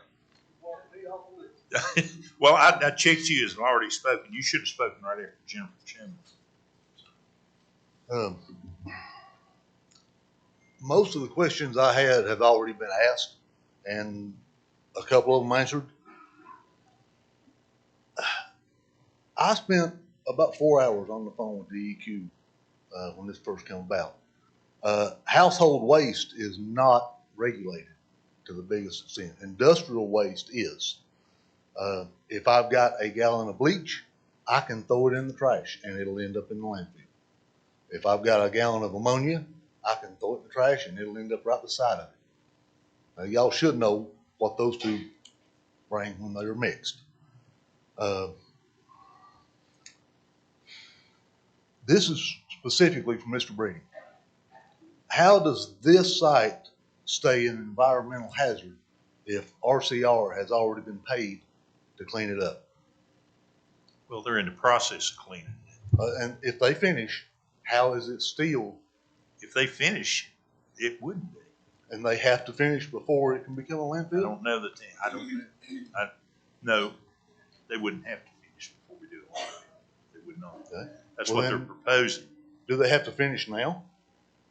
I don't know. Right now, it's a business decision on their part. I don't know. Are they not the owners of the land? They own the property. Okay. Then would DEQ and EPA not hold them responsible for cleaning it up? I don't think DEQ would have anything to do with it. They're the permitted EPA. under the Virginia Energy. Wouldn't they be held responsible by whoever? I don't know. One other thing I would like to know is how the waste gets from the rail siding up to this spot. Is it gonna be a belt line like it was when it was coal fines? I've heard him say, I don't know if they're gonna belt it, or if they were gonna belt it or truck it, I'm not sure. Something about railroad. Go ahead. It's gentleman's time. Well, this one is for Mr. Lester. I run the numbers on this every way I could think to. And at 6,000 ton a day for 30 acres, about 6 years was the most I could come up with. Okay. So, is it going to be in the host agreement that it cannot be expanded? Is that something the board is leaning towards? Well, I don't know how that you got your numbers. The first sale that was proposed through Department DEQ is a 30-acre tract, is a 30 acres. And the estimates based off compaction and cover based off the landfill they got, it had a 30-year life with it. Now, what was the second part of your question? Well, let me explain to you how I got that. Okay. Wonders of the internet. I looked it up, and household trash, somewhere between 150 and 400 pounds a ton, or a cubic yard. Took 30 acres and made it into cubic yards. And it run into some pretty big numbers. It is. But it was the best I could do, taking different measurements of a cubic acre, was about 6 years of that 6,000 ton a day. The permit that's being proposed by NOVA is for one sale, 30 acres for 30 years.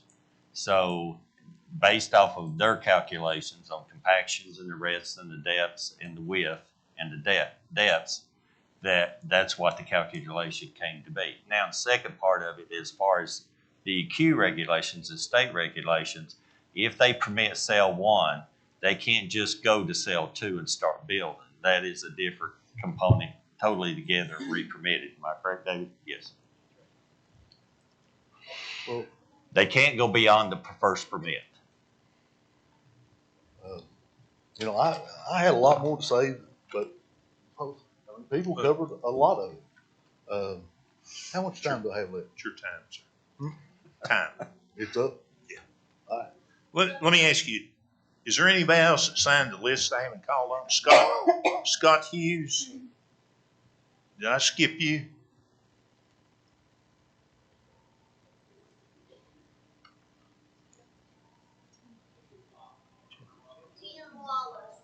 Scott Hughes? Okay, James Hughes. I swear I thought you, Angie, I skipped over you too, didn't I? Yeah. I marked you down as having spoken. I'm sorry. Well, that might have been one of the times I saw it. Okay. We're going to do question and answer, or you just want me to talk? I can do either. Or to ask a question. Okay. Have you thought about what you're going to do yet about the convenience sites throughout the county? How this will affect that? Are you going to keep them open? Will people start having to take their trash themselves down to Moss 3? Has anybody thought about it? Convenience sites would have to stay open. Have to stay open? Okay. Yes. If a disaster occurs and we use the bond as far as it goes to clean it up, to close the landfill, and then the insurance from the DEQ would cover the remainder to close the landfill, does that also cover the money from the disaster that we're having to work? I mean, like if the methane catches fire, blows the mountain off. Is the bond, I know the bond won't cover anything, hardly. But who's going to cover the disaster problems will that fall back on? Any idea? I would assume the bond would be calculated. I don't know if they would calculate an explosion in on it. They only calculate how much it would take to close the That's landfill. correct. You're Yes, they correct. do. That is the bond. And, It's recalculated every year based on the disturbance. but that's like a regular close, like they went bankrupt, hit the road. And Mr. Southern, would that be covered under the insurance? Should be. It wasn't a very specific scenario, but yeah, the requirement is that the county wants them to have both environmental insurance, liability insurance, and an umbrella policy over top of both of those. In bond also. Okay, and you know that the insurance companies that sell like home insurance, life insurance, health insurance, they're not going to cover people that live close to that. Or if they do, the people aren't going to be able to afford the insurance policies. And 30 seconds each. okay. And do you have any idea, like, how high up the trash is going to go? Is it going to be taller than the mountains? No. Excuse me, DEQ permits put limits on the height, and those limits are primarily designed to make sure that the waste that's deposited is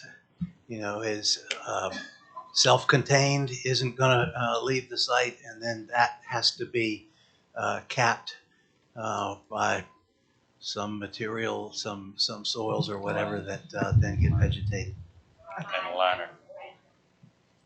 That's a decision that DEQ is going to make based on the information that they have, and I can't answer how high.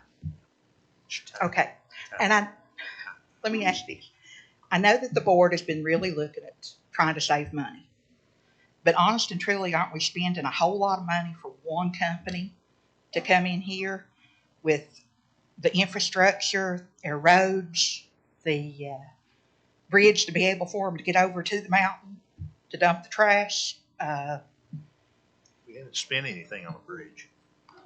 Well, I mean, we've got a grant approved. That was for To build the the industrial part, not for the landfill.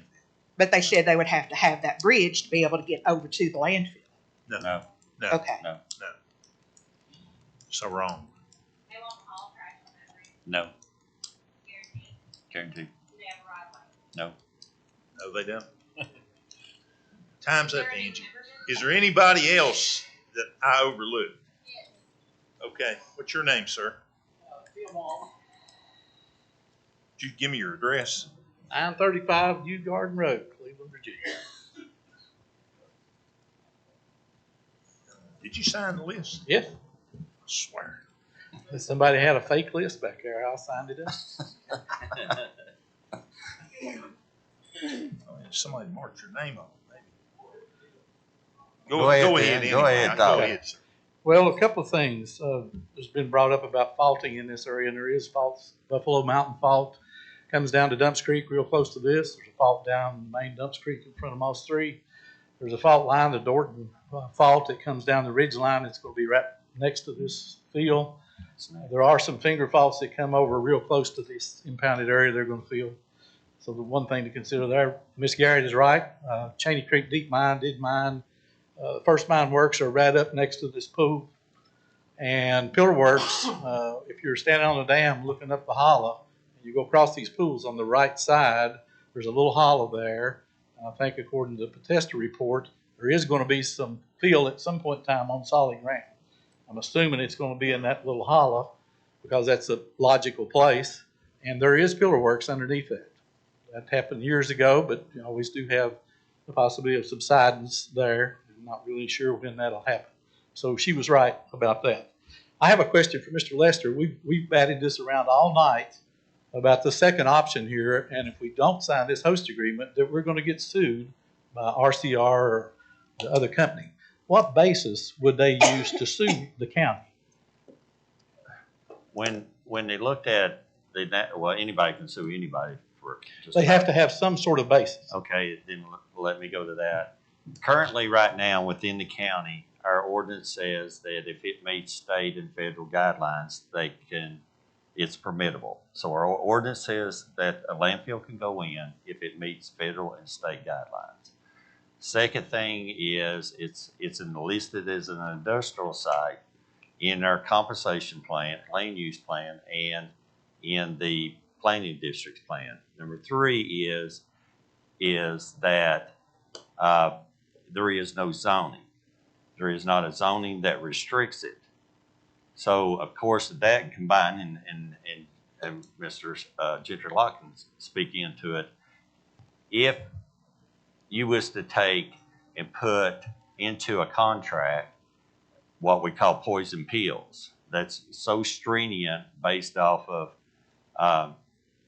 they could meet or they could not meet those terms and conditions. It would make it too hard or too expensive to do. What Nova can come in and say, you can interject at any time, Nova can say, well, the ordinance was in place, the land use is in place, the ordinances didn't restrict it. We negotiated in good faith. So we need that we to go ahead and file on those terms and conditions. We negotiated in good faith. Your laws didn't restrict it.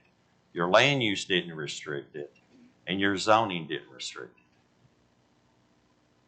So they got us basically over a rock and a hard place. No, Eddie, it doesn't say that they will. The three scenarios that we gave was either approve, and it's not approve, it's approve or disapprove the host agreement. The second one, we can't say what they'll do. We can't speak legally for them. The scenario, second one is that they say, okay, Russell County, you implemented a contract that we've been negotiating for months in good faith. Your ordinances and your laws and your regulations in the state does not restrict it. We're going to file suit for, good faith. So, and then three, or they just stop and they go on. So You mentioned something very interesting. You said you'd entered into a contract with them already? no, I said if you enter into a contract, if you're negotiating, we're still negotiating the contract. That's a little strange to me. No, you. Sorry. Yeah, that was most of the answers. You actually got 4 minutes. The host agreement is a contract. Anybody else that I overlooked? No, you've already spoken. My question didn't get answered. Come on up. My question did not get answered. Nobody answered my question. Deputy still here. Come on up, sir. Lord. You've already spoken. Major Charles Kingham from the Belfast community. I had a question of the board. Are they aware that the board can apply a waiver and leave this alone? Say that again now. That the board can apply a waiver, decide they don't want to be involved in this. I've never heard of that. Never read it either.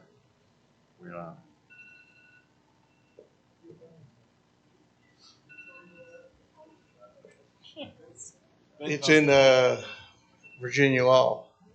A waiver. Yeah. Refer to legal counsel. I have no knowledge of any such waiver. Do you have a citation for the code provision, or is it in the Solid Waste Act? Or? Section 70 says waiver of participation by the host community. Is that in the municipality host agreement?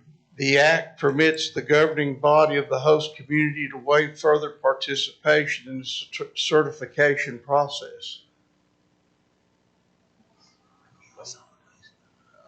I just don't know what you're reading from. I apologize. Virginia law.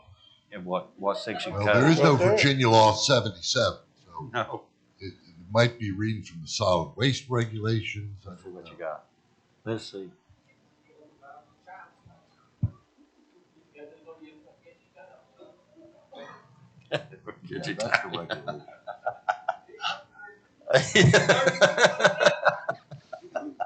Solid waste regulations.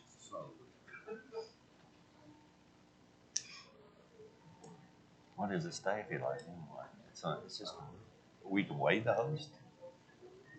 Yeah, we can waive the host. Lord, I wouldn't waive the host agreement. You can't waste the host agreement. Is that what's stipulated? You can waive the host agreement and then you have no contract. You can legally do that, but you have no protection. So the citation you were showing us was out of the solid waste regulations. I have not looked at that provision, so I can't comment as to whether the county could waive. I don't think they can waive a host agreement because the code takes precedent over regulations. Code says you have to have a host agreement. A host agreement.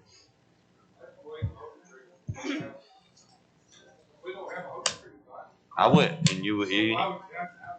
Okay. Why would you if you did have?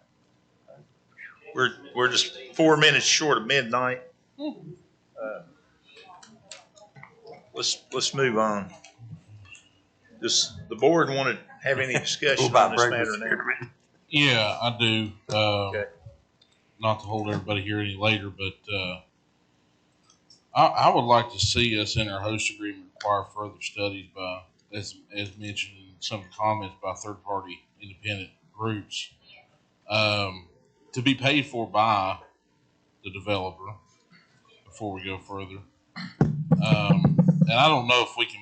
I don't know if this is in order, but I would like to see us put some citizen members on the host agreement committee. I'd like since we have 2 board members, I'd like to see 3 citizens placed on that committee. So if that's in order, I'd like to make that a motion. That's different ones. Why You have to not do have one at a each time. one of us have a representative?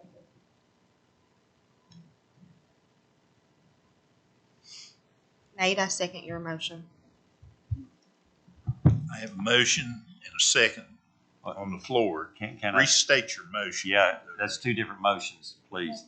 Separate. No, I just had one that we put 3 citizens on the host agreement. Okay, that's the one. Okay.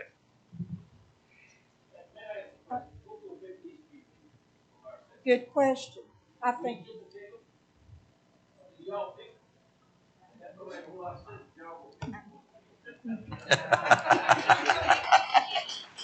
Well, I mean, I'll be honest, I have some suggestions on that as far as people.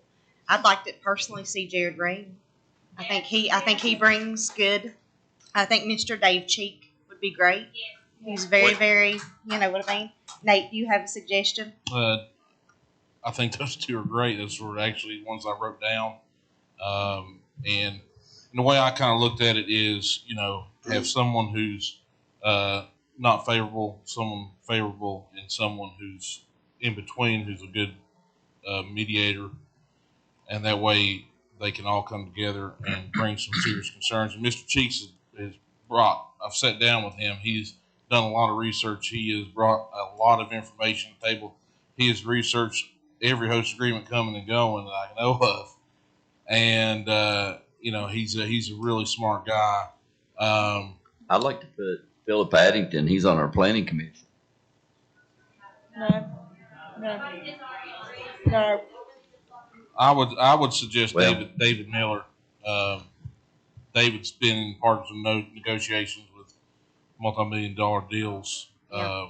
That would be a third person that would be a good third candidate for that, in my opinion. I agree with that. So you have 3 people now? David Miller. Do y'all know David?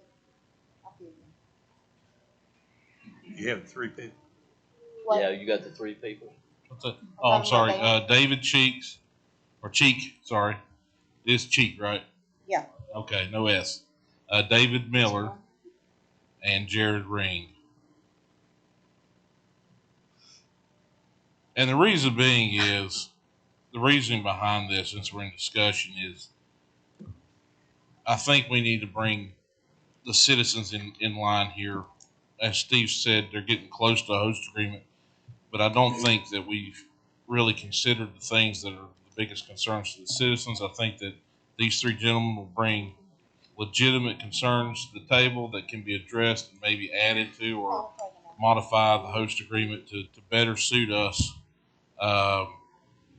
in order. I mean, it's Okay. not a gender issue thing. Okay, we I'm have a trying to motion. come up We with have a people who motion are on the floor. qualified. We have a Mr. motion Chairman, on can the I floor. just ask a clarifying point? Is the purpose, I wanted to make sure what this committee is. Are they bringing a group in to advise the people to negotiate the contract, or are they bringing in people to do, what is this? It'd have to be advisory. Yeah. Is it an advisory committee? Yeah, I would see this as an advisory capacity to bring concerns that they have and try to mediate that with the board members to come up with a better host agreement.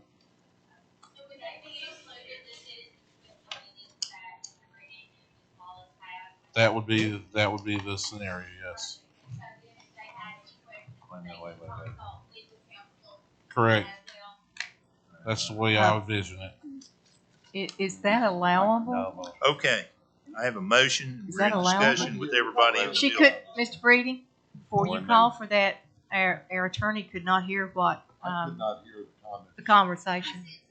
How about using the microphone?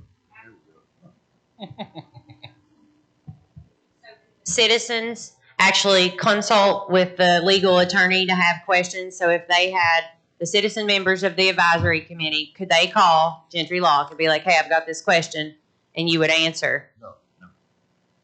So they wouldn't have privilege to have the same, so you couldn't help them? No. Okay. I realize we're in discussion. And that's simply, I'm not trying to be obtuse, that's simply because I'm retained by the county board. Listen, okay.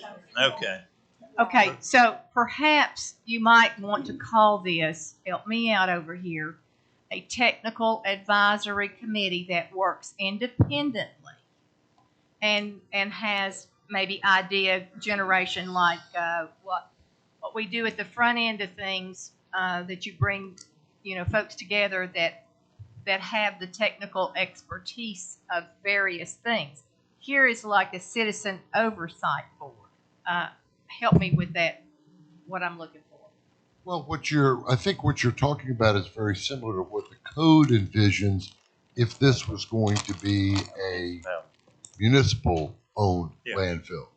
That you'd have a citizen advisory committee that could periodically meet with the board, the negotiation team, share information, bring information from the community to the board about conditions and so forth. Yeah, I think that's but not be. So the question being is, how do we satisfy what Mr. Kaiser and Ms. Dye has seconded and still be legal? And you can't. I just don't know that you can do that because you're proprietary. You cross those boundaries, and that Wouldn't you follow it just like you would if it was like for us? Wouldn't you follow it? I mean, because there have been advisory committees set up, right? So wouldn't we just follow that plan? No, I don't believe so. I have not looked at that issue. It just came up right now. Right. But I don't believe that they would be entitled to the same attorney-client privilege. No, I'm not saying. No, you can't have me as your legal counsel. We have a motion on the floor. Let's keep a discussion between the board members, please. Okay. What I want to see is them to have access to the board members, the host agreement, so that they can review and make suggestions and consult and help develop this thing. That's been part of the problem all along. that's what this board was elected to do. So if you want to do that, then we need to go into closed session. But quite and honestly, need to we have citizens conversation that with do their not attorney. feel represented, correct? Correct. We have citizens who feel very much left out. So that's what we're trying to do with that. Okay. We have citizens that feel like they're left out. That's the whole purpose, right, Nate? Yes. Is that what you're getting at? Yeah, absolutely. Yeah. I want the best. So If this is something that's going to happen now, granted, I've already stated this can't happen at all, period, unless we change the plan, the county solid waste management plan. So I'm not in favor of that anyway. But if that passes this board, we need to be prepared for the best possible host agreement out there. And I think the only way to do that is to get citizen involvement. EPA, DEQ, I think it was EPA, published a paper that said the best host agreements have citizen involvement. The weak ones don't, and the weak ones are rushed. I'm in no rush, and I don't see any citizen involvement here. So we need to take our due diligence, take our time, make sure we're crossing our T's, dotting our I's, and we're listening to the valid concerns of smart people who've looked at other host agreements and worked on them and can bring those things to the table. I'm telling you, Steve and Lou, if you sat down with Mr. Cheek, he'd blow your mind with the stuff that he's told me. And I think he'd be a heck of an asset, and we'd be really doing ourselves a disservice if we did not involve these people in this process. Yeah. Mr. Chairman, I'm just still confused about, is this an advisory committee that is going to advise and provide information to and give feedback to the board members negotiating this? Or is the envision that you'd have a citizen component to the group that's going to be negotiating with Nova? I can't understand the motion. So what you're saying is, are they just advising the board members on basically what the board members are negotiating, or are they actually part of the negotiation? Correct. I mean, I like to see part of the negotiation, but if that's not agreeable, Decision still needs to be made by the board. well, this is not to actually vote on a host agreement. This is the negotiation part. Then it would come to the board for a vote, because we're the ones that have to yeah or nay, and our necks are on the line for it. So, but I don't know if it's legal to have 3 citizens on a negotiation committee. Well, it does. I have not looked at that issue, but I tell you, it probably destroys your attorney-client privilege. So the other issue is, you'd be negotiating in public for all intents and purposes.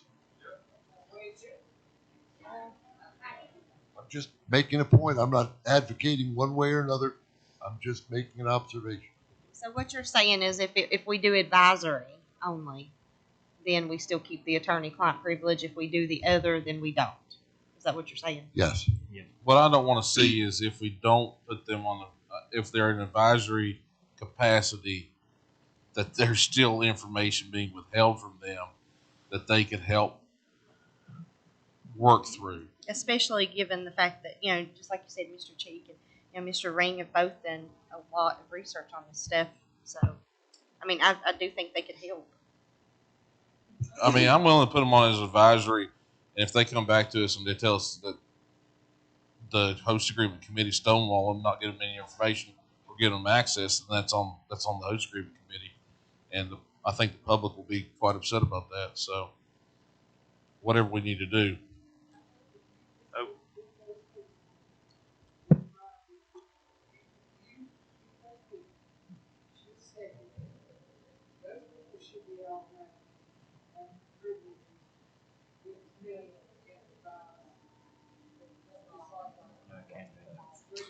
Well, I don't want to hurry up and do this, and then it's not legal, and then have to back up and punt and do it again. Right. want to make sure we're doing this right the first time. So, So probably advisory committee would be the way. well, that's next month. I don't want to wait a month to do this. Miss, am I alive here? Listen, Okay, thank you. Now, I if you still look have a motion on the floor. We for do. discussion, just give me a brief second here. Now, if you look at number 5 in the 10.1, which is the Bible of the host agreement, it says the public comments shall take steps, shall include the formation of a citizen advisory group to assist in the locality or the public authority in the selection of the proposed site for the sanitary landfill. Now, what you got to understand, this entity at the time is the county. We're doing our own landfill, so we have no priority information at that time because we are FOIA. I mean, we're clear and transparent. See, you got to remember, we're still in the economic development with a private contractor, which may label this information priority, which he has. So what do we do to make them responsible for keeping that confidentiality? That's Do we need to swear them into something? I mean, what do we need to do? An NDA? Is any Have them priority? sign an NDA. Any priority information is any company that we deal with in economic development. That is the decision of the company that has the information. If they want to do a confidentiality clause with 3 citizens that y'all pick, that will be the citizens, the company's decision. But if they say, well, we are not too sure about this, we've never done it before, or for any reason they got that, they don't have to share that priority information. Am I right? Correct? Yes.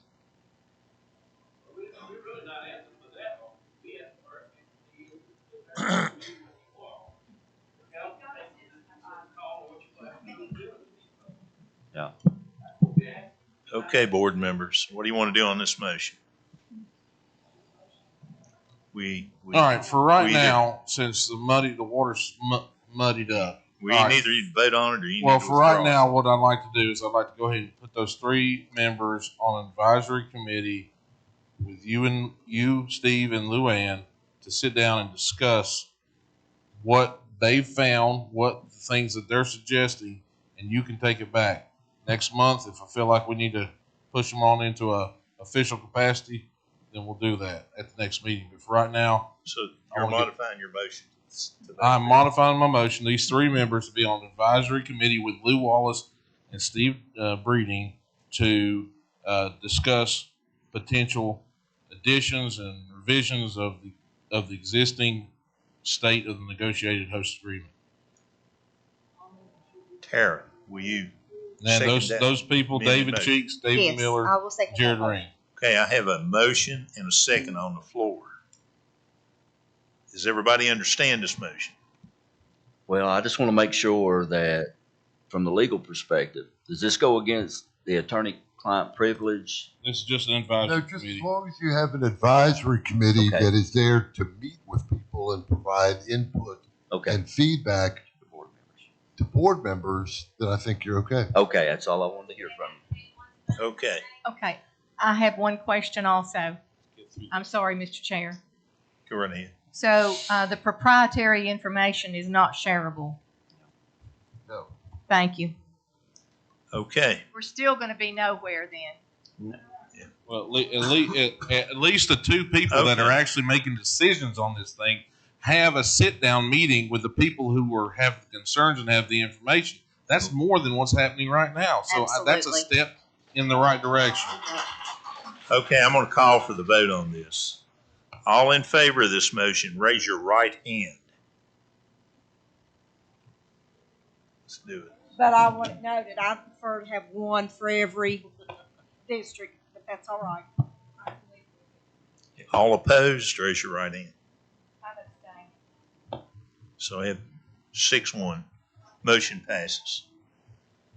Okay, any further discussion by the board? Can we? If not, I'll entertain a motion to adjourn. I'll make that motion to adjourn. Second. And I would like to say thank everybody for Motion and coming second. out. All in favor, signify by saying aye. Aye. All opposed, like sign. Yeah, I know it.